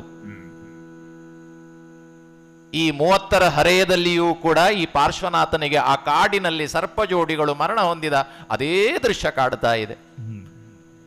ಮನಸ್ಸು ಸಹಜವಾಗ್ತಾ ಇಲ್ಲ. ಇಂತಹ ಹೊತ್ತಿನಲ್ಲಿ ಹಲವು ದಿನಗಳು ಕಳೆದ ಬಳಿಕ ಅರಮನೆಯಲ್ಲಿ ಅನ್ಯಮನಸ್ಕನಾಗಿ ಕುಳಿತಂತಹ ಹೊತ್ತಿಗೆ ಅಯೋಧ್ಯೆಯಿಂದ ಜಯಸೇನ ಮಹಾರಾಜ ತನ್ನ ದೂತನೊಬ್ಬನನ್ನ ದ್ವಾರನನ್ನ ಕಳುಹಿಸಿದನಲ್ಲ. ನಮ್ಮ ಆಸ್ಥಾನಕ್ಕೆ ಬಂದ ದ್ವಾರ ನಮ್ಮನ್ನು ವಿಶೇಷವಾದಂತಹ ಪ್ರೀತಿಯಿಂದ ಅಯೋಧ್ಯೆಗೆ ನೀವು ಬರಬೇಕು ಎಂಬುದಾಗಿ ಆಹ್ವಾನವನ್ನ ಕೊಟ್ಟ. ನಾನು ಹೇಳಿದೆ ಆಹ್ವಾನವನ್ನ ಸ್ವೀಕರಿಸುವುದಕ್ಕೆ ಅಡ್ಡಿ ಏನೂ ಇಲ್ಲ. ಆದರೆ ಯಾಕೆ ನಾನು ಅಯೋಧ್ಯೆಗೆ ಬರಬೇಕು ಎನ್ನುವಂತ ಕಾರಣವನ್ನ ಕೊಡಬೇಕು ಅಂತ ಕೇಳಿದಾಗ ನಮ್ಮ ಮಹಾರಾಜರು ನಿಮಗೆ ವಿಶೇಷವಾದಂತಹ ಆಮಂತ್ರಣವನ್ನ ಕೊಟ್ಟಿದ್ದಾರೆ, ಅದಕ್ಕಾಗಿ ನೀವು ಬರಬೇಕು ಅನ್ನೋದು ಒಂದೇ ಕಾರಣ ಅಲ್ಲ. ವಿಶೇಷವಾಗಿ ನಮ್ಮ ಅಯೋಧ್ಯೆ ಎನ್ನುವುದು ಅತ್ಯಂತ ಪರಮಪಾವನವಾದಂತಹ ಶ್ರೇಷ್ಠವಾದ ಪುಣ್ಯಭೂಮಿ ಎಂಬುದಾಗಿ ಉಲ್ಲೇಖಿಸಿದ ದ್ವಾರ. ಯಾಕೆ ವಿಶೇಷವಾದ ಪುಣ್ಯಭೂಮಿ ಅಂತ ಕೇಳಿದ್ರೆ ಆತ ಹೇಳ್ತಾನೆ, ಈ ವರ್ತಮಾನ ಕಾಲದಲ್ಲಿ 5 ಮಂದಿ ತೀರ್ಥಂಕರರು ಜನ್ಮ ಪಡೆದಂತಹ ಸ್ಥಳ ನಮ್ಮ ಅಯೋಧ್ಯೆ ಎಂಬುದಾಗಿ ಬಹಳ ಅಭಿಮಾನದಿಂದ ಹೇಳಿಕೊಂಡ. ಆದಿನಾಥರು, ಅಜಿತನಾಥರು, ಅಭಿನಂದನನಾಥರು, ಸುಮತಿನಾಥರು, ಅನಂತನಾಥರು ಜನ್ಮ ಪಡೆದಂತಹ ಸ್ಥಳ ನಮ್ಮ ಅಯೋಧ್ಯೆ ಎಂಬುದಾಗಿ ಅವ ಅಭಿಮಾನದಿಂದ ಹೇಳಿದ ಮಾತುಗಳನ್ನು ಕೇಳಿದಾಗ ನನಗೆ ಅನ್ನಿಸಿದ್ದು, ಯಾಕೆ ನಮ್ಮ ವಾರಣಾಸಿ ಕೂಡ ಅಯೋಧ್ಯೆಯ ಹಾಗೆ ಆಗಬಾರದು? ಆಗುವುದಾದರೆ ಯಾರಿಂದ ಆಗಬೇಕು? ಇನ್ನೊಬ್ಬರಿಂದ ಆಗಬೇಕು ಅಂತ ಯೋಚಿಸುವುದರ ಬದಲಾಗಿ ನನ್ನಿಂದಲೇ ಯಾಕೆ ಈ ವಾರಣಾಸಿ ಕೂಡ ಒಬ್ಬ ತೀರ್ಥಂಕರನಿಗೆ ಜನ್ಮಭೂಮಿಯಾಯಿತು ಅಂತ ಹೇಳಿಕೊಳ್ಳುವ ಇದು ಆಕಾಂಕ್ಷೆಯಲ್ಲ, ಲೋಭ ಅಲ್ಲ, ಒಂದು ರೀತಿಯ ಪ್ರೇರಣೆ, ಪ್ರಚೋದನೆ ಆತ್ಮಕಲ್ಯಾಣಕ್ಕೆ. ಆದ್ದರಿಂದ ನಾನು ಅಯೋಧ್ಯೆಗೆ ಹೋಗಿ ಸಾಧಿಸಬೇಕಾದದ್ದು ಏನೂ ಇಲ್ಲ, ಈ ನೆಲದಿಂದಲೇ ವಾರಣಾಸಿಯಿಂದಲೇ ಸಾಧಿಸಬೇಕು ಎನ್ನುವ ಪ್ರೇರಣೆಯನ್ನ ಆ ದ್ವಾರ ನನಗೆ ಕೊಟ್ಟ ಎಂಬುದನ್ನು ನೆನಪು ಮಾಡಿಕೊಳ್ತೇನೆ. ಹಾಗಾಗಿ ಇನ್ನು ಸಂಸಾರದ ಸುಖ ಸಾಕು ಅಂತ ತೀರ್ಮಾನ ಮಾಡಿದ್ದೇನೆ. ಈಗ ಮುಂದಿನ ಸಾಧನೆಯನ್ನ ಮಾಡಬೇಕು ಅಂತ ಆದ್ರೆ, ಯಾವುದೇ ಸಾಧನೆಯನ್ನ ಮಾಡಬೇಕಾದ್ರೆ ವ್ರತನಿಷ್ಠೆ ಬೇಕು. ವ್ರತಗಳನ್ನು ಸ್ವೀಕರಿಸಬೇಕು ಅಂತಾದ್ರೆ ದೀಕ್ಷೆ ಬೇಕು. ದೀಕ್ಷೆಯನ್ನು ಸ್ವೀಕರಿಸಬೇಕು ಅಂತಕ್ಕಂಥ ಅಪೇಕ್ಷೆಯನ್ನ ದೃಢ ಮಾಡಿಕೊಂಡಂತ ಹೊರಟ ಹೊತ್ತಿನಲ್ಲಿ ಏನದು, ಅಪ್ಪ ಅಮ್ಮ ನನ್ನನ್ನು ಅಂತಃಪುರಕ್ಕೆ ಕರೆಸಿಕೊಂಡ್ರು. ಏನು ಅಪೇಕ್ಷೆ ಅಂತ ಕೇಳಿದ್ರೆ, ಮಗನೇ 30ರ ವಯಸ್ಸಿಗೆ ಬಂದಿದ್ದೀಯಾ, ವಯಸ್ಸಿಗೆ ಅನುಸಾರವಾಗಿ ವಿವಾಹವನ್ನು ನೆರವೇರಿಸಬೇಕಾದಂತಹ ಒಂದು ಕರ್ತವ್ಯ ನಮ್ಮದಿದೆ ಅಂತ ಹೇಳಿದಾಗ ನಾನು ಅವರಲ್ಲಿ ವಿನೀತ ಭಾವದಿಂದ, ನನಗೆ ಯಾವುದೇ ರೀತಿಯಲ್ಲಿ ಸಂಸಾರದ ಈ ಕ್ಷಣಿಕವಾದಂತಹ ಸುಖಭೋಗಗಳಲ್ಲಿ ತೊಡಗಿಸಿಕೊಳ್ಳುವುದರಲ್ಲಿ ಆಸಕ್ತಿ ಇಲ್ಲಪ್ಪ, ಆದ್ದರಿಂದ ಅಮ್ಮ ನನ್ನನ್ನು ಬಿಟ್ಟುಕೊಡಿ ಎಂಬುದಾಗಿ ಪರಿಪರಿಯಾಗಿ ವಿನಂತಿಸಿಕೊಂಡು ಅವರನ್ನು ಸಾಂತ್ವನದಿಂದ ಒಪ್ಪಿಸಿ ಎಲ್ಲವನ್ನ ದೃಢಪಡಿಸಿ ಇದ್ದಾಗಿದೆ. ಆದ್ದರಿಂದ ಇನ್ನು ತಡ ಮಾಡುವುದು ತರವಲ್ಲ. ನನ್ನ ಆತ್ಮ ಕಲ್ಯಾಣಕ್ಕಾಗಿ ಅಶ್ವತ್ಥವನವನ್ನ ಸೇರಿಕೊಳ್ಳುತ್ತೇನೆ. ದೃಢವಾದಂತಹ ಮನಸ್ಸಿನಿಂದ ಏಕಾಗ್ರ ಚಿತ್ತದಿಂದ ಅಲ್ಲಿ ತಪಸ್ಸನ್ನ ಆಚರಿಸುತ್ತಾ ಅಂತಿಮವಾದಂತಹ ಕೇವಲ ಜ್ಞಾನವನ್ನ ಪ್ರಾಪ್ತಿ ಮಾಡಿಕೊಳ್ಳುವುದರ ಕಡೆಗೆ ನನ್ನ ಕಾರ್ಯದಲ್ಲಿ ಪ್ರವರ್ತನ ಆಗ್ತೇನೆ. ಮುಂದೇನಾಗ್ತದೆ ನೋಡೋಣ.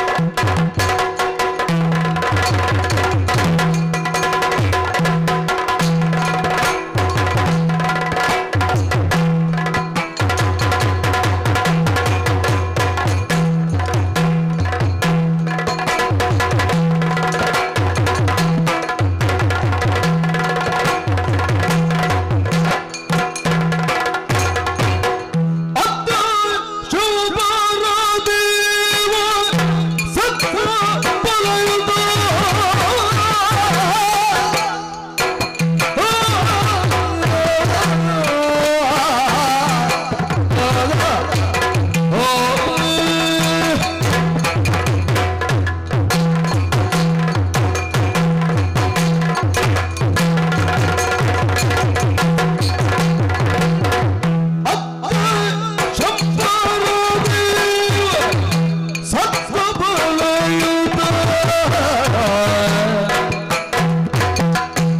ಸಕಲ ದೀಪಾಲ ಅತ್ತಿಯರಿ ಮೆರೆದು ಬರದೇವ ಬಲಯುತ ಬಲಯುತ ಸಕಲ ದೀಪಾಲ ಅತ್ತಿಯರಿ ಮೆರೆದು ಶಂಬರ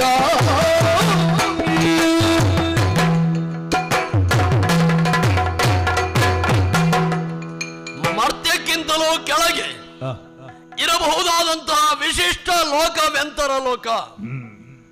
ವೆಂತರ ಲೋಕದ ಅಧಿಪತಿಯಾಗಿ ಶಂಭರ ನಾಮಕನಾಗಿ ಆಳ್ವಿಕೆಯನ್ನು ಮಾಡಿಕೊಂಡು ಬರ್ತಾ ಇದ್ದೇನೆ. ವಿಶೇಷವಾದಂತಹ ಶಕ್ತಿಗಳ ಆವಾಸ ಸ್ಥಾನ ಅಂತಲೇ ಉಳಿದವರು ನಂಬಿದಂತಹದ್ದು. ಭೂತ ವೇತಾಳಗಳೇ ಆದಿಯಾಗಿ ವಿಚಿತ್ರವಾದಂತಹ ಶಕ್ತಿಗಳು. ಇದರ ಆಧಿಪತ್ಯತ್ವ ನನಗೆ ಅಂತಾದ ಮೇಲೆ ನನ್ನ ಹೆಮ್ಮೆಗೆ ಸಂತೋಷಕ್ಕೆ ಎಣೆಯೇ ಇಲ್ಲ.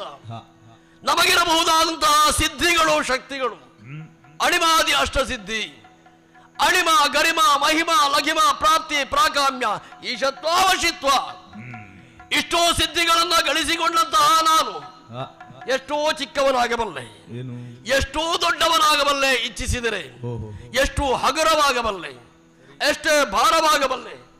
ಹೀಗೆ ಅಷ್ಟ ಸಿದ್ಧಿಗಳನ್ನ ಯಾವ ಕಾಲದಲ್ಲಿಯೂ ತೋರ್ಪಡಿಸಿಕೊಳ್ಳಬಲ್ಲಂತಹ ಮಹಿಮಾ ವಿಶೇಷತೆಯನ್ನು ಪಡೆದಂತಹ ಶಂಬರ ದೇವ ಆಳ್ವಿಕೆಯಲ್ಲಿ ನಮ್ಮವರನ್ನೆಲ್ಲ ಆಳುತ್ತಾ ಇರುವ ಕಾಲಕ್ಕೆ ಇಷ್ಟು ಸಾಧ್ಯವಲ್ಲ. ಇನ್ನು ಲೋಕಾಂತರವನ್ನ ಸುತ್ತಿ ಸಂಚರಿಸುತ್ತಾ ಅದನ್ನು ನೋಡುತ್ತಾ ನನ್ನನ್ನು ಅವರು ನೋಡುವ ಹಾಗೆ ಮಾಡಬೇಕು ಎನ್ನುವ ಕಾರಣದಿಂದಲೇ ವಿಶಿಷ್ಟವಾದಂತಹ ಪುಷ್ಪಕ ವಿಮಾನವನ್ನ ಏರಿ ಲೋಕಾಂತರವನ್ನ ಸುತ್ತುವುದು ನನ್ನ ನಿತ್ಯದ ಕಾಯಕ. ರಾಜ್ಯಸಭೆಯಲ್ಲಿ ನಮ್ಮದಾದಂತಹ ವೈಭೋಗದ ಕುರಿತಾಗಿ ಎಲ್ಲರಿಗೂ ನಿರ್ದೇಶನ ನೀಡಿಯಾಗಿದೆ. ನಮ್ಮದಾದಂತಹ ಅವಸ್ಥೆಗಳಲ್ಲಿ ವಿಶೇಷತೆಯನ್ನು ತೋರ್ಪಡಿಸುವ ಕುರಿತಾಗಿ ವಿನೋದವಾದಂತಹ ಮಾತುಗಳನ್ನು ಆಡಿಯಾಗಿದೆ.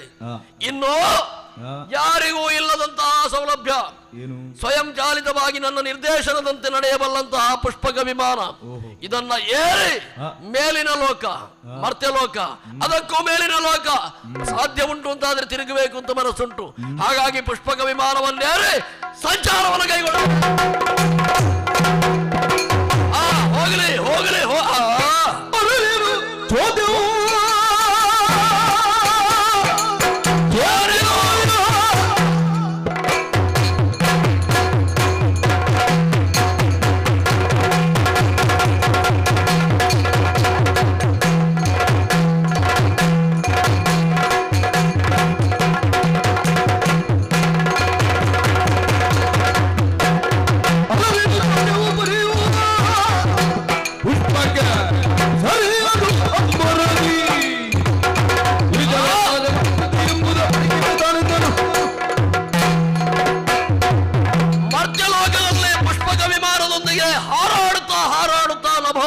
ಸಂಚರಿಸಿದವ ನಾನು ಶಂಬರ ದೇವ. ಯಾರದಲ್ಲಿ ಸಂತೋಷವನ್ನು ಕೈಗೊಂಡವ, ಕೆಳಗೆ ಲೋಕಗಳನ್ನು ನೋಡುವಲ್ಲಿ ಸಂತೋಷವನ್ನ ಪಟ್ಟವ, ಪಕ್ಷಿ ನೋಟ ಅಂತ ಹೇಳಿದ್ರೆ ಇದೆ ಎನ್ನುವುದನ್ನು ಗ್ರಹಿಸಿದವ ನಾನು.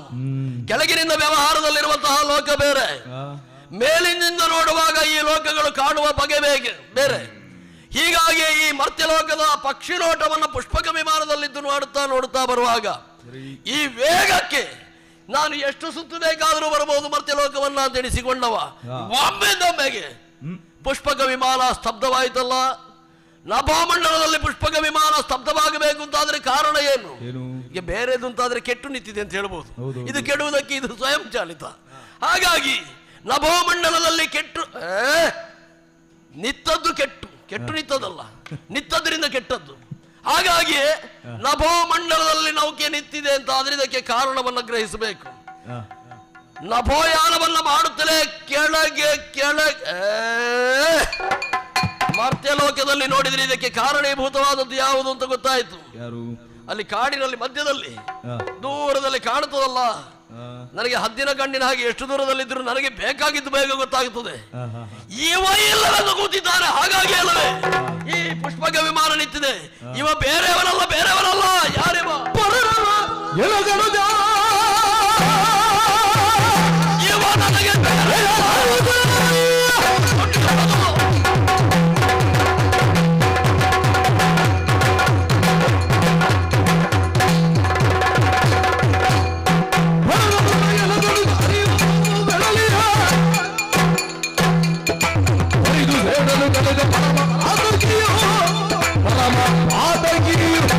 ಇವ ನಭಾಮಂಡಲದಲ್ಲಿ ಚಲಿಸುತ್ತಿರುವಂತಹ ಪುಷ್ಪಕ ವಿಮಾನ ಸ್ತಬ್ಧವಾಗಿದೆ. ಯಾಕೆ? ಕಾರಣವನ್ನ ಗುರುತಿಸುವಾಗ ಸಿಟ್ಟು ನೆತ್ತಿಗೆ ಇರುತ್ತದೆ. ಇವ ಇಲ್ಲಿ ಬಿಡುವುದಿಲ್ಲ ಈ ಜನ್ಮದಲ್ಲಿಯೂ. ಜನ್ಮ ಜನ್ಮಾಂತರಗಳಲ್ಲಿ ಯಾವ ನಡೆಗಾದರೂ ತಡೆಯಾಗಿ ಬಂದವ ಇಲ್ಲಿ ಕುಳಿತಿದ್ದಾರೆ. ಕೆಳಗೇನು ತಪಸ್ಸು ಮಾಡ್ತಾ ಇದ್ದಾನವ, ಮೇಲಿನಿಂದಲೇ ಕಾಣುತ್ತದೆ.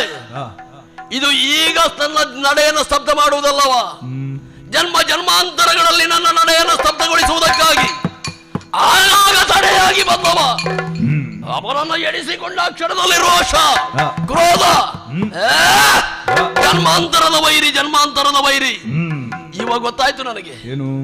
ನಾನು ಕಮಟನಾಗಿದ್ದಾಗ ಮರುಭೂತಿಯಾಗಿದ್ದವ, ಮತ್ತೆ ರೂಪಾಂತರಗಳನ್ನು ಹೊಂದುತ್ತಾ ಹೊಂದುತ್ತಾ ಹೋದ ಹಾಗೆ ಇವನಿಗೆ ನಾನು ಕೊಟ್ಟಂತಹ ಉಪಸರ್ಗ ಸ್ವಲ್ಪ ಅಲ್ಲ, ಆದರೂ ಹೀಗಿದ್ದಾನಲ್ಲ. ಈಗ ನನ್ನ ಪುಷ್ಪಕ ವಿಮಾನವೇ ಸ್ತಬ್ಧವಾಗುತ್ತದೆ ಅಂತಾದ್ರೆ ಕಾರಣೀಭೂತನಾಗಿ ನಿಂತವ ಇವ ನನ್ನ ಆಜನ್ಮ ವೈರಿ. ಹಾಗಿದ್ರೆ ಇವನನ್ನು ಬಿಡಬಹುದಾ? ಗೊತ್ತಾಯಿತು ಅಂತ ನನಗೆ ಕೊಡಲಿ ತೆಗೆಯುವಾಗಲೂ ಬಂದು ಅಜ್ಞಾನಿ ಅಂತ ಹೇಳಿದವ ಅಂದು ಆ ಜನ್ಮದಲ್ಲಿ. ಈಗಲೂ ಬಂದಲ್ವೋ ಇವನನ್ನು ಬಿಡಬಹುದು?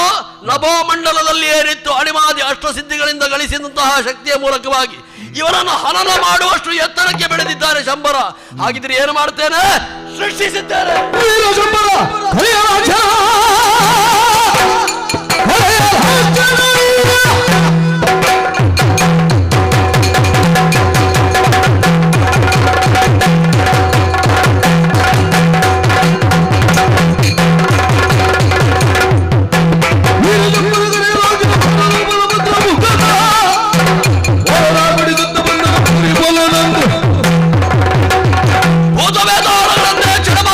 ಸಂಕಲ್ಪ ಮಾತ್ರದಲ್ಲಿ ಸೃಷ್ಟಿಸಬಲ್ಲಂತಹ ಶಂಬರ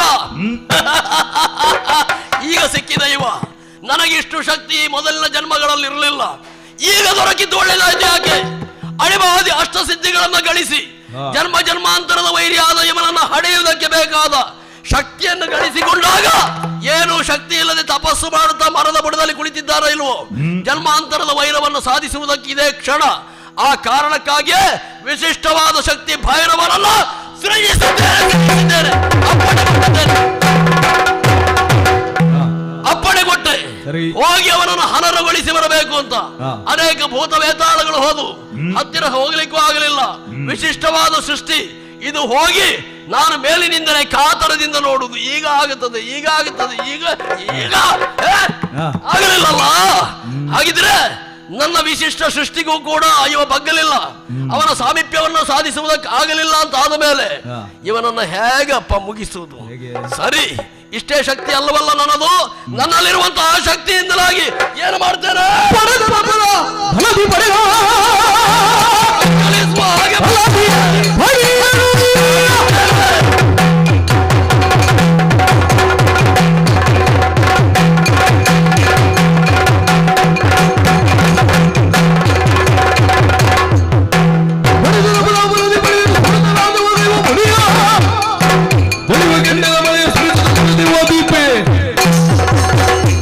ಸಂಕಲ್ಪ ಮಾತ್ರದಿಂದಲೇ ಏನನ್ನಾದರೂ ಸಾಧಿಸಬಲ್ಲಂತಹ ಶಂಬರ. ಗಗನ ಮಾರ್ಗದಲ್ಲಿ ಕೇವಲ ಸಂಚಾರ ಮಾತ್ರ ಅಲ್ಲ, ಪುಷ್ಪಕ ವಿಮಾನದಲ್ಲಿದ್ದ ಇವನನ್ನ ಘಾತಿಸಬಲ್ಲಂತಹ ಬೆಂಕಿಯನ್ನು ಉಗುಳಲಿಕ್ಕೆ ನನಗಾಗುತ್ತದೆ. ಇವನನ್ನ ಕೊಚ್ಚಿಕೊಂಡೊಯ್ಯುವಂತಹ ನೀರನ್ನು ಸುರಿಸಲಿಕ್ಕೆ ನನಗಾಗುತ್ತದೆ.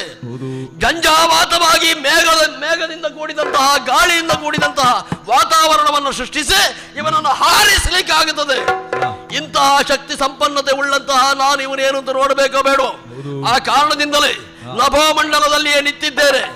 ಸುಟ್ಟು ಕರಕಲಾಗಿ ಹೋಗಬೇಕಿವ. ಆ ರೀತಿಯಾಗಿ ಕೆಂಡದ ಮಳೆಯನ್ನ, ಅಗ್ನಿ ವರ್ಷವನ್ನ ಇವನ ಮೇಲೆ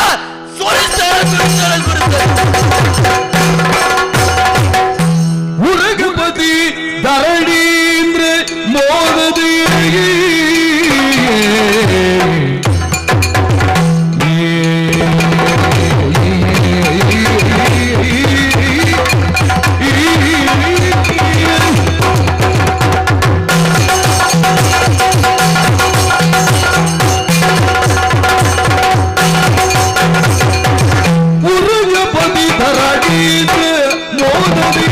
ಅರಸಿ ಪದ್ಮಾವತಿಯ ಬೇಡದಿ ಅರಸಿ ಪದ್ಮಾವತಿಯ ಮೇಳವಿ ಮೆರೆಯುತ್ತಿದ್ದನು ಭವನ ಪುರಗಳು ಸರಸರಿದ ಮೆರೆಯುತ್ತಿದ್ದನು ಭವನ ಪುರಗಳು ಸರಸರಿದ ಮೆರೆಯುತ್ತಿದ್ದನು ಭವನ ಪುರಗಳು ಸರಸರಿದ ಮುರಗಪತಿ ಧರಣೀಗ ಮೋದತಿ ಅರಸಿ ಪದ್ಮಾವತಿಯ ಮೇಳವಿ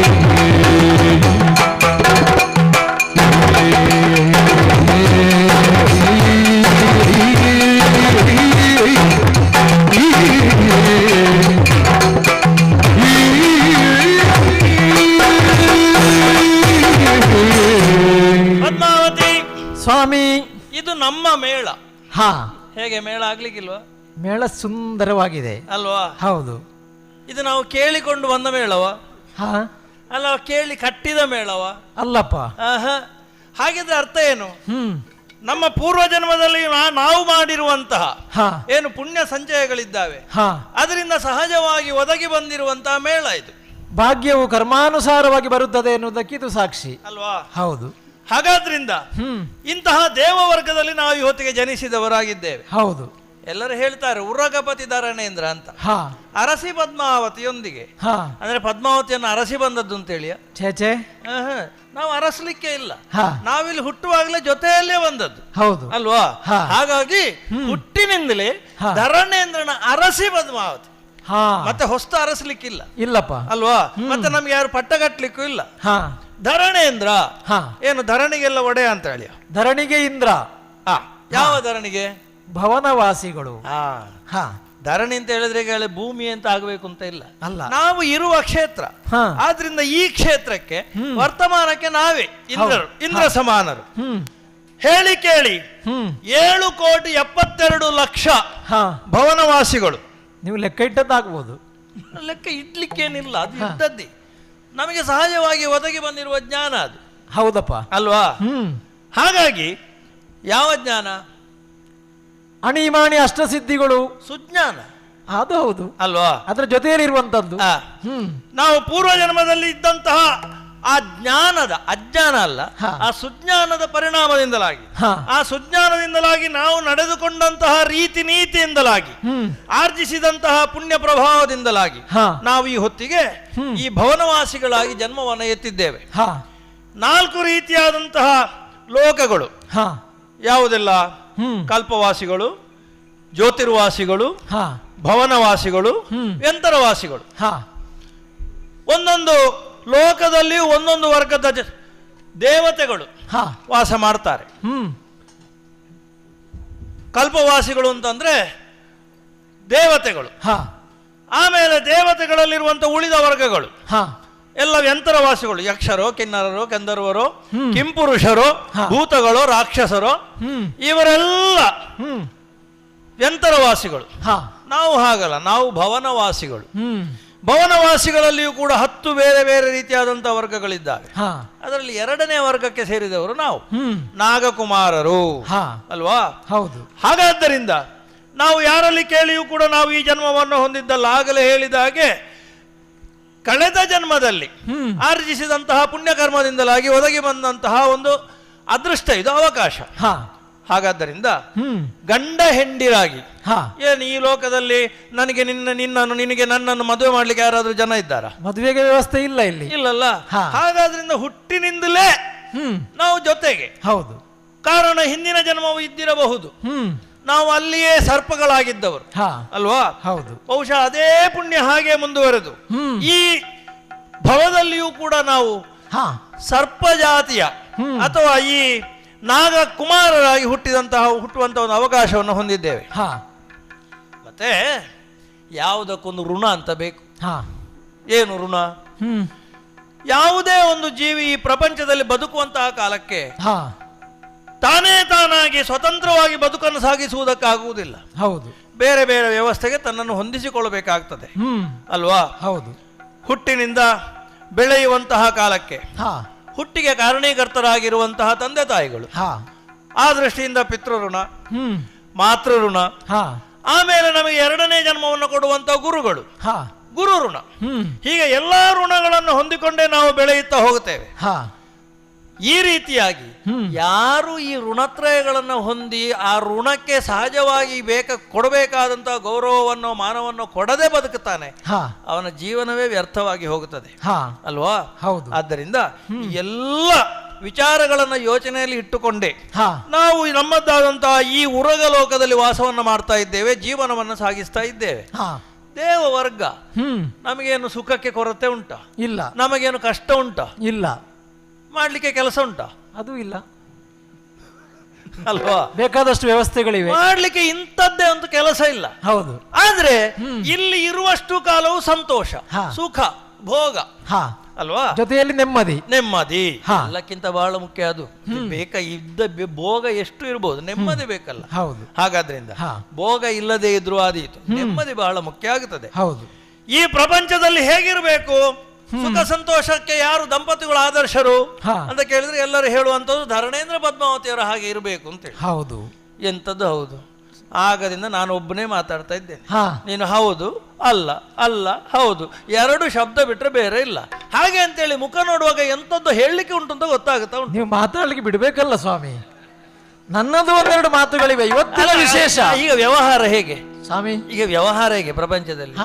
ಗಂಡನನ್ನು ಹೆಂಡತಿಯ ಮಾತಾಡ್ಲಿಕ್ಕೆ ಬಿಡದೇ ಇರುವುದು, ಮತ್ತೆ ಅವಕಾಶ ಕೇಳಿ ಗಂಡನೇ ಮಾತಾಡ್ಬೇಕಷ್ಟೇ. ಈಗ ನೀನೇ ಹಾಗೆ ನನಗೆ ಹೇಳ್ತಾ ಇದ್ದಿ, ಅವಕಾಶ ಕೊಟ್ಟಿದ್ದೀರಲ್ಲ, ಈಗ ಏನಾದ್ರೆ ಹೇಳು ನೋಡು. ಈಗ ನಾನು ಮಾತಾಡ್ತೇನೆ ಸ್ವಾಮಿ.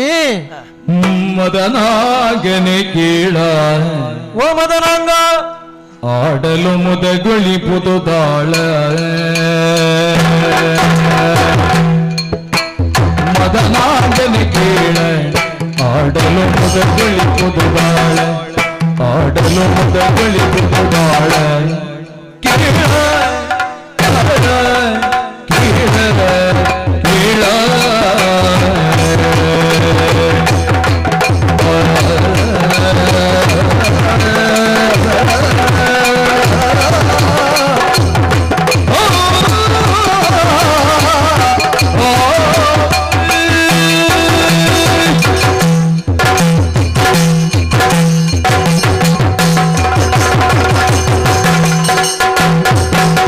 ಮದನಾಂಗನೆ ಕೇಳ ಆಡಲು ಮುದಗೊಳಿಪುದು ಬಾಳ. ಆಡಲು ಮುದಗೊಳಿಪುದು ಬಾಳ. ಆಡಲು ಮುದಗೊಳಿಪುದು ಬಾಳ.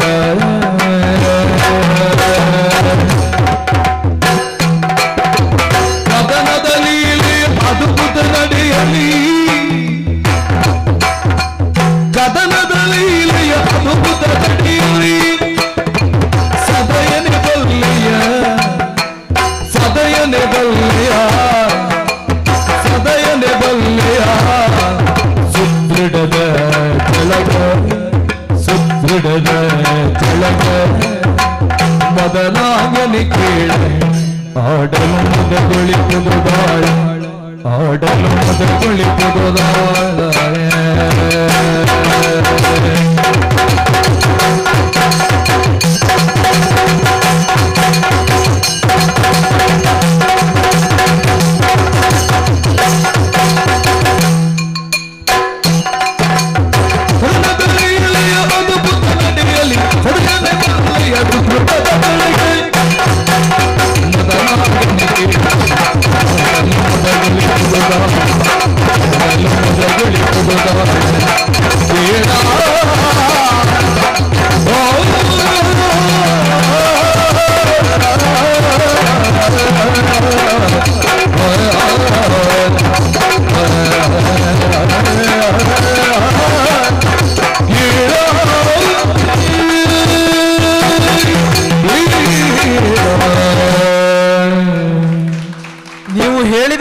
ನಿನಗೆ ಎಂತದ್ದು ಒಮ್ಮೆಲೆ ಇಷ್ಟು ಉತ್ಸಾಹ ಬಂದದ್ದು? ನೀವು ಹೇಳಿದಾಗೆ ಮೇಳ ಒಳ್ಳೆದುಂಟು ಈ ಸಲ ನಮ್ಮದು ಅಲ್ವಾ ಸ್ವಾಮಿ? ಅದು ಮತ್ತೆ ನಿನ್ನ ಜೊತೆ ಇದ್ದಾಗ ಮೇಳ ಒಳ್ಳೆದಾಗದೆ ಇದ್ದೀತ. ನೀವು ಅದಕ್ಕೆಲ್ಲ ವ್ಯವಸ್ಥೆ ಮಾಡಿದ್ರೆ ಅದಕ್ಕೆ ಮೊದಲಾಗಿ ನಿಮಗೆ ಧನ್ಯವಾದ ಹೇಳುದು ನಾನು ಸ್ವಾಮಿ. ನಾನು ಹೇಳುದು ಭಾಗ್ಯವು ಕರ್ಮಾನುಸಾರವಾಗಿ ಬರುತ್ತದೆ.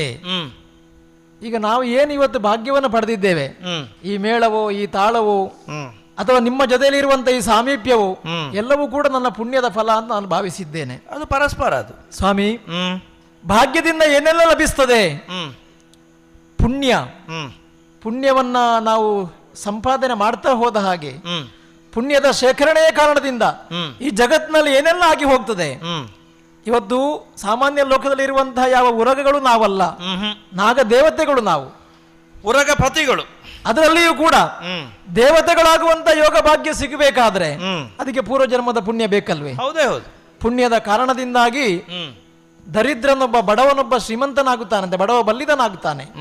ಪುಣ್ಯದ ಕಾರಣದಿಂದಾಗಿ ಶತ್ರು ಒಬ್ಬ ಮಿತ್ರನಾಗ್ತಾನೆ. ಪುಣ್ಯದ ಕಾರಣದಿಂದಾಗಿ ವಾಸಿಯಾಗದಂತ ರೋಗಗಳು ಕೂಡ ವಾಸಿಯಾಗಿ ಬಿಡ್ತವೆ. ಹಾಗಾಗಿ ಪ್ರತಿಯೊಬ್ಬನ ಜೀವನದಲ್ಲಿಯೂ ಬೇಕಾಗಿರುವುದು ಏನು ಕೇಳಿದ್ರೆ ಪುಣ್ಯ ಸಂಪಾದನೆ. ಪುಣ್ಯ ಸಂಪಾದನೆಯ ದಾರಿ ಯಾವುದು? ಹೇಗೆ ಜ್ಞಾನವನ್ನು ಹೊಂದಿ ನಡೆಯುವಂತಹ ಪರಿ. ಹೌದಪ್ಪ ಸ್ವಾಮಿ. ನದಿಯೊಂದು ಹೇಗೆ ಜೊತೆ ಜೊತೆಯಾಗಿ ಸೇರಿ ಕೊನೆಗೆ ಸಮುದ್ರವನ್ನು ಸೇರುವುದು, ಹಾಗೆ ನಾವೆಲ್ಲ ಆರ್ಜಿಸಿದಂತಹ ಪುಣ್ಯದ ಪ್ರಭಾವದಿಂದಾಗಿ ಆತ್ಮನ ಉದ್ಧಾರವಾಗ್ತದೆ. ಆ ಕಾರಣದಿಂದ ಇವತ್ತು ಇಂತಹ ಒಂದು ವಿಶೇಷ ಭಾಗ್ಯವನ್ನು ನಾವು ಪಡೆದಿದ್ದೇವೆ, ಅವಕಾಶವನ್ನು ಹೊಂದಿದ್ದೇವೆ. ಅಷ್ಟು ಮಾತ್ರವಲ್ಲ, ನಾನು ಆಗ್ಲೇ ಹೇಳಿದೆ, ಜನ್ಮತಃ ನಾವು ನಾಗದೇವತೆಗಳಿರಬಹುದು, ಆದ್ರೆ ಒಬ್ಬ ವ್ಯಕ್ತಿಯನ್ನ ಗುರುತಿಸುವುದು ಹೇಗೆ?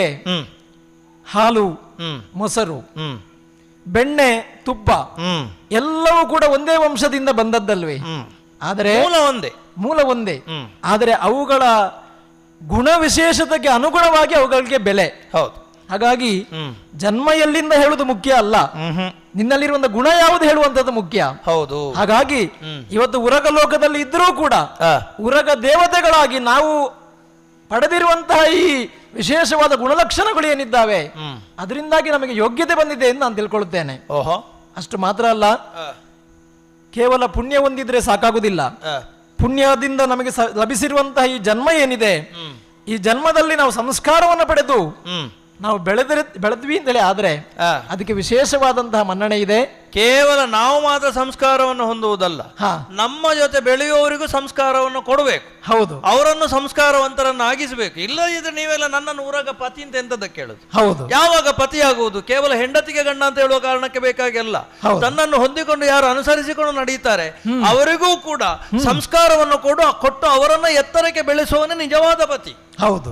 ಹಾಗಾಗಿ ಆ ಸಂಸ್ಕಾರವನ್ನು ಹೊಂದಿ ಆ ವಿಶೇಷವಾದಂತಹ ಪುಣ್ಯ ಸಂಪಾದನೆಯನ್ನು ಮಾಡ್ತಾ ಈ ವೆಂತರ ಲೋಕಕ್ಕಿಂತ ಅತ್ಯಂತ ಎತ್ತರದಲ್ಲಿರುವಂತಹ ಈ ಭವನವಾಸಿಗಳಾಗಿ ಪುಣ್ಯ ಭಾಗಿಗಳಾಗಿರುವಂತಹ ಈ ಸಂದರ್ಭದಲ್ಲಿ ಇವತ್ತು ವಿಶೇಷವಾಗಿ ಒಂದು ಅರಿಕೆ ನಿಮ್ಮಲ್ಲಿದೆ ಸ್ವಾಮಿ. ಯಾವಾಗಲೂ ವಿಶೇಷವೇ, ಇವತ್ತು ಅದಕ್ಕಿಂತಲೂ ವಿಶೇಷ ಉಂಟ ಸ್ವಾಮಿ. ಚದುರಂಗದಾಟ ಆಡಬೇಕು ಅಂತ ನನಗೆ ಅನಿಸಿದೆ. ಚದುರಂಗ? ಹೌದು ಸ್ವಾಮಿ. ಕಾರಣ ಏನಿಲ್ಲ, ನೀನು ಏನಾದ್ರೂ ನಮ್ಮ ಮೇಳ ಕಟ್ಟಿಕೊಂಡು ನಾಟ್ಯವೋ ಏನಾದ್ರೂ ಒಂದು ಮಾಡುವ ಅಂತ ಹೇಳುವ ಅಂತ ಹೇಳಿ ಮನಸ್ಸಿನ ಉಲ್ಲಾಸಕ್ಕೋಸ್ಕರ ಚದುರಂಗದಾಟ ಆಡದೆ ತುಂಬಾ ದಿನ ಆಯ್ತಲ್ವಾ? ಒಳ್ಳೇದಾಯ್ತು. ಯಾಕೆ ಯಾವಾಗಲೂ ಈ ನಾಟ್ಯವೋ ಈ ರೀತಿಯಾದಂತಹ ಕಾರ್ಯದಲ್ಲಿ ತೊಡಗಿದ್ರೆ ಅದು ಒಂದು ಅಂಗಕ್ಕೆ ಮಾತ್ರ ಕೆಲಸ ಕೊಡ್ತದೆ, ಒಂದು ಬುದ್ಧಿಗೂ ಒಂದು ಕೆಲಸ ಬೇಕೋ ಬೇಡ? ಹೌದು. ಹಾಗಾದ್ರೆ ಚದುರಂಗದಲ್ಲಿ ತೊಡಗಿಕೊಂಡ್ರೆ ಬುದ್ಧಿಯೂ ಸ್ವಲ್ಪ ಮೊನಚಾಗುತ್ತದೆ, ಹೊಸ ಯೋಚನೆಯೂ ಬರ್ಲಿಕ್ಕೆ ಆರಂಭ ಆಗ್ತದೆ ಅಲ್ವಾ? ಆದೀತು. ಈಗ ಹೇಗೆ ಆಡುದು ಅಂತ ಹೇಳಿ ಹೇಗೆ ಅಂತೇಳಿ ಗೊತ್ತಲ್ಲ ನಿಮಗೆ? ನೀವೇ ಪ್ರಾರಂಭ ಮಾಡಿ ಮುಗಿಸುವವಳು ನಾನಾಗ್ತೇನೆ. ಆದ್ರೆ ಒಂದುಂಟು, ಮತ್ತೆ ಕೊನೆಗೆ ನಮ್ಮಲ್ಲಿ ಹಿಡಿದು ಬರ್ಲಿಕ್ಕಿಲ್ಲ. ಅಂದ್ರೆ ಒಳ್ಳೆಯದ್ರಲ್ಲಿ ಮುಗಿಸಬೇಕು. ಒಳ್ಳೆಯದ್ರಲ್ಲಿ ನಮ್ಮೊಳಗೆ ಯಾವತ್ತಾದ್ರೂ ಕೂಡ ಇಲ್ಲದ್ರೆ ಪ್ರಪಂಚದ ಅನುಭವ ಹೇಗೆ? ಚದುರಂಗದ ಆಟಕ್ಕೆ ತೊಡಗುವುದು, ಕೊನೆಗೆ ಗಂಡ ಹೆಂಡಿರಲ್ಲಿ ಜಗಳಕ್ಕೆ. ಚೇಚೆ, ನಮ್ಮಲ್ಲಿ ಜಗಳ ಆದದ್ದೇ ಇಲ್ಲ, ಆಗಬಾರದು ಅಂತ. ಹಾಗಾಗಿ ತಡ ಮಾಡುವುದಲ್ಲ, ತಕ್ಷಣ. ಒಂದು ವೇಳೆ ಜಗಳ ಆದ್ರೆ ಏನಾಯ್ತು? ಒಂದು ಪತಿ ಹೋಗುತ್ತದೆ, ಉಳಿದವರಿಗೆ ಮಾತ್ರ ಪತಿ ಆಗ್ತದೆ. ಹಾಗೆ. ಹೌದು. ಹಾಗೆ ಆಗುದಿಲ್ಲ, ಬೇಡ. ಹಾಗಾಗಿ ಸರಿ, ಚದುರಂಗದಾಟಕ್ಕೆ ಸಿದ್ಧರಾಗಿದ್ದೀರಲ್ವಾ? ಸರಿ, ತಡ ಮಾಡುವುದಲ್ಲ, ತೆರಳೋಣ. ಅರಸಿಯಲಿ ಬಗು ಸರಜವಾಡುತ್ತ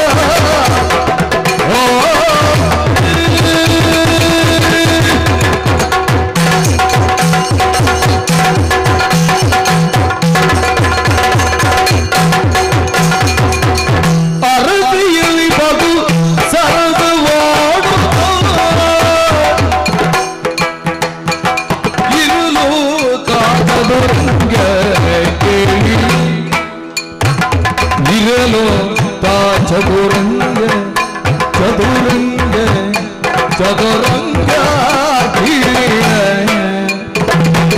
ಸರಸವಾಡುತ್ತ ಚದುರಂಗ ಕ್ರೀಡ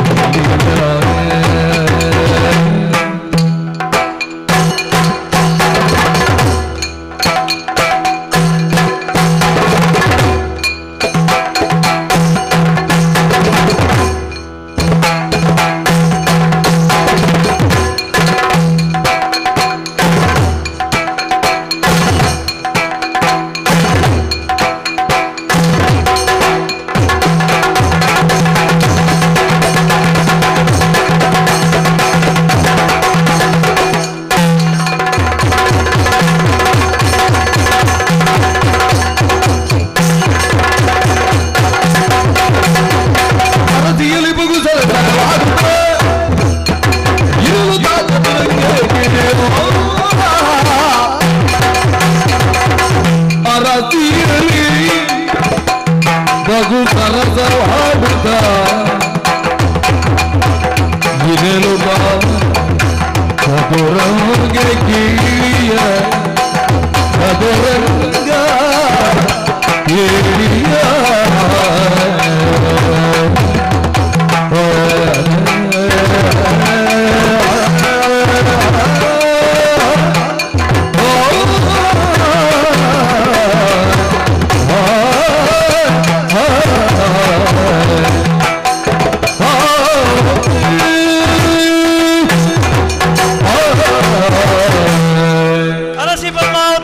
ಸ್ವಾಮಿ, ನಿನ್ನ ಕೋರಿಕೆಯ ಮೇರೆಗೆ ಇದು ಸುಸ್ಥಳವನ್ನು ನಾವು ಆರಿಸಿಕೊಂಡಿದ್ದೇವೆ.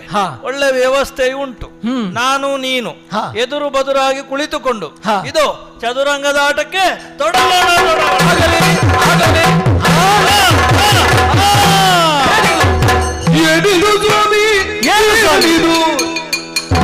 ಏನಿದು ಈ ಬಗೆಯ ಕಂಪನವು ಏನಿದ್ದ ಉಳಿದುಕೊಂಡಿದ್ದು ಏನಿದು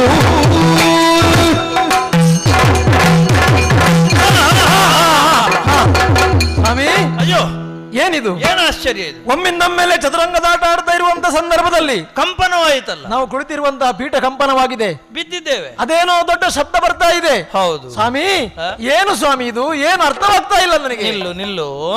ಭರಣದಾನಯ ಸದಿಯ ಭೀತಿಯನರಿದು ಧೈರ್ಯವನರಿದು ಶೀಘ್ರದಿ ಶೀಘ್ರದಿ ತೆರೆದು ಜ್ಞಾನದ ನಯನವಾದ ಅರಿತನು ದೊರೆತವೆಲ್ಲವನು ಅರಗನೇ ದಿನದಿಯ ಚರಿತೆಗೆ ಬರಿದೆ ನೀನುಪಸರ್ಗವಿವೆ ಪರಿವಿಜೋಪರಣ ಚಲದೊಳೆಯುವುದವ ಧನುಷರವ ಬರಿದೆ.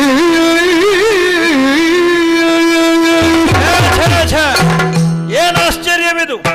ಒಮ್ಮಿಂದೊಮ್ಮೆಲೆ ವಿಶೇಷವಾದಂತಹ ಬದಲಾವಣೆ ನಮ್ಮ ಈ ಉರಗಲೋಕದಲ್ಲಿ ಆಯಿತು ಅಂತಂದ್ರೆ ಇದಕ್ಕೆ ಕಾರಣವಾದಂತಹ ಅಂಶ ಏನಿರಬಹುದು ಎನ್ನುವುದನ್ನು ತಿಳಿದುಕೊಳ್ಳುವುದಕ್ಕೆ ಬೇಕಾಗಿ ನನ್ನದಾಗಿರುವಂತಹ ದಿವ್ಯ ದೃಷ್ಟಿಯನ್ನು ತೆರೆದು ನೋಡಿ. ಏನಿದು? ಒಬ್ಬಾತ ಈ ರೀತಿಯಾದಂತಹ ದುಷ್ಟಕೃತ್ಯಕ್ಕೂ ಕೂಡ ಕೈ ಹಾಕುವುದಕ್ಕೆ ಸಾಧ್ಯ ಉಂಟೆ? ಯಾರೋವ? ಶಂಬರ ದೇವನ ನಮ್ಮ ಜಿನೇಶ ಈ ಹೊತ್ತಿಗೆ ಜಿನನಾಗಲಿಕ್ಕಿರುವಂತಹ ಪಾರ್ಶ್ವನಾಥ ಮಾಡ್ತಾ ಇರುವಂತಹ ತಪಸ್ಸೇನಿದೆ ಅದನ್ನು ಭಂಗಿಸುವುದಕ್ಕೆ ಬೇಕಾಗಿ ಆಕಾಶ ಮಾರ್ಗದಲ್ಲಿ ನಿಂತು ಒಂದು ರೀತಿಯಾದಂತಹ ಅಗ್ನಿವರ್ಷವನ್ನು ಸುರಿಸ್ತಾ ಇದ್ದಾನೆ. ಇದನ್ನು ಹೀಗೆ ಬಿಡ್ಲಿಕ್ಕುಂಟ? ಆಯುಧ ಪಾಣಿಯಾಗಿ ನಡೆಯುತ್ತೇನೆ.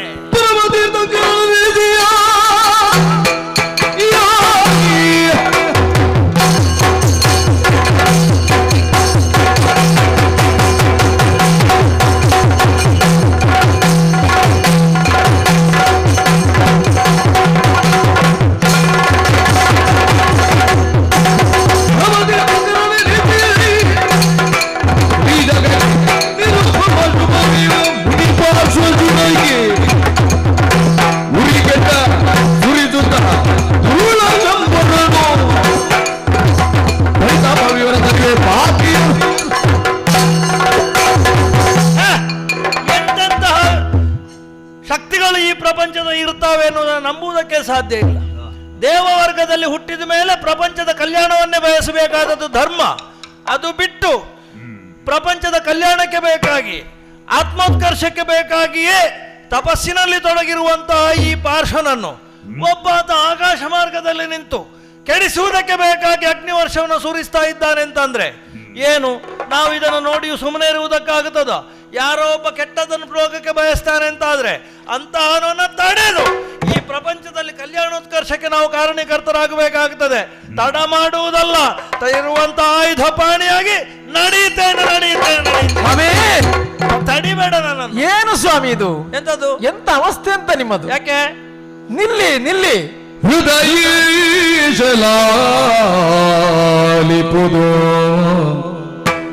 ಸದಮಲನ ರಕ್ಷಿಪುದು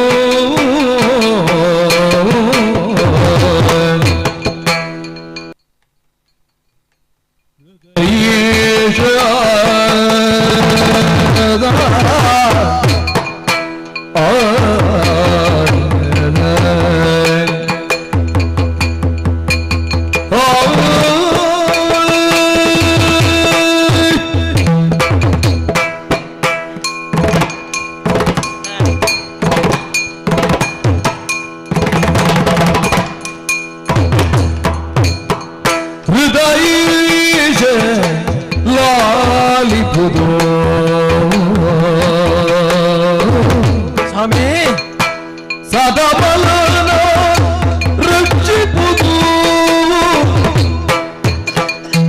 ಮುದವಾತಿ ಯಮಗಗುವುದು ಇದೆ ಧರ್ಮ ಪದವು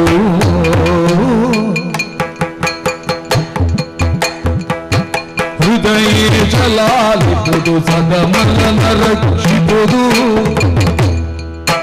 ಮುದವಾತಿ ಯಮಗಗುವುದು ಇದೆ ಧರ್ಮ ಪದವು ಮುದವಾತಿ ಯಮಗಗುವುದು ಇದೆ ಧರ್ಮ ಪದವು ಹೃದಯ ಜಲಾಲಿಪುದು ಸದಮಲನ ರಕ್ಷಿಪುದು ಹೃದಯ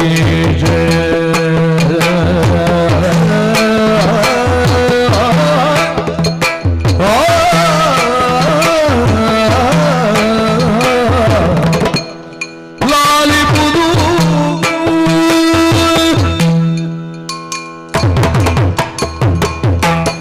ನಡೀತೇನೆ ಈಗ. ಸ್ವಾಮಿ ನಿಲ್ಲಿ, ಸ್ವಲ್ಪ ಬದಿಗೆ ನಿಲ್ಲಿ. ನಿಲ್ಲಿ. ಈಗ ಹೋಗಿ ಈಗ ಬರ್ತೇನೆ. ಸ್ವಲ್ಪ ನಿಲ್ಲಿ. ನಿಮಗೆ ಗಂಡಸರಿಗೆ ಯಾವಾಗಲೂ ಅವಸರ ಅಲ್ವಾ? ಆ ಕಾರ್ಯ ಸ್ಥಿತಿ ಹಾಗೆ ಉಂಟೀಗ. ಅಲ್ಲ, ನಾನು ಹೇಳುದು ಸ್ವಲ್ಪ ಏನು ಅಭಿವೃದ್ಧಿ ಅಂತೇಳಿ ಎಂತ ಅಂತ ಕೇಳಿದ್ರೆ ಏನು ಧ್ಯಾನ ಮಾಡಿದಾಗ ಮಾಡಿದ್ರಿ, ಬಿಲ್ಲು ಎಲ್ಲ ಹಿಡ್ಕೊಂಡು ಹೊರಟಿದ್ದೀರಿ. ನಾನು ಇಲ್ಲಿ ಇದ್ದೇನೆ ನೆನಪೇ ಇಲ್ಲಲ್ಲ ನಿಮಗೆ? ನಿನ್ನನ್ನೇ ನೆನಪಿನಲ್ಲಿ ಬಿಟ್ರೆ ಕೆಲಸ ಅಲ್ಲಿಯೇ ನಿಲ್ತದೆ ಸ್ವಾಮಿ. ಎಂತದು? ಎಂತ ಅವಸ್ಥೆ ಇದು? ನಾನಿಲ್ಲಿ ಇರುವಾಗ ನನ್ನ ಹತ್ರ ಎಂತ ಅಂತ ವಿಷಯ ಹೇಳದೆ ನೀವು ಹಾಗೆ ಮುಂದೆ ಹೋಗುದಾ? ಅದು ಹೇಳಲಿಕ್ಕಿರುವ ವಿಷಯವಿಲ್ಲ, ಮಾಡ್ಲಿಕ್ಕಿರುವ ವಿಷಯ ಈಗ. ಹೇಳಲಿಕ್ಕಿರುವ ವಿಷಯ ಅಲ್ವೇ? ಅಂತಹ ಸಮಸ್ಯೆ ಏನಾಯ್ತು ಸ್ವಾಮಿ? ಯಾಕೆ ಹೀಗಾಯಿತು? ಯಾಕೆ ಈ ಪೀಠ ಈ ಲೋಕ ಕಂಪಿಸಿದ್ದು? ಇದರ ಬಗ್ಗೆ ನನಗೆ ಮಾಹಿತಿ ಕೊಡಬೇಕಲ್ವೇ ನೀವು? ಪದ್ಮಾವತಿ, ಏನು ಅಂತ ಹೇಳುವುದು ಹೇಳು. ಪ್ರಪಂಚದಲ್ಲಿ ಈ ರೀತಿಯೂ ಆಗುತ್ತದೆ ಅಲ್ಲ ಎನ್ನುವ ಹಾಗೆ ನನ್ನಲ್ಲೇ ನನಗೆ ಖೇದ ಉಂಟಾಗುತ್ತಾ ಉಂಟು. ಅಲ್ಲದೆ ಇದ್ರೆ ಹೌದು ನಿನ್ನಲ್ಲಿ ಹೇಳಬೇಕಿತ್ತು, ಆದ್ರೆ ಒಮ್ಮೆ ಮೂಡಿ ಬಂದಂತಹ ರೋಷ ನನ್ನನ್ನು ಅವಸರಕ್ಕೆ ಈಡು ಮಾಡಿತು. ನಿನ್ನಲ್ಲಿ ಹೇಳಬೇಕು, ನಿನ್ನಲ್ಲಿಯೇ ಹೇಳಬೇಕು. ಯಾಕೆ ಹೇಳಬೇಕಾದಂತ ವಿಚಾರ ನಮ್ಮ ಇರುವರಿಗೂ ಸಂಬಂಧಪಟ್ಟಂತ ವಿಚಾರ. ಹೌದೇ? ಹೌದು. ಭೂಲೋಕದಲ್ಲಿ ಓರ್ವ ಮುನಿ, ಪಾರ್ಶ್ವನಾಮಕನಾದಂತಹ ಓರ್ವ ಮುನಿ ತಪಸ್ಸನ್ನಾಚರಿಸ್ತಾ ಇದ್ದಾನೆ. ಏಕಾಗ್ರತೆಯನ್ನು ಹೊಂದಿ ಪೂರ್ಣ ತ್ಯಾಗ ಮನೋಭಾವದಿಂದ ಆತ್ಮೋತ್ಕರ್ಷದ ಕುರಿತಾಗಿಯೇ ಚಿಂತನೆಯನ್ನು ನಡೆಸುತ್ತಾ ಸರ್ವೇಂದ್ರಿಯವನ್ನು ನಿಗ್ರಹದಲ್ಲಿ ಇಟ್ಟುಕೊಂಡು ಘೋರ ತಪಸ್ಸಿನಲ್ಲಿ ತೊಡಗಿರುವಂತಹ ಈ ಕಾಲಕ್ಕೆ ಏನೋ ಒಂದು ರೀತಿಯಾದಂತಹ ಒಂದು ವಿಘ್ನ ಒದಗಿ ಬರುವಂತಹ ಸೂಚನೆ ಕಂಡು ಬಂತು. ತಪಸ್ಸು ಮಾಡದೇ ಇರುವಂತಹ ಪಾರ್ಶ್ವ ಮುನಿಗಳಿಗೆ ವಿಘ್ನವೇ? ವಿಘ್ನ, ತಪಸ್ಸಿಗೆ ವಿಘ್ನ. ಓಹೋ. ಅಂಬರ ಪಥದಲ್ಲಿ ಯಾವನೋ ಒಬ್ಬ ದುಷ್ಟ ವಿಮಾನದಲ್ಲಿ ಹಾರಾಟವನ್ನು ಮಾಡಿಕೊಂಡು ಮತ್ತೆ ಈ ದೊಡ್ಡ ದೊಡ್ಡ ವಾಹನದಲ್ಲಿ ಹೋಗೋರು ಎಂತದೆಲ್ಲ ಮಾಡ್ತಾರೆ ಅಂತ ಹೇಳಲಿಕ್ಕೆ ಬರುದಿಲ್ಲ. ಹೌದಪ್ಪ, ಒಂದು ಅವರಷ್ಟಕ್ಕೆ ಏನೋ ಒಂದು ಕೆಲಸದಲ್ಲಿ ಇದ್ದಾರೆ ಅಂತಂದ್ರೆ ಅದನ್ನು ನೋಡ್ಲಿಕ್ಕೆ ಆಗೋದಿಲ್ಲ ಈ ದೊಡ್ಡ ದೊಡ್ಡ ವಾಹನದಲ್ಲಿ ಹೋಗುವವರಿಗೆ. ಅದೇ ಆದದ್ದು ಈ ಶ್ರೀಮಂತಿಕೆಯ ಮದ, ದೊಡ್ಡ ವಾಹನದ ಮದ, ಮೇಲೆ ನಿಂತುಕೊಂಡು ಕೆಳಗೆ ನೋಡಿದ ಅಹಂಕಾರ. ಮುನಿ ತಪಸ್ಸನ್ನು ಆಚರಿಸುವುದನ್ನು ಗಮನಿಸಿ ಅಗ್ನಿ ವರ್ಷವನ್ನು, ಕೆಂಡದ ಮಳೆಯನ್ನು ಸುರಿಸುವುದಕ್ಕೆ ಆರಂಭ ಮಾಡಿದ್ದಾನೆ. ಬೆಂಕಿಯ ಮಳೆ. ಓಹೋ, ಆ ಪರಿಣಾಮ ಇಲ್ಲಿ ಆದ ಕಂಪನ. ಸ್ವಾಮಿ, ನನಗೊಂದು ಸಂಶಯ. ಏನು? ಭೂಲೋಕದಲ್ಲಿ ಯಾರೋ ಒಬ್ಬ ಬೆಂಕಿಯ ಮಳೆ ಸುರಿಸುವುದಕ್ಕೂ ನಮ್ಮ ಪೀಠ ಕಂಪಿಸುವುದಕ್ಕೂ ಏನು ಸಂಬಂಧ ಉಂಟು? ಅಲ್ಲೇ ಇರುವುದು ವಿಷಯ. ಈ ಹೊತ್ತಿಗೆ ನನಗೂ ಕೂಡ ಒಂದು ರೀತಿಯಾದಂತಹ ಪೂರ್ವ ಜನ್ಮದ ಸ್ಮರಣೆ ಆಗುತ್ತಾ ಉಂಟು. ಆ ಸ್ಮರಣೆಯಾದ ಕಾರಣದಿಂದಲೇ ನಾವು ಮಾಡಲೇಬೇಕಾದಂತಹ ಕಾರ್ಯಕ್ಕೆ ನಾನು ಉನ್ಮುಕ್ತನಾದದ್ದು. ಓಹೋ. ಪದ್ಮಾವತಿ ಸ್ವಾಮಿ, ನಾನು ಅದಕ್ಕೆ ಪ್ರಸಂಗತ್ವೇನ ಮಾತನಾಡ್ತಾ ನಿನ್ನಲ್ಲಿ ಹೇಳಿದ್ದು ಋಣತ್ರಯ ಅಂತ ಹೇಳಿ. ಅದು ನನಗೆ ಅರಿವಿಲ್ಲದೆ ಬಂದಂತಹ ಶಬ್ದಗಳು ನನ್ನ ಬಾಯಿಯಲ್ಲಿ. ಯಾವುದೇ ಒಂದು ಜೀವಿ ಇರಲಿ, ಅದು ಋಣಬಾಧಿತವಾಗಿ ಇರ್ತದೆ ಎನ್ನುವುದು ಈ ಹೊತ್ತಿಗೆ ನಮಗೆ ಅನುಭವಕ್ಕೆ ಬರುವುದಕ್ಕೆ ತೊಡಗಿದೆ ನೋಡು. ನಾನು ಅದನ್ನು ಕರ್ಮ ಅಂತ ಕರೀತೇನೆ. ಹೌದು, ಅಷ್ಟೇ. ಯಾರದು? ಅಲ್ಲಿ ಭೂಲೋಕದಲ್ಲಿ ತಪಸ್ಸನ್ನು ಆಚರಿಸ್ತಾ ಇರುವಂತಹ ಮುನಿ ಯಾರು? ಆ ಪಾರ್ಶ್ವನಾಥ ಮುನಿಗಳು. ಮೇಲೆಯಿಂದ ಕೆಂಡದ ಮಳೆಯನ್ನು ಸುರಿಸುತ್ತಾ ಇರುವವ ಯಾರು? ಆ ಎರಡು ವ್ಯಕ್ತಿಗಳಿಗೂ ನಮಗಿರುವ ಸಂಬಂಧ ಏನು? ಇದೆಲ್ಲ ಕೂಡ ಸ್ಮರಣೆಗೆ ಬರ್ತಾ ಉಂಟು. ಇದೇ ಪ್ರಶ್ನೆ ನನ್ನದು. ಹೌದು, ನಾವು ಹಿಂದಿನ ಭವಕ್ಕೆ ಹೋಗಬೇಕಾಗುತ್ತದೆ. ಹಿಂದಿನ ಭವದಲ್ಲಿ ನಾವಿರುವರು ಕೂಡ ಜೊತೆಯಾಗಿದ್ದಂತಹ ಕಾಲಕ್ಕೆ, ಸರಸದಲ್ಲಿ ತೊಡಗಿದಂತಹ ಕಾಲಕ್ಕೆ, ನಾವೊಂದು ಮರದ ಅಥವಾ ಒಂದು ಕಟ್ಟಿಗೆಯಲ್ಲಿ ಇದ್ದಂಥವ್ರು, ಮರದ ದಿಮ್ಮಿಯಲ್ಲಿ. ಹೌದಾ? ಆ ಕಾಲಕ್ಕೆ ಆ ಮಂದಪಾಲ ಎನ್ನುವಂತಹ ಮುನಿ ಬಂದು ಏನೋ ಅವನು ನಡ್ಕೊಂಡು ಹೋಗುವಾಗ ಅವನಿಗೆ ಪಾದಸ್ಪರ್ಶ ಆಯಿತು, ಹಾಗಾಗಿ ಆ ಕಟ್ಟಿಗೆಯನ್ನು ಸುಡ್ತೇನೆ, ಕಡಿತೇನೆ ಎನ್ನುವ ಹಾಗೆ ಹೊರಟಾವಾಗ ಇದೇ ಪಾರ್ಶ್ವ ಅವನನ್ನು ತಡೆದ್ರೂ ಅದು ಪ್ರಯೋಜನಕ್ಕೆ ಬರಲಿಲ್ಲ. ಇವನು ಮಾಡಬೇಕಾದಂಥ ಕಾರ್ಯವನ್ನು ಮುಗಿಸಿಯೇ ಬಿಟ್ಟ. ಆ ಕಾಲಕ್ಕೆ ನೋಡು, ನಮ್ಮೀರುವರ ಸನಿಹದಲ್ಲಿ ಪಂಚನಮಸ್ಕಾರ ಸ್ತೋತ್ರವನ್ನು ಪಠಿಸಿ ಆ ಮುಖಾಂತರವಾಗಿ ನಮ್ಮೀರುವರಿಗೂ ಕೂಡ ಒಂದು ಹೊಸ ಭವಕ್ಕೆ ಬರುವ ಹಾಗೆ ಅವನೇ ಅನುವು ಮಾಡಿಕೊಟ್ಟದ್ದು. ಆದ್ರಿಂದ ನಮಗೆ ಈ ರೀತಿಯಾದಂತಹ ದೇವವರ್ಗಕ್ಕೆ ಬರುವುದಕ್ಕೆ ಕಾರಣೀಕರ್ತನಾದವನು ಅದೇ ಪಾರ್ಶ್ವಮುನಿ. ಹಾಗಿದ್ದ ಅದೇ ಮಂದಪಾಲ ಆ ಭವವನ್ನು ಮುಗಿಸಿ ಈ ಭವದಲ್ಲಿ ದೇವವರ್ಗದಲ್ಲೇ ಹುಟ್ಟಿದ್ದು ಶಂಭರ ದೇವ. ಆದ್ರೆ ಏನು ಮಾಡುವುದು? ದೇವ ಮನಸ್ಸು ಬೇಕಾ ಬೇಡುವ? ದೇವನಾದವನಿಗೆ ಇರಬೇಕಾದಂತ ಮನಸ್ಸು ಏನು? ಲೋಕ ಕಲ್ಯಾಣ. ಆದ್ರೆ ಇವನ ಆತ್ಮ ಕಲ್ಯಾಣವನ್ನೇ ಮಾಡಿಕೊಳ್ಳುವುದಕ್ಕಾಗ್ಲಿಲ್ಲ, ಮತ್ತೆ ಇನ್ಯಾವ ಲೋಕ ಕಲ್ಯಾಣ? ಆದ್ದರಿಂದ ಆ ಹಿಂದಿನ ಭವದ ಸೇಡು ಅವನಿಗೆ ಜಾಗೃತವಾದಂತಹ ಕಾರಣಕ್ಕೆ ಅಂತರಿಕ್ಷ ಮಾರ್ಗದಲ್ಲಿ ಹೋಗುತ್ತಾ ಇದ್ದಂತ ಇವನನ್ನ ವೈರಿ ಇದ್ದಾನೆ ಎನ್ನುವಂತ ಒಂದೇ ಕಾರಣಕ್ಕೆ ಬೇಕಾಗಿ ಕೆಂಡದ ಮಳೆಯನ್ನು ಸುರಿಸುವುದಕ್ಕೆ ತೊಡಗಿದ್ದಾನೆ.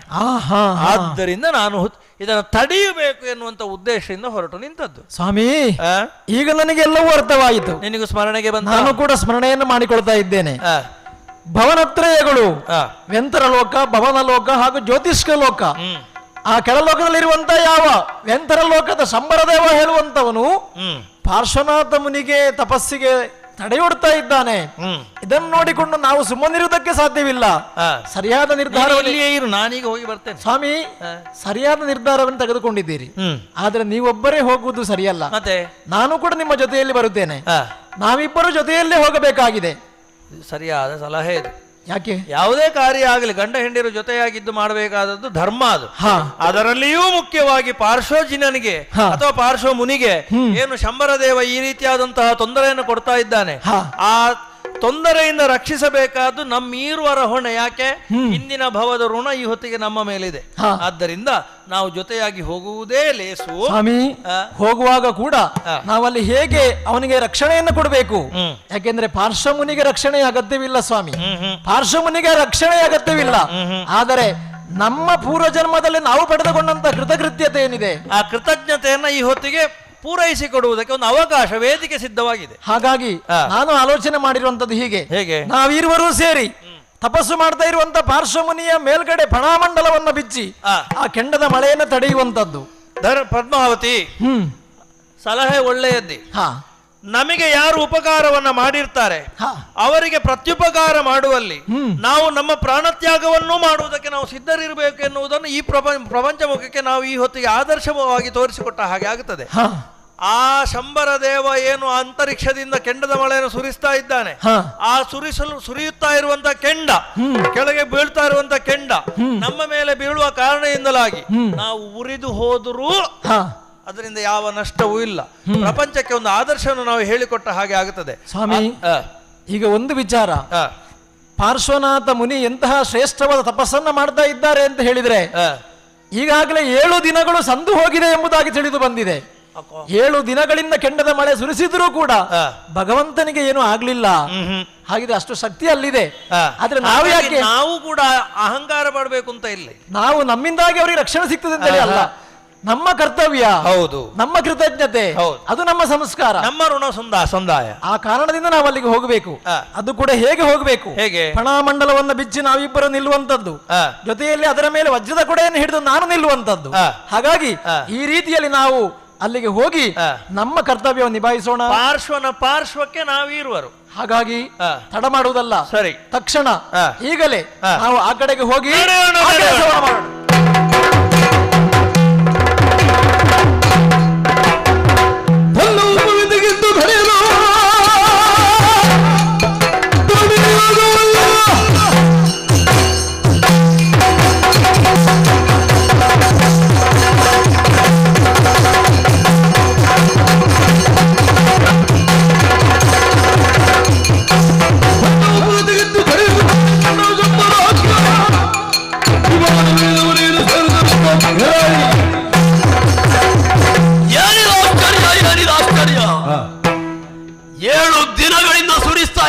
ಬೆಂಕಿಯ ಮಳೆ, ಸುತ್ತಮುತ್ತಲಿನ ಕಲ್ಲುಗಳಿಗೆ ಬಿದ್ದಂತಹ ಆ ಬೆಂಕಿ ಆಘಾತದಿಂದಾಗಿ ಕಲ್ಲುಗಳು ಕರಗಿ ಹೋದವು. ನನ್ನ ಉದ್ದೇಶ ಸಾಧನೆ ಆಗಲಿಲ್ಲ. ಬಿಲ್ಲಿನಿಂದ ಬಡ್ಡ ಬಾಣದಂತೆ, ಮುಸಲ ಧಾರೆಯಂತೆ ಬೆಂಕಿಯ ಮಳೆಯನ್ನು ಸುರಿಸಿದ್ರು ನನ್ನ ಕಡುವೈರಿಯಾದ ಪಾರ್ಶ್ವನಿಗೆ ಏನು ಆಗಲಿಲ್ಲ ಅಂತಾದ್ರೆ ಸ್ವಲ್ಪ ಆಲೋಚನೆ ಮಾಡಬೇಕು. ನೋಡಿದ್ರೆ ನಾನು ಸುರಿಸಿದಂತಹ ಬೆಂಕಿಯ ಮಳೆ ಅವನನ್ನ ತಾಕುತ್ತಿತ್ತು ಇಲ್ಲಿಯವರೆಗೆ. ಈಗ ಪುನರಪಿ ಅಲ್ಲೇ ನಭೋಮಂಡಲಕ್ಕೆ ಚಿಮ್ಮುವ ಹಾಗೆ ಆಗಬೇಕು ಅಂತಾದ್ರೆ ವಿಶೇಷ ವ್ಯವಸ್ಥೆ ಆಗಿದೆ. ಕೊಡೆ ಬಿಡಿಸಿಟ್ಟ ಹಾಗೆ ಫಣಾಮಂಡಲ ಕಾಣುತ್ತದೆ. ಹಾಗಿದ್ರೆ ಇಲ್ಲಲ್ಲ, ಈ ವಿಶೇಷವಾದಂತಹ ಸನ್ನಿವೇಶಕ್ಕೆ ಕಾರಣ ಏನು ತಿಳಿಯುವುದಕ್ಕಾಗಿ ವಿಮಾನವನ್ನು ಬಿಟ್ಟಿದ್ದೇನೆ, ಸ್ವಲ್ಪ ಕೆಳಗಿಳಿದಿದ್ದೇನೆ. ಮರ್ತೆಲೋ ಕುಳಿತ ಇಬ್ಬರು ಎಲ್ಲ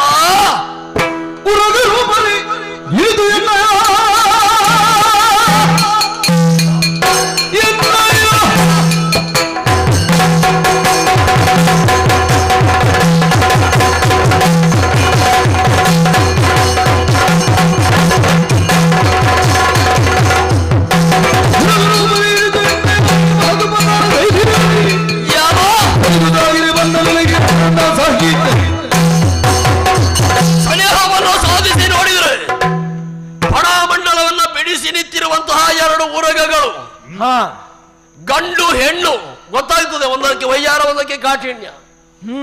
ಎರಡರದ್ದು ಫಣಿ ಅವನನ್ನು ರಕ್ಷಣೆ ಮಾಡುತ್ತಾ ಇದೆ ಎನ್ನುವಂತಹ ಭ್ರಮೆ ಭರಿಸುವ ಹಾಗಿದೆ. ಎಲ್ಲ 2 ನಾಲಿಗೆ 1 ಮಾತಿನವರು, ಹಲವು ದೃಷ್ಟಿಯವರು.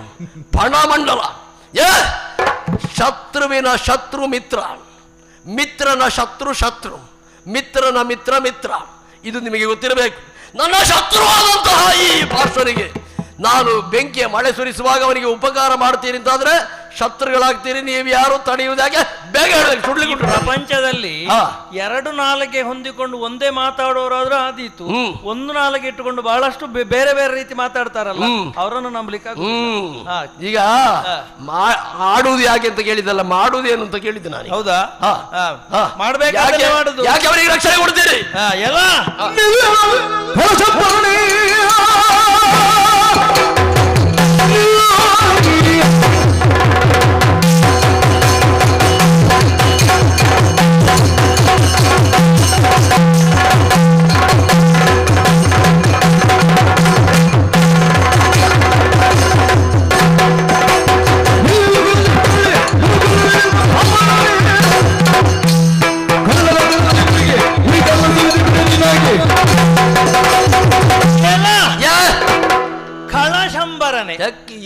ಹಾವುಗಳು ನನಗೆ ಬೈಲಿಕ್ಕೆ ಪ್ರಾರಂಭ ಮಾಡಿದ್ದು. ಕೂಳ ಶಂಬರನೆ. ಅಯ್ಯ, ನನ್ನ ಜೀವನದಲ್ಲಿ ಹೀಗೆ ಕೇಳಲಿಕ್ಕೆ ಆಯ್ತು.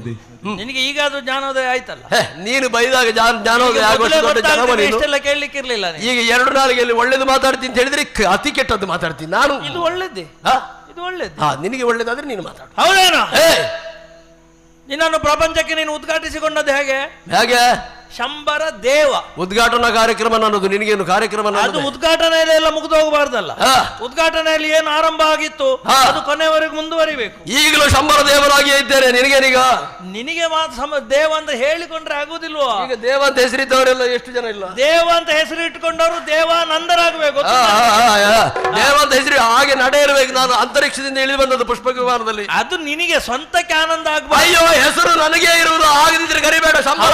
ಸ್ವಂತ ಅಲ್ಲಿ ಮಾಡಿದ್ದೇನೆ ಅಂತ ಕೇಳಿದ್ದೀನಿ. ಸ್ವಂತಕ್ಕೆ ಆನಂದ ಸಿಕ್ಕಿದ ಪ್ರಯೋಜನ ಇಲ್ಲ. ಪ್ರಪಂಚಕ್ಕೆ ಆನಂದಕಾರಕರಾಗಿರ್ಬೇಕು. ಪ್ರಪಂಚ ಸುಮ್ಮನೆ ದೇವಾನಂದ ಇಟ್ಕೊಂಡ್ರೆ ಆಗ್ಲಿಕ್ಕಿಲ್ಲ. ನನಗೆ ಸಂತೋಷ ಆಗುತ್ತದೆ ಎನ್ನುವುದರಿಂದಲಾಗಿ ಅಲ್ಲ. ಹೆಸರಿನಲ್ಲಿ ನಿನಗೆ ಸಂತೋಷ ಆಗದಿದ್ರೆ ಶಂಬರ ಅಂತ ಕರಿ. ಅವನಿಗೆ ನಾನು ಬಾಧಿಸಬೇಕು. ನೀನ್ ಯಾಕೆ ಬಂದು ನನಗೆ ನೀತಿ ಹೇಳಿದ್ದು ಕಳ್ಳ ಅಂತ ಹೇಳಿ. ಇನ್ನೊಂದು ವಿಶೇಷಣ, ಪ್ರಪಂಚದಲ್ಲಿ ವ್ಯವಹಾರ ಹೇಗಿರ್ಬೇಕು? ದೇವ ವರ್ಗದಲ್ಲಿರುವವರಂತವ್ರು ನನ್ನ ವ್ಯವಹಾರ ಪ್ರಶ್ನೆ ಮಾಡ್ಲಿಕ್ಕೆ ನೀವ್ಯಾರ ಹಾವುಗಳು? ನಾವು ಅದೇ ದೇವ ವರ್ಗದಲ್ಲಿ. ಸರಿ, ನಡಿಲಿಕ್ಕೆ ಬರುದಿಲ್ಲ ನಿಮಗೆ? ಅದೇ ನಡಿಲಿಕ್ಕೆ ಬಂದ ನಿನ್ನ ನಡೆ ನುಡಿ ಅಂತ ಹೇಳುವುದಲ್ಲಿ ನುಡಿಗೆ ನಾಲಿಗೆ 2 ತೆವಳುದು. ನೀವು ನನಗೆ ಹೇಳಿಕೊಡ್ತೀರಿ. ಸರಿಯಾಗಿ ಕಾಲಿದ್ದು ನಡೆಯುವವರಿಗಿಂತ ಈ ರೀತಿ ಹೋದ್ರೆ ಅದಾಗೆ ಕಾಲಿಲ್ಲಿದ್ದ ಹೇಳುದು ನಾನು ಹೇಗೆ ನಡೀತೇನೆ ಅಂತ ಹೇಳಿ ನನ್ನನ್ನು ನೋಡಿ ನೀವು ಕಲೀರಿ. ಕಾಲಿಲ್ಲಿದ್ದು ತೆವಳಬೇಕು. ತೆವಳಿದವ ನಡಿಲಿಕ್ಕೆ ಹೇಗೆ ಅಂತ ಹೇಳಿಕೊಡುದು. ಹೌದಪ್ಪ, ತೆವಳುದಾದ್ರೂ ಆದೀತು, ಬುದ್ಧಿ ಸರಿಬೇಕು. ಈಗ ಕಾಲು ಹೋಯ್ತು, ಈಗ ತಲೆಗೆ ಬಂತು. ಈಗ ಯಾವುದಿಲ್ಲ ನಿನ್ನದು ಏನು? ನಿಮಗೆ ತಲೆ ಆದ್ರೂ ಸರಿ ಉಂಟು. ಈಗ ತಲೆ ಈಗ ನಮ್ಮದು ಹೇಗೆ ಇರಲಿ ಒಂದೇ ರೀತಿ ಇರ್ತದೆ. ನಿಮ್ಮ ತಲೆ ಆದ್ರೂ ಹಾಗೆ ಇರ್ತದ? ಆಗಿದ್ದಾಗೆ ಹೀಗಿಲ್ಲ, ಆಗಲಾಗುದು, ಸಣ್ಣ ಆಗುದು. ತಲೆಯೂ ಸರಿ ಇಲ್ಲ ನಿಮ್ಮದು. ನೋಡ, ನೀನು ಮಾಡು. ಈಗ ನನಗೆ ನಿಮ್ಮ ಅಂಗವೈಕಲ್ಯವನ್ನು ನನಗೆ ಮಾಡು, ನಿನಗೆ ಮಾಡು ಅಂತ ಅಂಗವೈಕಲ್ಯ ಏನು? ಬಿಡಿಸಿ ಈಗ ಹೊರಗಿನಿಂದ ಕಾಣುವ ಅಂಗವೈಕಲ್ಯ ಬೇರೆ, ಬುದ್ಧಿ ವೈಕಲ್ಯ ಬೇರೆ. ಬುದ್ಧಿ ವೈಕಲ್ಯ ಯಾಕೆ? ಬುದ್ಧಿ ವೈಕಲ್ಯ ಹೇಗೆ ಆಗುತ್ತೆ? ಹೇಳಿದ್ದನ್ನೆಲ್ಲ ಕೇಳಲಿಕ್ಕಿರುವ ಶಂಬರ. ಕಳ್ಳರ ವ್ಯವಹಾರ ಮತ್ತಿನ್ನೇನು? ಏನು? ಯಾವನೋ ಒಬ್ಬ ಮುನಿ ಅವನಷ್ಟಕ್ಕೆ ಇಂದ್ರಿಯ ನಿಗ್ರಹವನ್ನು ಮಾಡಿಕೊಂಡು ಘೋರವಾದಂತಹ ತಪಸ್ಸಿನಲ್ಲಿ ತೊಡಗಿರುವಂತಹ ಹೊತ್ತಿಗೆ ಅವನಿಂದ ಈಗ ಘೋರವಾದ ತಪಸ್ಸು ಅಂತ ನಿನಗೆ ಹೇಗೆ ಗೊತ್ತಾಯ್ತು? ಅದನ್ನೆಲ್ಲ ಪ್ರಶ್ನಿಸಬೇಡ, ನನಗೆ ಬೇರೆ ಉಂಟು. ಹೌದಾ? ಘೋರವಾದ ತಪಸ್ಸು ಅಂತ ನಿನಗೆ ಹೇಗೆ ಗೊತ್ತಾಯ್ತು? ಅದು ಯಾಕೆ ಅಲ್ಲ ಅಂತ ನೀನು ಹೇಳ. ನೋಡು, ಅದೇ ಪ್ರಶ್ನೆಯನ್ನು ತಿರುಗಿಸಿ ಕೊಟ್ಟುಕೊಳ್ಳೆ ಬುದ್ಧಿವಂತ ಆಗುತ್ತೀಯಾ? ಇಲ್ಲಲ್ಲ, ಘೋರವಾದ ತಪಸ್ಸು ಅಂತ ಗೊತ್ತಾಗ್ಲಿಕ್ಕಾದ್ರೂ ಕೂಡ ಈ ಅಗ್ನಿ ವರ್ಷವನ್ನು ತಡೆದು. ಈಗ ಆಯ್ತು, ಈಗ ನೀನು ಎಷ್ಟು ದಿವಸದಿಂದ ಅಗ್ನಿ ವರ್ಷ ಸುರಿಸ್ತಾ ಇದ್ದಿ? ನಿನಗೆ ನನಗೆ ಲೆಕ್ಕ ಹೇಳಬೇಕು ಅಂತಿಲ್ಲ, ಇನ್ನೂ ಸುರಿಸ್ತೇನೆ ನಾನು. ನಮಗೆ ಗೊತ್ತುಂಟು. ಈಗ ಲೆಕ್ಕ ಹೇಳಲಿಕ್ಕಾಗಿ ಈಗ ನೀನು ಪ್ರಾರಂಭ ಮಾಡುವಾಗಿದ್ರೆ ನಿನಗೆ ಲೆಕ್ಕ ಹೇಳಿ ಸುರಿಸ್ತಿದ್ದೆ. ಲೆಕ್ಕ ನನಗುಂಟು, ನಿನಗೆ ಹೇಳಬೇಕು ಅಂತಿಲ್ಲ. ಅಲ್ಲ, ಈಗ 7 ದಿವಸ ಕಳೆಯಿತಲ್ಲ. ನಿನಗೆ ಲೆಕ್ಕ ಉಂಟು, ಕೇಳುದು ಯಾಕೆ? ಲೆಕ್ಕ ಗೊತ್ತಿದ್ದು ಕೇಳುದು ಯಾಕೆ? ಲೆಕ್ಕ ಉಂಟಲ್ಲ, ನಿನ್ನಲ್ಲಿ ಲೆಕ್ಕ ಉಂಟು ಅಂತ ಕೇಳಿ. ಈಗ ನನಗೆ ಲೆಕ್ಕ, ನೀನು ಲೆಕ್ಕ ಈಗ ನಿನ್ನದು ಏನು ಗೊತ್ತುಂಟು? ನಿನಗೆ 2 ನಾಲಿಗೆ ಇದ್ರೆ ಉಳಿದವರಿಗೆ 2 ನಾಲಿಗೆ ಇರ್ಬೇಕು. ನಿನಗೆ ಕಾಲಿಲ್ಲಿದ್ರೆ ನಮಗೂ ಕಾಲಿರಬಾರ್ದು. ನಿನಗೆ ಲೆಕ್ಕ ಅಲ್ಲ, ನನಗೆ ಏನು ಲೆಕ್ಕ? ನನ್ನ ಲೆಕ್ಕ ಏನು ಎಲ್ಲಿಗೆ ಮುಗಿಸಬೇಕು ಅಂತ ನನಗೆ ಗೊತ್ತುಂಟು. ಈಗ 7 ದಿವಸದಿಂದ ನೀನು ಕೆಂಡದ ಮಳೆ ಸುರಿಸ್ತಾ ಇದ್ದಿ. ಸರಿ ಉಂಟು. ಏನಾದ್ರೂ ಪ್ರತಿಕ್ರಿಯೆ ತೋರಿಸಿದ್ದಾರೆ? ಈಗ ಪ್ರತಿಕ್ರಿಯೆ ಉತ್ತರ ಕ್ರಿಯೆ ಆಗ್ತಾ ಉಂಟು. ಈಗ ಏನಾದ್ರೂ ಪ್ರತಿಕ್ರಿಯೆ ತೋರಿಸಿ? ಈಗ ಅದೆಲ್ಲ ನಮಗೆ ಕೇಳಿ ಆಗಿದೆಯೋ? ಅಲ್ಲಿ ಅವನಿಗೆ ನಾನು ಘಾತಿಯನ್ನು ಮಾಡುವಾಗ ನೀವು ಬಂದದ್ದು ಯಾಕೆ ಅಂತ ಕೇಳುದು. ಪರಿಣಾಮ ಏನು ಅಂತಲ್ಲ, ಪರಿಣಾಮವನ್ನು ಎಷ್ಟರಲ್ಲಿ ಹೇಗೆ ಸಾಧಿಸಬೇಕು ಅಂತ ಗೊತ್ತುಂಟು. ವೈರ ವ್ಯತ್ಯಾಸವಿರುವಾಗ, ವೈರಿಗಳು ಹೆಚ್ಚಾಗಿರುವಾಗ ಒಂದೇ ಬಾಣಕ್ಕೆ ಸೋಲಬೇಕು ಅಂತಲೂ ಇಲ್ಲ, ಒಂದೇ ಏಟಿಗೆ ಅವನು ಸಾಯಬೇಕು ಅಂತಲೂ ಇಲ್ಲ. ಘೋರವಾದ ಶತ್ರುಗಳು ಅಂತ ತೋರಿಸುವುದಕ್ಕೆ ಇಷ್ಟು ಆಘಾತ. ನೀವು ಯಾಕೆ ಬಂದು ನಿಂತದ್ದು ಅಂತ ಎಲ್ಲ ಶಂಬರ ದೇವ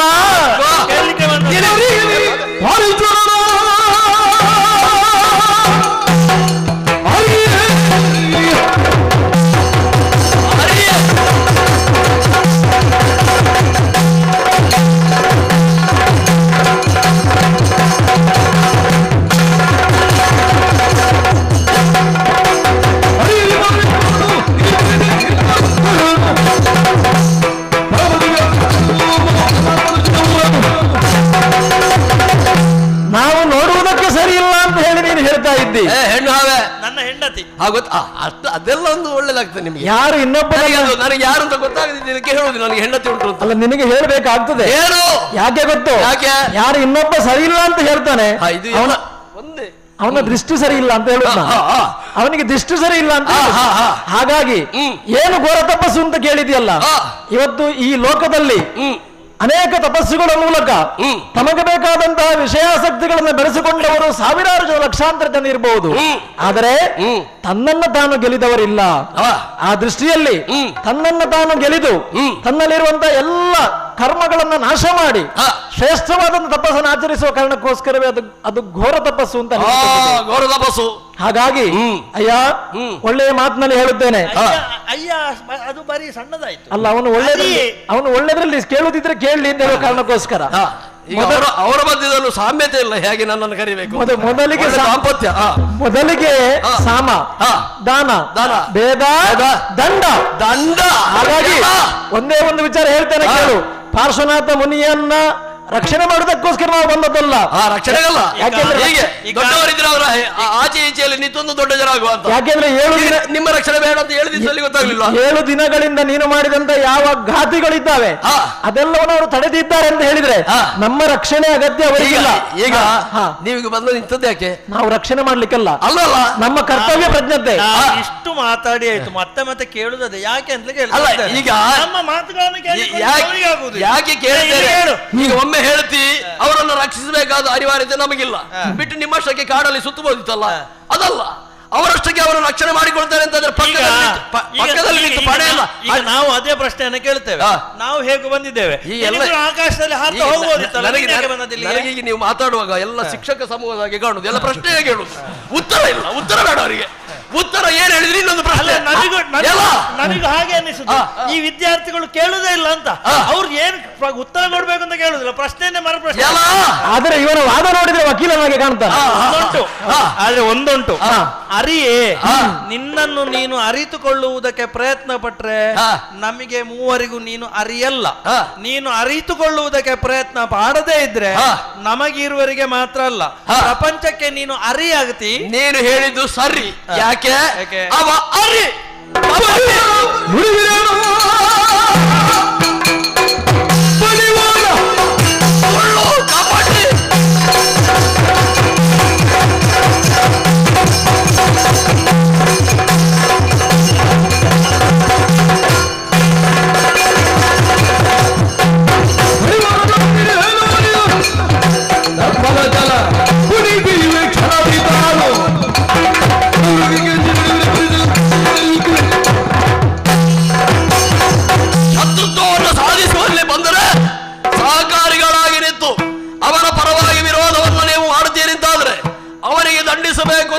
ನಿಮ್ಮನ್ನು ದಂಡನೆಗೆ ಒಳಗಾಡದೆ ಬಿಡುವುದಿಲ್ಲ. ಆ ಕಾರಣದಿಂದಲಾಗಿ ಬಡಿವಾರದ ಮಾತುಗಳನ್ನು ಆಡಿದ್ರೆ ಬಡಿದು ಅರಿಯಂತೆ ನಿಮ್ಮನ್ನು ಕಾಣಬೇಕಾಗ್ತದೆ. ಆಯ್ತಾ? ನಿನ್ನಲ್ಲಿ ಕೇಳಿದಲ್ಲ, ನಾನು ನನ್ನಷ್ಟಕ್ಕೆ ಮುಗಿಸುವುದು, ನನ್ನಷ್ಟಕ್ಕೆ ಪ್ರಾರಂಭಿಸುವುದು. ಹೌದಾ? ಈಗ ನನ್ನದು ಆಯ್ತಾ ಅಂತ ಕೇಳಿ ಹಾಗೆ ಈ ಒಂದು ಹಾವುಗಳಿಗೆ ಒಂದೊಂದು ದೋಷ. ಇದಕ್ಕೆ ಹೇಳುದು ಹಾವಿನ ಹಾಗೆ ಆಗಬಾರ್ದು ಅಂತೇಳಿ ನಾವಿಬ್ರು ಬಂದದ್ದು. ಏನು ಈಗ ಸುಮ್ಮನೆ ಹೋಗ್ತೀಯಾ ಅಲ್ಲ ಪೆಟ್ಟದಿಂದ ಸಾಯ್ತೀಯಾ? ಈಗ ನಮ್ಮಲ್ಲಿ 2 ಕ್ರಮ ಉಂಟು. ಈಗ ನೀವು ಪೆಟ್ಟು ಹೇಗೆ ಕೊಡುವುದು? ಒಂದು ಬಾಲದಲ್ಲಿ ಹೊಡೆಯುದು, ಇಲ್ಲದಿದ್ರೆ ನಾಲಗೆಯಲ್ಲಿ ಕಚ್ಚುದು. ಯಾವುದು ಅದು ಆಯ್ಕೆ ನಿನಗೆ? ಇದರಲ್ಲಿ ಪೆಟ್ಟು ಯಾವುದು ನಿಮ್ಮದು? ಬಾಲದಲ್ಲಿ ಹೊಡೆದ್ರೆ ಅದೃಷ್ಟ ಇದ್ರೆ ಉಳ್ಕೊಳ್ತು, ನಾಲಗೆಯಲ್ಲಿ ಕಚ್ಚಿದ್ರೆ ಯಾವ ಅವಕಾಶವೂ ಇಲ್ಲ. ಈಗ ನನಗೆ ಬಾಲವನ್ನು ತುಂಡು ಮಾಡ್ಲಿಕ್ಕೂ ಬರ್ತದೆ, ಹಲ್ಲನ್ನು ಕೀಳ್ಲಿಕ್ಕೂ ಬರ್ತದೆ. ಇಲ್ಲ, ಅದನ್ನೆರಡನ್ನು ಕೂಡ ನಿಮ್ಮ ಬಾಲವನ್ನು ನಿಮ್ಮ ಬಾಯಿಗೆ ಸುತ್ತಿ ನೀವೇ ಕಚ್ಚಿಕೊಳ್ಳುವ ಹಾಗೆ ಮಾಡ್ಲಿಕ್ಕೆ ಆಗ್ತದೆ. ಪಾರ್ಶ್ವನಾಥರ ಮುನಿಗಳು, ಅವಳು ಒಳ್ಳೆ ಮಾತಾಡ್ತಾಳೆ. ಪಾರ್ಶ್ವನಾಥರ ಮುನಿಗಳು ಪಾಪ ಅವರು ಸುಮ್ಮನಿದ್ದಾರೆ, ನಾವು ಸುಮ್ಮನೆ ಇರುವುದಿಲ್ಲ. ನೀವು ಸುಮ್ಮನಿರ್ಲಿಕ್ಕಾಗಿ ಬಂದವರು, ಅವರಷ್ಟಕ್ಕೆ ಅವರು ಸುಮ್ಮನೆ ಇರುವಾಗ ನೀವು ಬಂದದ್ದೇ ಸುಮ್ಮನಿರಬಾರದು ಅಂತಲೇ ಬಂದವರು ನೀವು. ಹಾಗಾಗಿ ನಿನಗೆ ಕೊನೆಯ ಬಾರಿಗೆ ಎಚ್ಚರಿಕೆಯನ್ನು ಕೊಡ್ತಾ ಇದ್ದೇವೆ. ಕೊನೆಯ ಬಾರಿಗೆ ನನಗೆ ಈ ಪ್ರಪಂಚದಲ್ಲಿ ಭಯೋತ್ಪಾದಕರು, ಇಲ್ಲಿ ಹೇಳು, ಭಯೋತ್ಪಾದಕರು ಅಂತ ಇರ್ತಾರೆ. ಅವರು ಕಾಲು ನನಗೆ ಗೊತ್ತಾಯ್ತು, ಮಾತಾಡುದು ಕೇಳು. ಭಯೋತ್ಪಾದಕರು ಕಾಲು ಕೆರೆದುಕೊಂಡೇ ಯುದ್ಧಕ್ಕೆ ಹೋಗುದು. ಈಗ ಹೇಗೆ ಹಾಗೆ ಇವರಷ್ಟಕ್ಕೆ ಏನೋ ಒಂದು ಕಾರ್ಯದಲ್ಲಿ ತೊಡಗಿದ್ದಾರೆ, ನಿನಗೆ ನೋಡ್ಲಿಕ್ಕೆ ಆಗುದಿಲ್ಲ. ಅಂದ್ರೆ ಸಮಾಜದಲ್ಲಿ ಶಾಂತಿ ನೆಮ್ಮದಿ ಎಲ್ಲಿ ಉಂಟು? ನೆಮ್ಮದಿಯನ್ನ ಹಾಳು ಮಾಡ್ಲಿಕ್ಕೆ ಅಂತಲೇ ನಿಮ್ಮಂತವ್ರು ಹುಟ್ಟಿ ಸಾಯುದು. ಅದೇ ಇನ್ನು ಹುಟ್ಟಿ ಮೊದಲ ಭಾಗ ಆಗಿದೆ, ಇನ್ನು 2ನೇ ಭಾಗ ನೀವೇ ಹಾಗಾಗಿ ಹೋಗ್ತೀಯ ಸಾಹಿತ್ಯ. ಈಗ ನನ್ನ ಉತ್ತರ ಹೋದೆ, ನೀವಾಗಿ ನೀವು ಬಂದವರು, ನಮ್ಮದೊಂದು ವ್ಯವಹಾರ ಇತ್ತು ಮೇಲಿನ ನಭಮಂಡಲದಿಂದ. ಎಷ್ಟಾದ್ರೂ ನಿಮ್ಮೊಂದಿಗೆ ಮಾತಾಡ್ಲಿಕ್ಕಾಗಿ ಆದ್ರೂ ನಾನು ಇಳಿದ ಹಾಗಾಯ್ತು. ಈಗ ನೀವು ಹೋಗ್ತೀರಾ? ಅಲ್ಲ, ಇನ್ನೊಂದು ವಿಷಯ ಉಂಟು. ನಿಂದು ವಿಷಯ. ನಾವೆಲ್ಲರೂ ಕೂಡ ಭವನವಾಸಕ್ಕೆ ಸಂಬಂಧಪಟ್ಟಂತವರು. ಆದ್ರಿಂದ ನಮ್ಮಲ್ಲಿ ಅಭಿಪ್ರಾಯವೇನೆಂತದಕ್ಕೆ ಒಂದು ನೀವು ಕೂಡ ನಮ್ಮ ಹಾಗೆ ಒಂದು ಒಳ್ಳೆಯ ಪಂಗಡಕ್ಕೆ ಸೇರಿಕೊಂಡು ಮನಸ್ಸು ಬದಲಾವಣೆ ಮಾಡುವುದಿದ್ರೆ ಈ ಭವನವಾಸಕ್ಕೊಂದು ಒಳ್ಳೆಯ ಸಿದ್ಧಿ ಪ್ರಸಿದ್ಧಿ. ಈಗ ಭವನ ಇರುವುದೆಲ್ಲಿ ಇದು ಮತ್ತೆ ಲೋಕಲ್ವಾ? ನೀವು ಭವನಕ್ಕೆ ಹೋಗಿ ನನ್ನ ವ್ಯವಹಾರವನ್ನು ನಾನು ನೋಡ್ತೇನೆ, ಇಲ್ಲ ಅಂತಾದ್ರೆ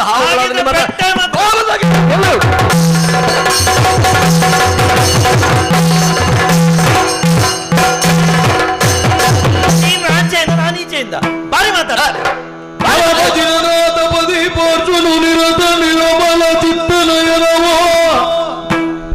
ನಯನವು ತೆರೆದು ಬೀಳಿದೆ ವೃತ್ತಿ ಸತ್ತ ಮಗಳಿಗೆ ಒದನೋಕ ನಯನವು ತೆರೆದು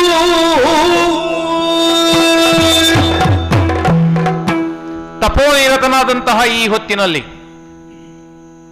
ವಿಚಲಿತನಾಗಿ ಹೊರಗಿನ ಸದ್ದುಗಳಿಗೆ ಕಣ್ಣು ತೆರೆದು ನೋಡಿದ ಹೊತ್ತಿನಲ್ಲಿ ನಡೆಯುತ್ತಿರುವ ಘಟನೆಯನ್ನು ಅರ್ಥೈಸಿಕೊಂಡಿದ್ದೇನೆ. ಹಾಗಾಗಿ ಇವರೆಲ್ಲರನ್ನೂ ಕೂಡ ಸಮಾಧಾನ ಪಡಿಸಬೇಕಾಗಿದೆ. ಧರಣೇಂದ್ರ ಪದ್ಮಾವತಿಯರೇ, ದೇವರೇ, ಶಾಂತರಾಗಿ ಈ ಜಗತ್ತಿನಲ್ಲಿ ಹಿಂಸೆಯನ್ನು ನಿವಾರಿಸುವುದಕ್ಕೆ ಸಾಧ್ಯ ಇಲ್ಲ ಎನ್ನುವ ಸತ್ಯವನ್ನ ಜಿನವಾಣಿಯನ್ನ ಮುಂದಿಟ್ಟುಕೊಂಡು ನಾವು ನೆನಪು ಮಾಡಿಕೊಳ್ಳಬೇಕಾಗಿದೆ. ಆ ಕಾರಣಕ್ಕಾಗಿ ಸಮಾಧಾನದಿಂದ ನಾನು ಹೇಳುವ ಮಾತುಗಳನ್ನ ಕೇಳಿ. ಬಲು ಪ್ರೀತ ಶರಣರೇ, ತಳೆಯಿರಿ ಜಾತಿ ತಿಳಿದಿರೋ ನೀವು ಮುಖ ಕೃತಿಯ ಬಳಲಿದೀರಿ ವನನು ಕಲಾದಿ ಮಣಿಸಲು ಬಳಲಿದೀರಿ ವನನು ಕಲಹದಿ ಮಣಿಸಲು ಒಲಿವ ಶ್ರೀಜಿನೆ ನಿಮಗೆಂದ ಶರಣರೇ ತಳೆಯಿರಿ ಶಾಂತಿಯ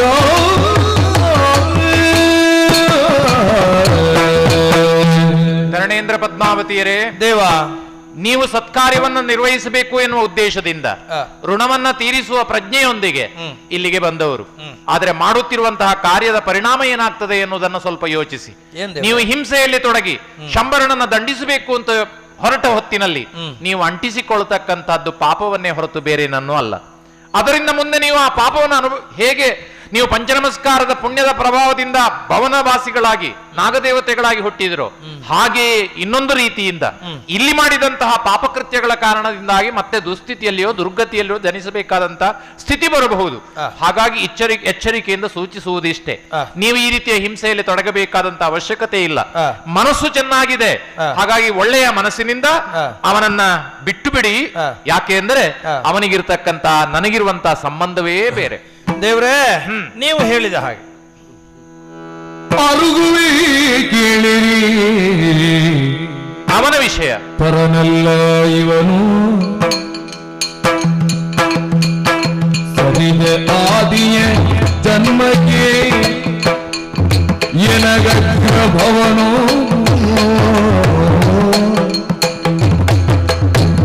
ಸರಿದ ಆದಿಯ ಜನ್ಮಕ್ಕೆ ಎನಗಗ್ರ ಭವನೋ ಪರಿಧಿ ಭ್ರಮೆಯನಾದ ಉಪಸರ್ಗವಿದ್ದ ಪರಿಧಿ ಭ್ರಮೆಯನಾದ ಉಪಸರ್ಗವಿದ್ದ ಪರಸುವಿ ಪಶ್ಚಾತ್ತಾಪವೇ ಶಿಕ್ಷೆ ಮಂದ ಅರುಹುವಿ ಕೇಳಿ ಇವನು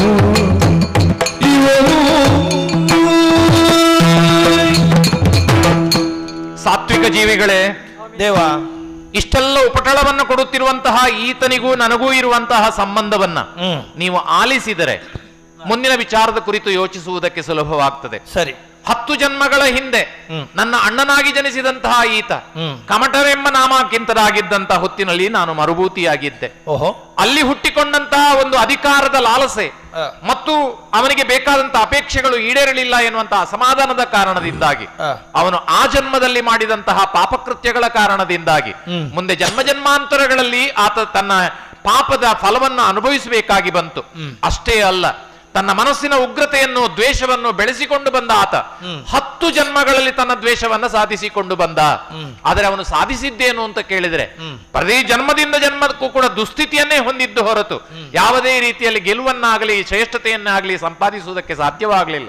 ಇದರಿಂದ ಅರ್ಥ ಮಾಡಿಕೊಳ್ಳಬೇಕಾದದ್ದು, ಹಿಂಸೆಯಿಂದ ಹಿಂಸೆಯನ್ನೇ ನಾವು ಬೆಳೆಸಿಕೊಳ್ಳುತ್ತಾ ಹೋದರೆ ಮುಂದೆ ದುರ್ಗತಿಯಿಂದ ದುರ್ಗತಿಗೆ ಇಳಿತೇವೆ ವಿನಃ ಸದ್ಗತಿಯನ್ನು ಅಥವಾ ನಮ್ಮ ಜೀವನದ ಉದ್ದೇಶವನ್ನು ಸಾಧಿಸುವುದು ಅತ್ಯಂತ ಕಠಿಣವಾಗ್ತದೆ. ಆದರೆ ಇನ್ನೊಂದು ದೃಷ್ಟಿಯಿಂದ ಇದು ಹೊಗಳಿಕೆಯ ಮಾತಲ್ಲ. ಪ್ರತಿ ಜನ್ಮದಲ್ಲಿಯೂ ಕೂಡ ಆತ ಕಠಿಣನಾಗಿ ಘೋರೋಪಕರವಾಗಿರ್ತಕ್ಕಂತಹ ಉಪಸರ್ಗಗಳನ್ನು ತೊಂದರೆಗಳನ್ನು ಕೊಟ್ಟಾಗಲು ನಾನು ನೀಡಿದ ಪ್ರತಿಕ್ರಿಯೆ ಏನು? ಈ 10 ಜನ್ಮಗಳ ಭವವನ್ನು ನಿಮ್ಮಲ್ಲಿ ವಿವರಿಸಿದರೆ ಅರ್ಥ ಆಗುವುದು ಒಂದೇ. ಅವನ ಸ್ವಭಾವವನ್ನು ತೋರಿಸಿದ್ದಾನೆ. ಆದರೆ ಸಾತ್ವಿಕತೆಯಿಂದ ಸಮಾಧಾನದಿಂದ ಯಾವುದೇ ರೀತಿಯ ಹಿಂಸೆಗೆ ತೊಡಗದೆ ಸಮಾಧಾನದಿಂದ ಅದೆಲ್ಲವನ್ನು ಅನುಭವಿಸಿದ್ದೇನೆ, ಯಾಕೆಂದ್ರೆ ನನ್ನ ಪೂರ್ವಾರ್ಜಿತ ಕರ್ಮದ ಫಲ ಎಂಬ ಒಂದೇ ಕಾರಣಕ್ಕಾಗಿ. ಹಾಗಾಗಿ ಸುಮ್ಮನಿರುವುದೇ ಈ ಹೊತ್ತಿನಲ್ಲಿ ಇರಬೇಕಾದಂತಹ ಕ್ರಿಯೆ. ಹಾಗಾದ್ರೆ ಅವನ ಸ್ಥಿತಿ ಏನು ಅಂತ ಕೇಳಿದ್ರೆ, ಕಾಲಲಬ್ಧಿ ಪ್ರಾಪ್ತಿಯಾದಾಗ ತಾನು ಮಾಡುತ್ತಿರುವುದು ತಪ್ಪು ಎನ್ನುವ ಅರಿವು ಅವನಿಗಾದರೆ, ತಾನು ಇದುವರೆಗೆ ಮಾಡಿದ್ದೆಲ್ಲ ತಪ್ಪಾಗಿದೆ ಎನ್ನುವಂತಹ ಪ್ರಾಯಶ್ಚಿತ್ತ ಅವನಲ್ಲಿ ಮೂಡಿದರೆ ಅಥವಾ ಪಾಪಪ್ರಜ್ಞೆ ಅವನಲ್ಲಿ ಮೂಡಿದರೆ ಮುಂದೆ ಅವನು ಒಳ್ಳೆಯದಾಗುವುದಕ್ಕೆ ಸಾಧ್ಯ ಇದೆ. ತನ್ನ ತಪ್ಪಿನ ಅರಿವಿನೊಂದಿಗೆ ಅವನು ಹೆಜ್ಜೆ ಇಡುತ್ತಾನೆ ಅಂತಾದರೆ ಶ್ರೇಷ್ಠತೆಯನ್ನು ಸಾಧಿಸುವುದಕ್ಕೆ ಸಾಧ್ಯ ಎನ್ನುವುದನ್ನ ನೀವು ಹೊರಗಳಾದರೂ ಕಿವಿಯಿಂದ ಕೇಳಿಸಿಕೊಳ್ಳುವ ಶಕ್ತಿ ಶಂಬರನಿಗೆ ಇದೆಯಲ್ಲ, ಕೇಳಿತು ಅಂತ ಭಾವಿಸಿಕೊಳ್ತೇನೆ. ಹೊರಗಗಳಿಂದ ಬಂಧನವಾಗಿ ನಿನ್ನ ಕಾಲ್ಬುಡಕ್ಕೆ ಹಾಕಲ್ಪಟ್ಟವ, ಇದು ಬಂಧನ ಅಲ್ಲ, ಬಿಡುಗಡೆ ಅಂತ ತಿಳ್ಕೊಂಡಿದ್ದೆ. ಖಂಡಿತವಾಗಿ ನುಡಿ ಕೀಳಿ ಶಂಬರ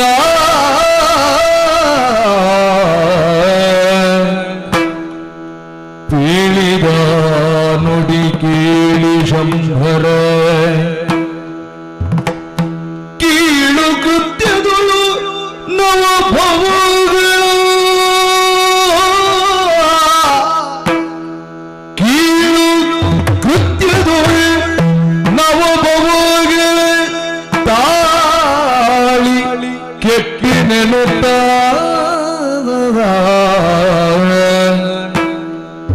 ಕೀಳು ಕೃತ್ಯಗಳು ನವಭವಗಳ ತಾಳಿ ಕೆಟ್ಟಿ ತಾಳಿ ಕೆಟ್ಟಿರುತ್ತ ಪಶ್ಚಾತ್ತಾಪವನ್ನು ಪಡೆದ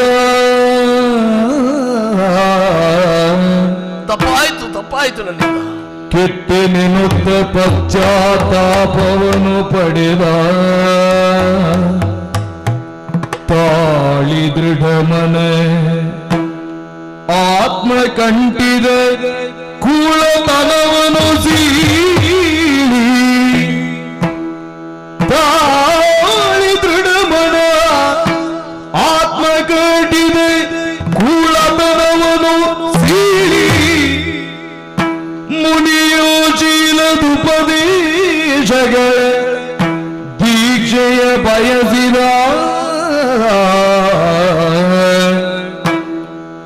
ಮುನಿಯೋ ಶೀಲದುಪದೇಶಗಳ ದೀಕ್ಷೆಯ ಬಯಸಿದನು ಮಣಿದು ಕೇಳಿದ ನುಡಿ ಕೇಳಿ ಶಂಬರ ಮಣಿದು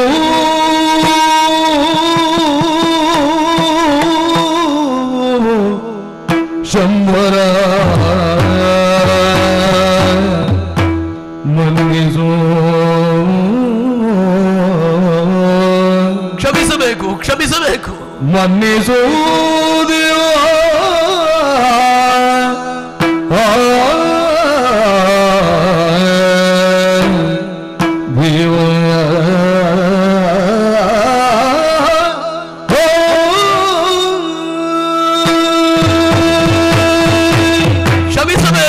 ಕ್ಷಮಿಸಬೇಕು. ಈ ಪ್ರಪಂಚಕ್ಕೆ ಮಗುವೊಂದನ್ನು ಕೊಡುವುದಕ್ಕಾಗಿ ತಾಯಿ 9 ತಿಂಗಳ ಕಾಲ ಗರ್ಭವನ್ನು ಹೊರುತ್ತಾಳೆ. ಹೆತ್ತಂತಹ ಮಗು ವ್ಯಕ್ತಿತ್ವವನ್ನು ರೂಪಿಸಿಕೊಳ್ಳುವಲ್ಲಿ ತನ್ನ ಸಂಸ್ಕಾರಕ್ಕೆ ಅನುಗುಣವಾಗಿ ಅಡಿಯಿಡಬೇಕು. ನಾನೊಂದು ಮಗುವಾಗುವುದಕ್ಕೆ 9 ಜನ್ಮಗಳು ಬೇಕಾಯಿತು ಪಾರ್ಶ್ವ. ವ್ಯಕ್ತಿಯೊಬ್ಬ ಏನಾಗುತ್ತಾರೆ ಎನ್ನುವುದಕ್ಕೆ ಅವ ಯಾವ ಕಡೆಗೆ ತಿರುಗಿ ನಿಂತಿದ್ದಾನೆ ಎನ್ನುವುದರಿಂದಲಾಗಿ ಅವನ ಲಕ್ಷ್ಯವನ್ನು ಸೇರುವ ಕಾಲಕ್ಕೆ ಬಹುದೂರ ಹೋಗಿರ್ತಾನೆ. ನೇರವಾಗಿ ನಿತ್ತವ ಚಲಿಸಿದ ಅಂತ ಆದರೆ ನೇರವಾಗಿ ಸಾಗುವಂತಹ ಲಕ್ಷ್ಯವನ್ನೇ ಗಮಿಸ್ತಾನೆ. ಇಲ್ಲ ಅದು ಆಗುವುದಿಲ್ಲ ಅಂತ ಸ್ವಲ್ಪ ದೃಷ್ಟಿಯನ್ನು ಬದಲಿಸಿ ಸ್ವಲ್ಪ ಈಚೆಗೆ ತಿರುಗಿದ ಅಂತ ಆದರೆ ಗಮ್ಯಸ್ಥಾನವನ್ನು ಸೇರುವಾಗ ಅದೆಷ್ಟೋ ದೂರವನ್ನು ಕ್ರಮಿಸಿರ್ತಾನೆ.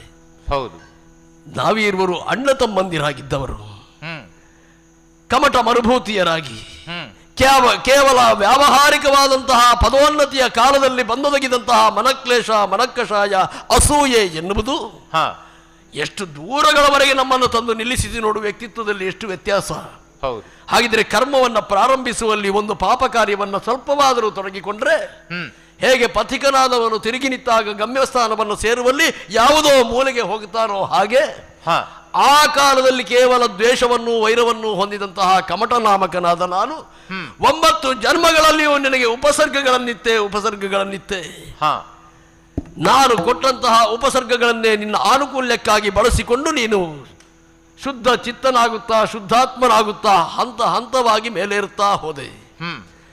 ಅಂದು ಹೊಂದಿದಂತಹ ಅಸೂಯೆ ಕಾರಣವಾಗಿ ಹಂತ ಹಂತದಲ್ಲಿಯೂ ಜನ್ಮಾಂತರಗಳಲ್ಲಿ ನಿನ್ನನ್ನು ಬಾಧಿಸುತ್ತಾ ನಾನು ನೈತಿಕವಾಗಿ ಅಧಪತನವನ್ನು ಹೊಂದುತ್ತಾ ಕಲುಷಿತ ಮನಸ್ಕನಾಗಿ ಕಲುಷಿತ ಆತ್ಮನಾಗಿ ಮಾರ್ಪಟ್ಟೆ. ಹೌದು, ಈಗ ನನಗೆ ಅರ್ಥ ಆಗಿದೆ. ಈಗ ನನ್ನ ಕಣ್ಣಿನಲ್ಲಿ ಸುರಿಯುತ್ತಿರುವಂತಹ ನೀರು ಕೇವಲ ನೋವಿನಿಂದ ಬಂದಂತಹ ನೀರಲ್ಲ. 9 ಜನ್ಮಗಳಲ್ಲಿ ನಾನು ಕೊಟ್ಟಂತಹ ಉಪಹಾತಿ ಏನು ಎನ್ನುವುದನ್ನು ಅರ್ಥವಿಸಿಕೊಂಡು ಹೃದಯದಲ್ಲಿ ಬಾಷ್ಪೀಭವನಗೊಂಡಂತಹ ಆ ಭಾವನೆಗಳೇ ಬಿಂದುಗಳಾಗಿ ನಿನ್ನ ಕಾಲ ಬುಡದಲ್ಲಿ ಸುರಿಯುತ್ತಾ ಇದೆ.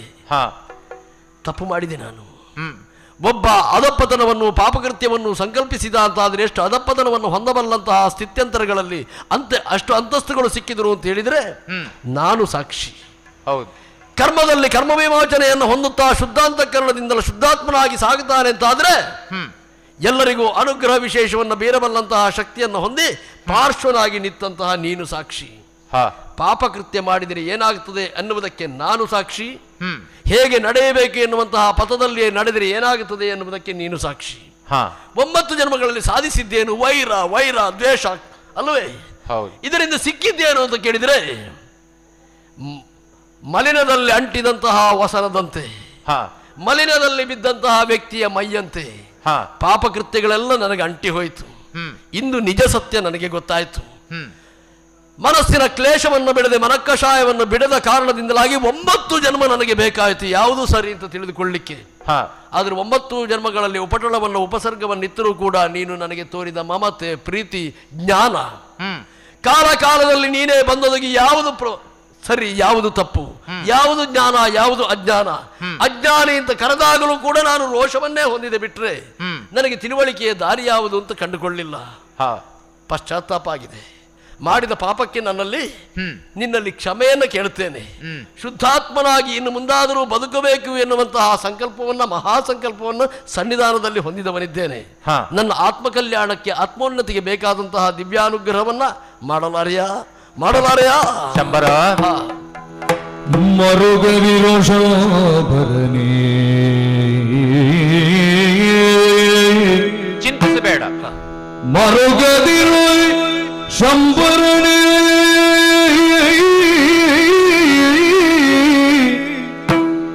ಎನ್ನನು ಒರಿಗೆ ಹಚ್ಚಿದೆ ಹಲವು ಬಗೆಯಳು, ಎನ್ನನು ಒರಿಗೆ ಹಚ್ಚಿದೆ ಹಲವು ಬಗೆಯಳು, ಹಿರಿದು ಉಪಕೃತಿಯಾಯಿತು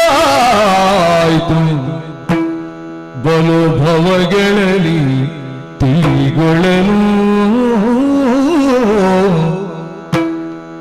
ಹಿರಿದು ಉಪಕೃತಿಯಾಯಿತು ಬಲು ಭವಗಳಲ್ಲಿ ತಿಳಿಗೊಳ್ಳಲು,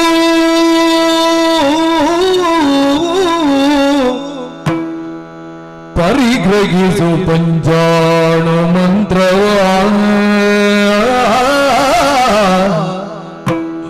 ಪರಿಗ್ರಹಿಸು ಪಂಚಾಣು ಮಂತ್ರವ, ನಿರತ ಮನಶುದ್ಧಿಯಳು ಪಠಿಸಿರಿ ವರಮಗ ಮೋಚದೆ ಸುಭಾಗ್ಯವು ಉಳಿದಬಹುದು ನಿನಗೆ. ಪಂಚಾಣು ಮಂತ್ರವ ನಿರತ ಮನ ಶುದ್ಧಿಯೊಳು ಪಠಿಸಿರೆ ವರಮಹಾ ಮೋಕ್ಷದ ಸುಭಾಗ್ಯವು ಒಲಿದ ಪುದು ನಿನಗೆ ಪುದು ನಿನಗೆ ಮರುಗದಿರು ಶಂಭರನೇ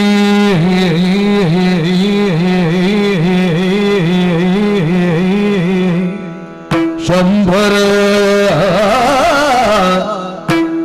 ಮರುಗದಿರು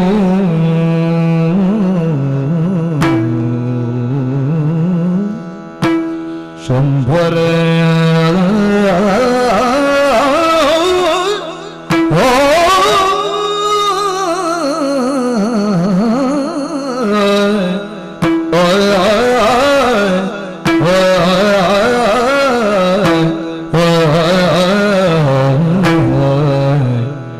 ಮರುಗದಿರು ಶಂಭರನೇ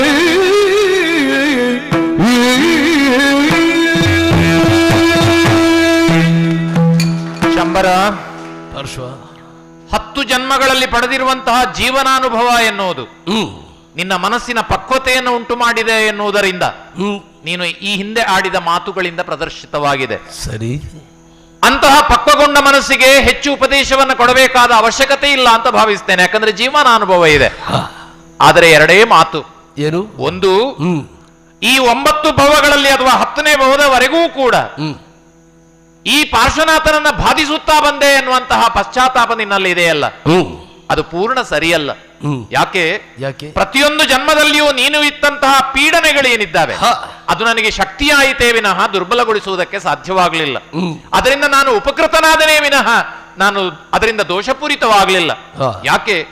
ಚಿನ್ನಕ್ಕೆ ಚಿನಿವಾರನೊಬ್ಬ ಬಡಿಯುವಂತಹ ಪೆಟ್ಟುಗಳೆಲ್ಲವೂ ಕೂಡ ಚಿನ್ನದ ಹೊಳಪನ್ನ ಹೆಚ್ಚಿಸಿದ ಹಾಗೆ ನೀನು ಕೊಟ್ಟಂತಹ ಒಂದೊಂದು ಉಪಸರ್ಗವು ಕಠಿಣತೆಗಳೆಲ್ಲವೂ ಕೂಡ ನನ್ನ ಆತ್ಮಶಕ್ತಿಯನ್ನು ಇನ್ನಷ್ಟು ಸದೃಢಗೊಳಿಸಿ ನಾನು ಪಡೆಯಬೇಕಾದಂತಹ ಮೋಕ್ಷ ಪ್ರಾಪ್ತಿಯ ಕಡೆಗೆ ದೃಢವಾದ ಹೆಜ್ಜೆಗಳನ್ನಿಟ್ಟುವುದಕ್ಕೆ ಅದು ಪ್ರೇರಣೆ ಆಯಿತೇ ವಿನಃ ಅದು ವಿನಾಶಕಾರಿ ಆಗ್ಲಿಲ್ಲ. ಹಾಗಂತ ಹೇಳಿ ನಾನೊಬ್ಬ ಮೋಕ್ಷವನ್ನ ಪಡೆಯಬೇಕು, ಮೋಕ್ಷ ಸುಖವನ್ನು ಅನುಭವಿಸಬೇಕು ಎನ್ನುವಂತ ಚಿಕ್ಕ ಮನಸ್ಸು ನನ್ನದಲ್ಲ. ಲೋಕದ ಸಮಸ್ತ ಜೀವಿಗಳು ಕೂಡ ಈ ಮಾರ್ಗದಲ್ಲಿ ನಡೆದನ್ನ ಪಡೆಯಬೇಕು ಎನ್ನುವಾಗ ನನ್ನ ಸಹೋದರನೇ ಆಗಿ ಪೂರ್ವಾರ್ಜಿತವಾದಂತ ಯಾವುದೋ ಕರ್ಮಫಲದಿಂದ ಸಹೋದರನೇ ಆಗಿದ್ದಂತ ನೀನು ಕೂಡ ಮೋಕ್ಷವನ್ನ ಪಡೆಯಬೇಕು ಎನ್ನುವ ಅಪೇಕ್ಷೆ. ಅದಕ್ಕಾಗಿ ನಿನಗೆ ಸೂಚನೆ ಇಷ್ಟೇ. ಉಳಿದದ್ದನ್ನ ನೀನು ಮುಂದೆ ಸಂಪಾದಿಸಿಕೊಳ್ಳಬಹುದು. ಈಗ ಮೊದಲ ಹೆಜ್ಜೆಯಾಗಿ ಯಾವ ಮಂತ್ರ ಇಡೀ ಜೀವನದಲ್ಲಿ ಸತ್ಪಥದ ಕಡೆಗೆ ಸಾಗಿಸಬಹುದು ಅಂತ ಪಂಚನಮಸ್ಕಾರ ಮಂತ್ರವನ್ನ ದಿವ್ಯ ಧ್ವನಿಯಿಂದ ನಿನಗೆ ಬೋಧಿಸ್ತೇನೆ. ಅದನ್ನು ಸ್ವೀಕಾರ ಮಾಡು, ಅದನ್ನು ನಿರಂತರವಾಗಿ ಪಠಿಸು.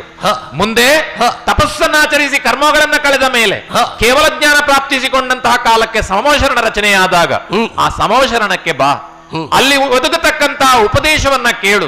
ನಿನ್ನನ್ನು ನೀನು ಸಂಸ್ಕರಿಸಿಕೊಂಡು ಆ ಮಾರ್ಗದಲ್ಲಿ ನಡೆಯುವುದರ ಮೂಲಕ ಮೋಕ್ಷವನ್ನ ಪ್ರಾಪ್ತಿ ಮಾಡಿಕೊಳ್ಳುವಂತಹ ಸಾಧನೆ ನೀನು ಮಾಡಿದಿ ಅಂತಾದ್ರೆ ಈಗ ಪಟ್ಟಂತಹ ಪಶ್ಚಾತ್ತಾಪಕ್ಕೆ ಪ್ರಾಯಶ್ಚಿತ್ತ ಒದಗುತ್ತದೆ, ಅದಕ್ಕೊಂದು ಸಾರ್ಥಕತೆ ಬರ್ತದೆ. ಆ ದೃಷ್ಟಿಯಿಂದ ಆ ಕಾರ್ಯವನ್ನ ಮಾಡು. ಇದೋ ಪಂಚ ನಮಸ್ಕಾರವನ್ನ ಬೋಧಿಸ್ತೇನೆ. ಓಂ ನಮೋ ಅರಿಹಂತಾಣ, ಓಂ ನಮೋ ಅರಿಹಂತಾಣ, ನಮೋ ಸಿದ್ಧಾಣ, ನಮೋ ಸಿದ್ಧಾಣ, ನಮೋ ಆಯಿರ್ಯಾಣ, ನಮೋ ಆಯುರ್ಯಾಣ, ನಮೋ ವಜ್ಜಾಯಾಣ, ನಮೋ ವಜ್ಜಾಯಾಣ, ನಮೋ ಲೋಭ ಸಂವಸಾಹೂಣ, ನಮೋ ಲೋಹ ಸಂವಸೌಹೂಣ, ಯೇಸೋ ಪಂಚನಮೋಕಾರೋ ಸೌವ ಪಾಪ ಪಣಾಸಣೋ ಮಂಗಲಾಣಾಚ ಸೌಯೇಸಿ ಪಡಮೋ ಹವಾಯ್, ಮಂಗಲೋ ಪಡಮೋ ಹವಾಯ್ ಮಂಗಲೋ. ಆದೀತು, ನಿನ್ನಿಂದ ದೀಕ್ಷೆಯನ್ನು ಹೊಂದಿದವನಿದ್ದೇನೆ. ಇದೇ ನಮಸ್ಕಾರಗಳನ್ನು ಮನದಲ್ಲಿ ಮನನ ಮಾಡುತ್ತಾ ಪಠಿಸುತ್ತಾ ನನ್ನ ಜೀವನದ ಉತ್ಕರ್ಷತೆಗೆ ಇನ್ನು ಮುಂದಿನ ನನ್ನ ಜೀವನಕ್ಕಾಗಿ ಇದನ್ನು ಸಾಧನವನ್ನಾಗಿಸಿಕೊಳ್ತೇನೆ. ಅನುಗ್ರಹಿಸು. ಶುಭವಾಗಲಿ ನಿನಗೆ ಸ್ವಾಮಿ. ಶರಣರೀರ ಶರಣರಾಲಿಸಿ ನಿಮ್ಮ ಸೇವೆಗೆ ಬರಲಿರುವುದು ಕಾಲ ಮುಂದಕ್ಕೆ ತಿರುಗಿ ನೀವೇ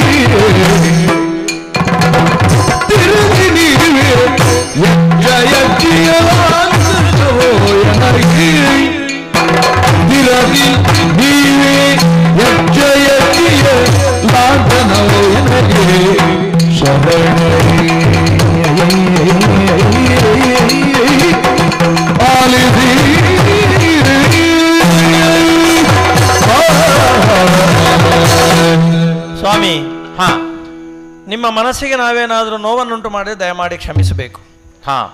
ನಮಗೆ ನಿಮ್ಮ ಕುರಿತಾದಂತಹ ಋಣ ಇತ್ತು ಎನ್ನುವ ಕಾರಣಕ್ಕೆ ಬೇಕಾಗಿ ಮಾತ್ರ ನಾವು ಈ ಒಂದು ಪ್ರಕರಣವನ್ನು ತಡೆದದ್ದಲ್ಲ, ಈ ಪ್ರಕರಣಕ್ಕೆ ನಾವು ಪ್ರವೇಶಿಸಿದ್ದೂ ಅಲ್ಲ.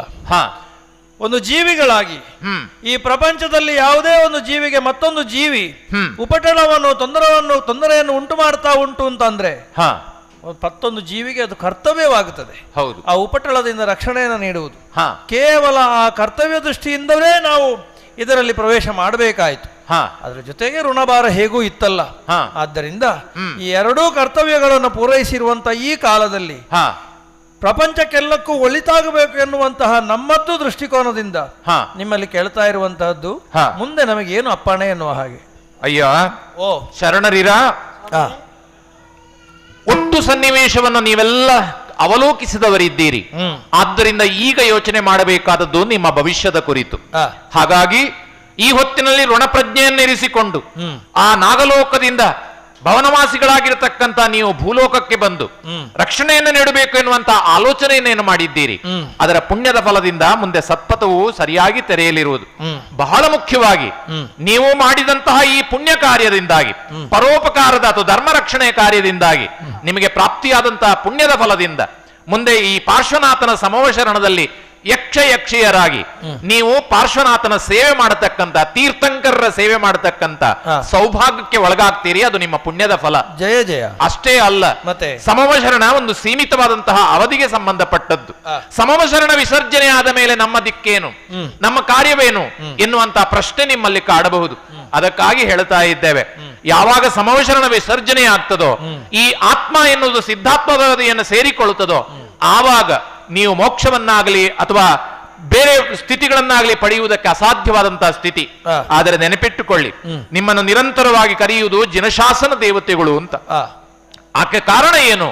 ನೀವು ಸಂವತ್ಸರಣ ವಿಸರ್ಜನೆ ಆದ ಮೇಲೆ ಭೂಲೋಕಕ್ಕೆ ಬಂದು ಎಲ್ಲೆಲ್ಲ ಭಗವಾನ್ ಶ್ರೀ ಪಾರ್ಶ್ವನಾಥ ಸ್ವಾಮಿಯನ್ನ ಆರಾಧಿಸ್ತಾರೋ, ಎಲ್ಲೆಲ್ಲ ಜಿನತ್ವವನ್ನು ಸಂಪಾದಿಸಿಕೊಂಡಿರ್ತಕ್ಕಂತಹ ತೀರ್ಥಂಕರರನ್ನ ಸ್ಮರಿಸ್ತಾರೋ, ಅವರನ್ನ ಆರಾಧಿಸ್ತಾರೋ, ಅಲ್ಲೆಲ್ಲವೂ ಕೂಡ ಸಾನ್ನಿಧ್ಯದ ಸ್ಥಿತಿಯಲ್ಲಿದ್ದುಕೊಂಡು ಯಕ್ಷಯಕ್ಷಿಯರು ಜಿನ ಶಾಸನಗಳನ್ನ ಅಥವಾ ಜಿನ ಧರ್ಮವನ್ನು ರಕ್ಷಣೆ ಮಾಡಬೇಕಾದಂತಹ ಕರ್ತವ್ಯಕ್ಕೆ ಬದ್ಧರಾದವರು. ಆದ್ದರಿಂದ ನೀವು ಆ ಬಳಿಕ ಭೂಲೋಕಕ್ಕೆ ಹೋಗಿ ಎಲ್ಲಿ ಜಿನಮಂದರಿಗಳಿದ್ದಾವೋ, ಎಲ್ಲಿ ಜಿನಧರ್ಮೀಯರಿದ್ದಾರೋ, ಎಲ್ಲಿ ಸಾತ್ವಿಕ ವ್ಯಕ್ತಿಗಳಿದ್ದಾರೋ, ಜಿನಧರ್ಮದವರೇ ಆಗಬೇಕು ಎನ್ನುವಂತಹದ್ದೇನಿಲ್ಲ. ಯಾರು ಸದ್ಧರ್ಮದಲ್ಲಿ ಧರ್ಮ ಮಾರ್ಗದಲ್ಲಿ ನಡೆಯುತ್ತಾರೋ ಅವರನ್ನೆಲ್ಲ ರಕ್ಷಿಸುವ, ಅವರಿಗೆ ಸದ್ಬುದ್ಧಿಯನ್ನು ಕೊಡುವ, ಅವರನ್ನ ಸತ್ಪಥದಲ್ಲಿ ಪ್ರೇರೇಪಿಸುವ, ಮುಂದೊಮ್ಮೆ ಅವರು ಮೋಕ್ಷವನ್ನ ಪಡೆಯುವ ಮತ್ತು ನೀವು ಕೂಡ ಅದೇ ಮಾರ್ಗದಲ್ಲಿ ಮೋಕ್ಷವನ್ನ ಸಂಪಾದಿಸುವ ದಾರಿಯಲ್ಲಿ ಧರ್ಮ ಕಾರ್ಯದಲ್ಲಿ ನಿರತರಾಗಿ ನಿಮಗೆ ಒಳ್ಳೆಯದಾಗ್ತದೆ. ಅಪ್ಪಣೆ. ಜಯ ಜಯ ಜಯ ಜಯ ಜಯ ಜಯ. ಸಂಪೂಜಕಾನಾಂ ಪ್ರತಿಪಾಲಕಾನಾಂ ಯತೀಂದ್ರ ಸಾಮಾನ್ಯ ತಪೋಧನಾನಾಂ ದೇಶಸ್ಯ ರಾಜ್ಯಸ್ಯ ಪುರಸ್ಯ ರಾಜ್ಯಗೆ ಕರೋತು ಶಾಂತ್ಯೋ ಭಗವಾನ್ ಜಿನೇಂದ್ರ ಭಗವಾನ್ ಜಿನೇಂದ್ರ. ಬಂಧುಗಳೇ, ಒಂದು ಕೃತಜ್ಞತೆಯ ಮಾತು. ನಾವು ಸಮಯ ಜಾಸ್ತಿ ತೆಕ್ಕೊಳ್ಳಿಲ್ಲ. ಇನ್ನೂ ನಮ್ಮ 2.5 ಗಂಟೆಗೆ 5 ನಿಮಿಷ ಬಾಕಿ ಇದೆ. ನಾವು ಸಮಯ ಜಾಸ್ತಿ ತೆಕ್ಕೊಳ್ಳಿಲ್ಲ. ಪ್ರಾರಂಭ ಆದದ್ದು 8:30 ಆದ್ದರಿಂದ ಇಷ್ಟು ತಡವಾಗಿದೆ. ಆದ್ದರಿಂದ ಕ್ಷಮೆ ಅಂತ ಕೇಳುವುದಿಲ್ಲ ನಾವು. ಆದರೆ ಒಟ್ಟು ಕಾರ್ಯಕ್ರಮ ಸುಂದರವಾಗಿ ಬಂದಿದೆ ಅಂತ ನಾವು ಭಾವಿಸಿಕೊಳ್ತೇವೆ. ನಮ್ಮ ಕರ್ತವ್ಯವನ್ನು ಕಲಾವಿದರು ಮಾಡಿದ್ದಾರೆ. ನಾನು ಮಾತಾಡ್ತಾ ಇರೋದು ಕಲಾವಿದರ ಪರವಾಗಿ.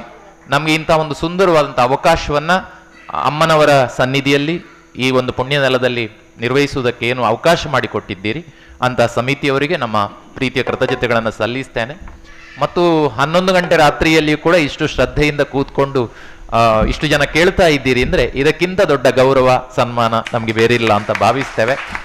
ಜೊತೆಗೆ ನಮ್ಮ ಮಾಧ್ಯಮದ ಮೂಲಕ ಆನ್ಲೈನಲ್ಲಿ ಕೂಡ ಮನೆಯಲ್ಲಿ ಕೂಡ ಕೂತ್ಕೊಂಡು ತುಂಬ ಜನ ಇದನ್ನು ನೋಡ್ತಾ ಇರಬಹುದು ಅಂತ ಅಂದ್ಕೊಳ್ತೇವೆ. ಅವರಿಗೂ ಕೃತಜ್ಞತೆಗಳನ್ನು ಸಲ್ಲಿಸ್ತೇವೆ. ಮುಂದೆ ನೋಡಬಹುದು, ಅವರಿಗೂ ಕೃತಜ್ಞತೆಗಳನ್ನು ಸಲ್ಲಿಸ್ತೇವೆ.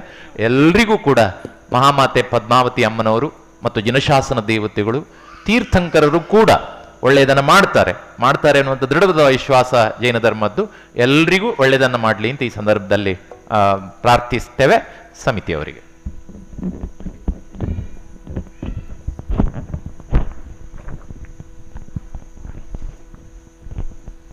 ಬಂಧುಗಳೇ, ಇದುವರೆಗೆ 2.5 ಗಂಟೆಗಳ ಕಾಲ ನಮ್ಮನ್ನು ಕೇಂದ್ರೀಕರಿಸಿದಂತಹ ಈ ಆದ್ಯ ಚಾರುಕೀರ್ತಿ ಯಕ್ಷಗಾನ ಬಳಗ ಮೂಡುಬಿದ್ರೆ ಇವರು ಆರಿಸಿಕೊಂಡಂತಹ ಈ ತೀರ್ಥಂಕರೋದ್ಭವ ಎನ್ನುವ ಪ್ರಸಂಗ ಬಹಳ ಬಹಳ ವಿಶೇಷ ರೀತಿಯಲ್ಲಿ ಸರಿಯಾದ ಸ್ಥಳದಲ್ಲಿ ಪದ್ಮಾವತಿ ಅಮ್ಮನವರ ದಿವ್ಯ ಸನ್ನಿಧಿಯಲ್ಲಿ ಇದನ್ನು ಪಡಿಸಿದ್ದೀರಿ ಎನ್ನುವುದನ್ನು ಇದು ಇಷ್ಟೊಂದು ಸಂತೋಷಕರವಾದ ವಿಷಯ ಬೇರೆ ಇಲ್ಲ ಅಂತೇಳಿ ನಾವು ಭಾವಿಸ್ಕೊಳ್ತೇವೆ.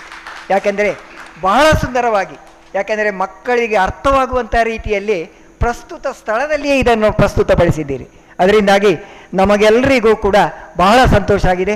ಅದರಲ್ಲೂ ಇವತ್ತಿನ ಈ ಕಾರ್ಯಕ್ರಮದಲ್ಲಿ ಭಾಗವಹಿಸಿಕೆ ವಹಿಸಿದಂತಹ ಇಂಜಿನಿಯರ್ ಆಗಿದ್ದರೂ ಕೂಡ ಇಂತಹ ಸುಂದರವಾದ ಒಂದು ಭಾಗವಹಿಸಿಕೆಯನ್ನು ವಹಿಸಿದಂತಹ ಶ್ರೀ ಭರತ ಶೆಟ್ಟಿ ಸಿದ್ದಕಟ್ಟೆ, ಯಾಕಂತೇಳಿದರೆ ಅಲ್ಲಿ ಚಹಾ ಕುಡಿತಾ ಇರುವಾಗಲೂ ಕೂಡ ಇಲ್ಲಿಗೆ ಓಡಿ ಬರಬೇಕು ಅಂತೇಳಿ ಮನಸ್ಸನ್ನು ಮಾಡಿದ್ದೆ. ನಿಮ್ಮ ಗಾನ ಬಹಳ ಸುಂದರವಾಗಿ ಪ್ರಸ್ತುತಪಡಿಸಿದ್ದೀರಿ. ನಿಮ್ಮ ಕಂಠ ಸಿರಿಯಿಂದ ಬಹಳ ಖುಷಿಯಾಗಿದೆ ನಮಗೆ ಅಂತೇಳಿ ಹೇಳ್ಕೊಳ್ಳಲಿಕ್ಕೆ ನಿಮಗೆ ಕೃತಜ್ಞತೆಗಳನ್ನು ಸಲ್ಲಿಸ್ತಾ ಇದ್ದೇವೆ. ಹಾಗೆಯೇ ಇವತ್ತಿನ ಚೆಂಡಮದ್ದಲೆ ಕಾರ್ಯಕ್ರಮದಲ್ಲಿ ನಮ್ಮವರೇ ಆದಂತಹ ಶ್ರೀ ದೇವನಾನ್ ಭಟ್ ಹಾಗೂ ಶ್ರೀ ರವಿರಾಜ್ ಕಾರ್ಕಳ ಇವರನ್ನು ಕೂಡ ಈ ಸಂದರ್ಭದಲ್ಲಿ ಕೃತಜ್ಞತೆಗಳನ್ನು ಸಲ್ಲಿಸ್ತಾ ಇದ್ದೇವೆ. ಹಾಗೆಯೇ ಚಕ್ರ ತಾಳದಲ್ಲಿ ದಿವಿಜೇಶ್ ಇವರು ಕೂಡ ಈ ಕಾರ್ಯಕ್ರಮದಲ್ಲಿದ್ದಾರೆ. ನಿಮಗೂ ಕೂಡ ಕೃತಜ್ಞತೆಗಳನ್ನು ಸಲ್ಲಿಸ್ತಾ ಇದ್ದೇವೆ. ಹಾಗೆಯೇ ಅರ್ಥಧಾರಿಗಳಾಗಿ ಬಹಳ ಸುಂದರವಾಗಿ ಇವತ್ತು ಪಾರ್ಶ್ವನಾಥ ಸ್ವಾಮಿಯ ಒಂದು ಕಾರ್ಯಕ್ರಮವನ್ನು ನಿರ್ವಹಿಸಿಕೊಟ್ಟಂತಹ ಶ್ರೀ ಮುನಿರಾಜ್ ರೆಂಜಾಳ ಇವರಿಗೆ ನಿಮ್ಮೆಲ್ಲರ ಪರವಾಗಿ ಹೃತ್ಪೂರ್ವಕವಾದ ಕೃತಜ್ಞತೆಗಳನ್ನು ಸಲ್ಲಿಸ್ತಾ ಇದ್ದೇವೆ. ಹಾಗೆಯೇ ಶಂಬರನಾಗಿ ಶ್ರೀ ರಮಣಾಚಾರ್ ಕಾರ್ಕಳ ಇವರು ಕೂಡ ಈ ಕಾರ್ಯಕ್ರಮದಲ್ಲಿ ಭಾಗವಹಿಸ್ತಾರೆ. ನಿಮಗೂ ಕೂಡ ನಮ್ಮೆಲ್ಲರ ಪರವಾಗಿ ಹೃತ್ಪೂರ್ವಕವಾದ ಕೃತಜ್ಞತೆಗಳನ್ನು ಸಲ್ಲಿಸ್ತಾ ಇದ್ದೇವೆ.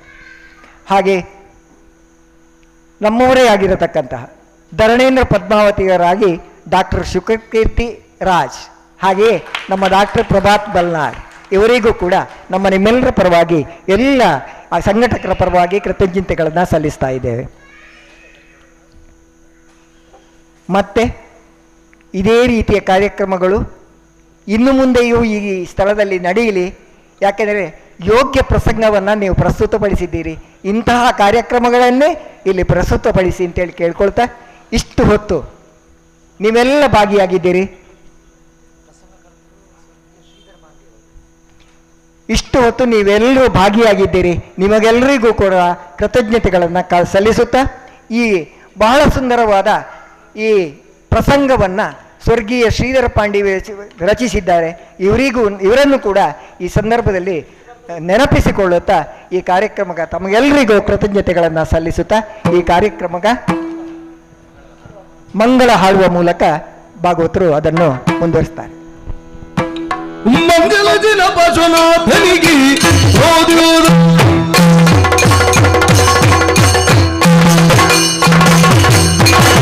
ಮಂಗಲ ದಿನ ಪಾರ್ಶ್ವನಾಥನಿಗೆ ಜಯ ಮಂಗಲ ಯಕ್ಷಿ ಪದ್ಮಾವಿಗೆ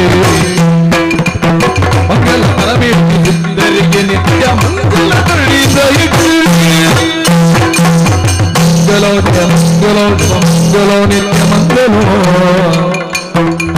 ಮಂಗಲೋ ಪಾರ್ಶ್ವನಾಥನಿಗೆ ಮಂಗಲೋ ಅನಂತನಾಥನಿಗೆ ಮಂಗಲೋ ಶಾಂತಿನಾಥನಿಗೆ ಮಂಗಲೋ ಪದ್ಮಾಂಬಿಕೆಗೆ ಮಂಗಲೋ ಯಕ್ಷಾಯಿಗೆ ಮಂಗಲೋ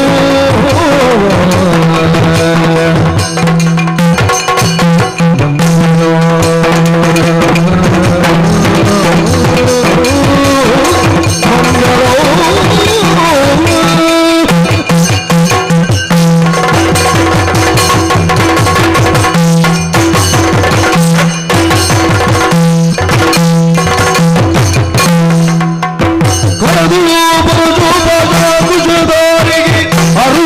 ಭಕ್ತರ ಪೊರೆವಗೆ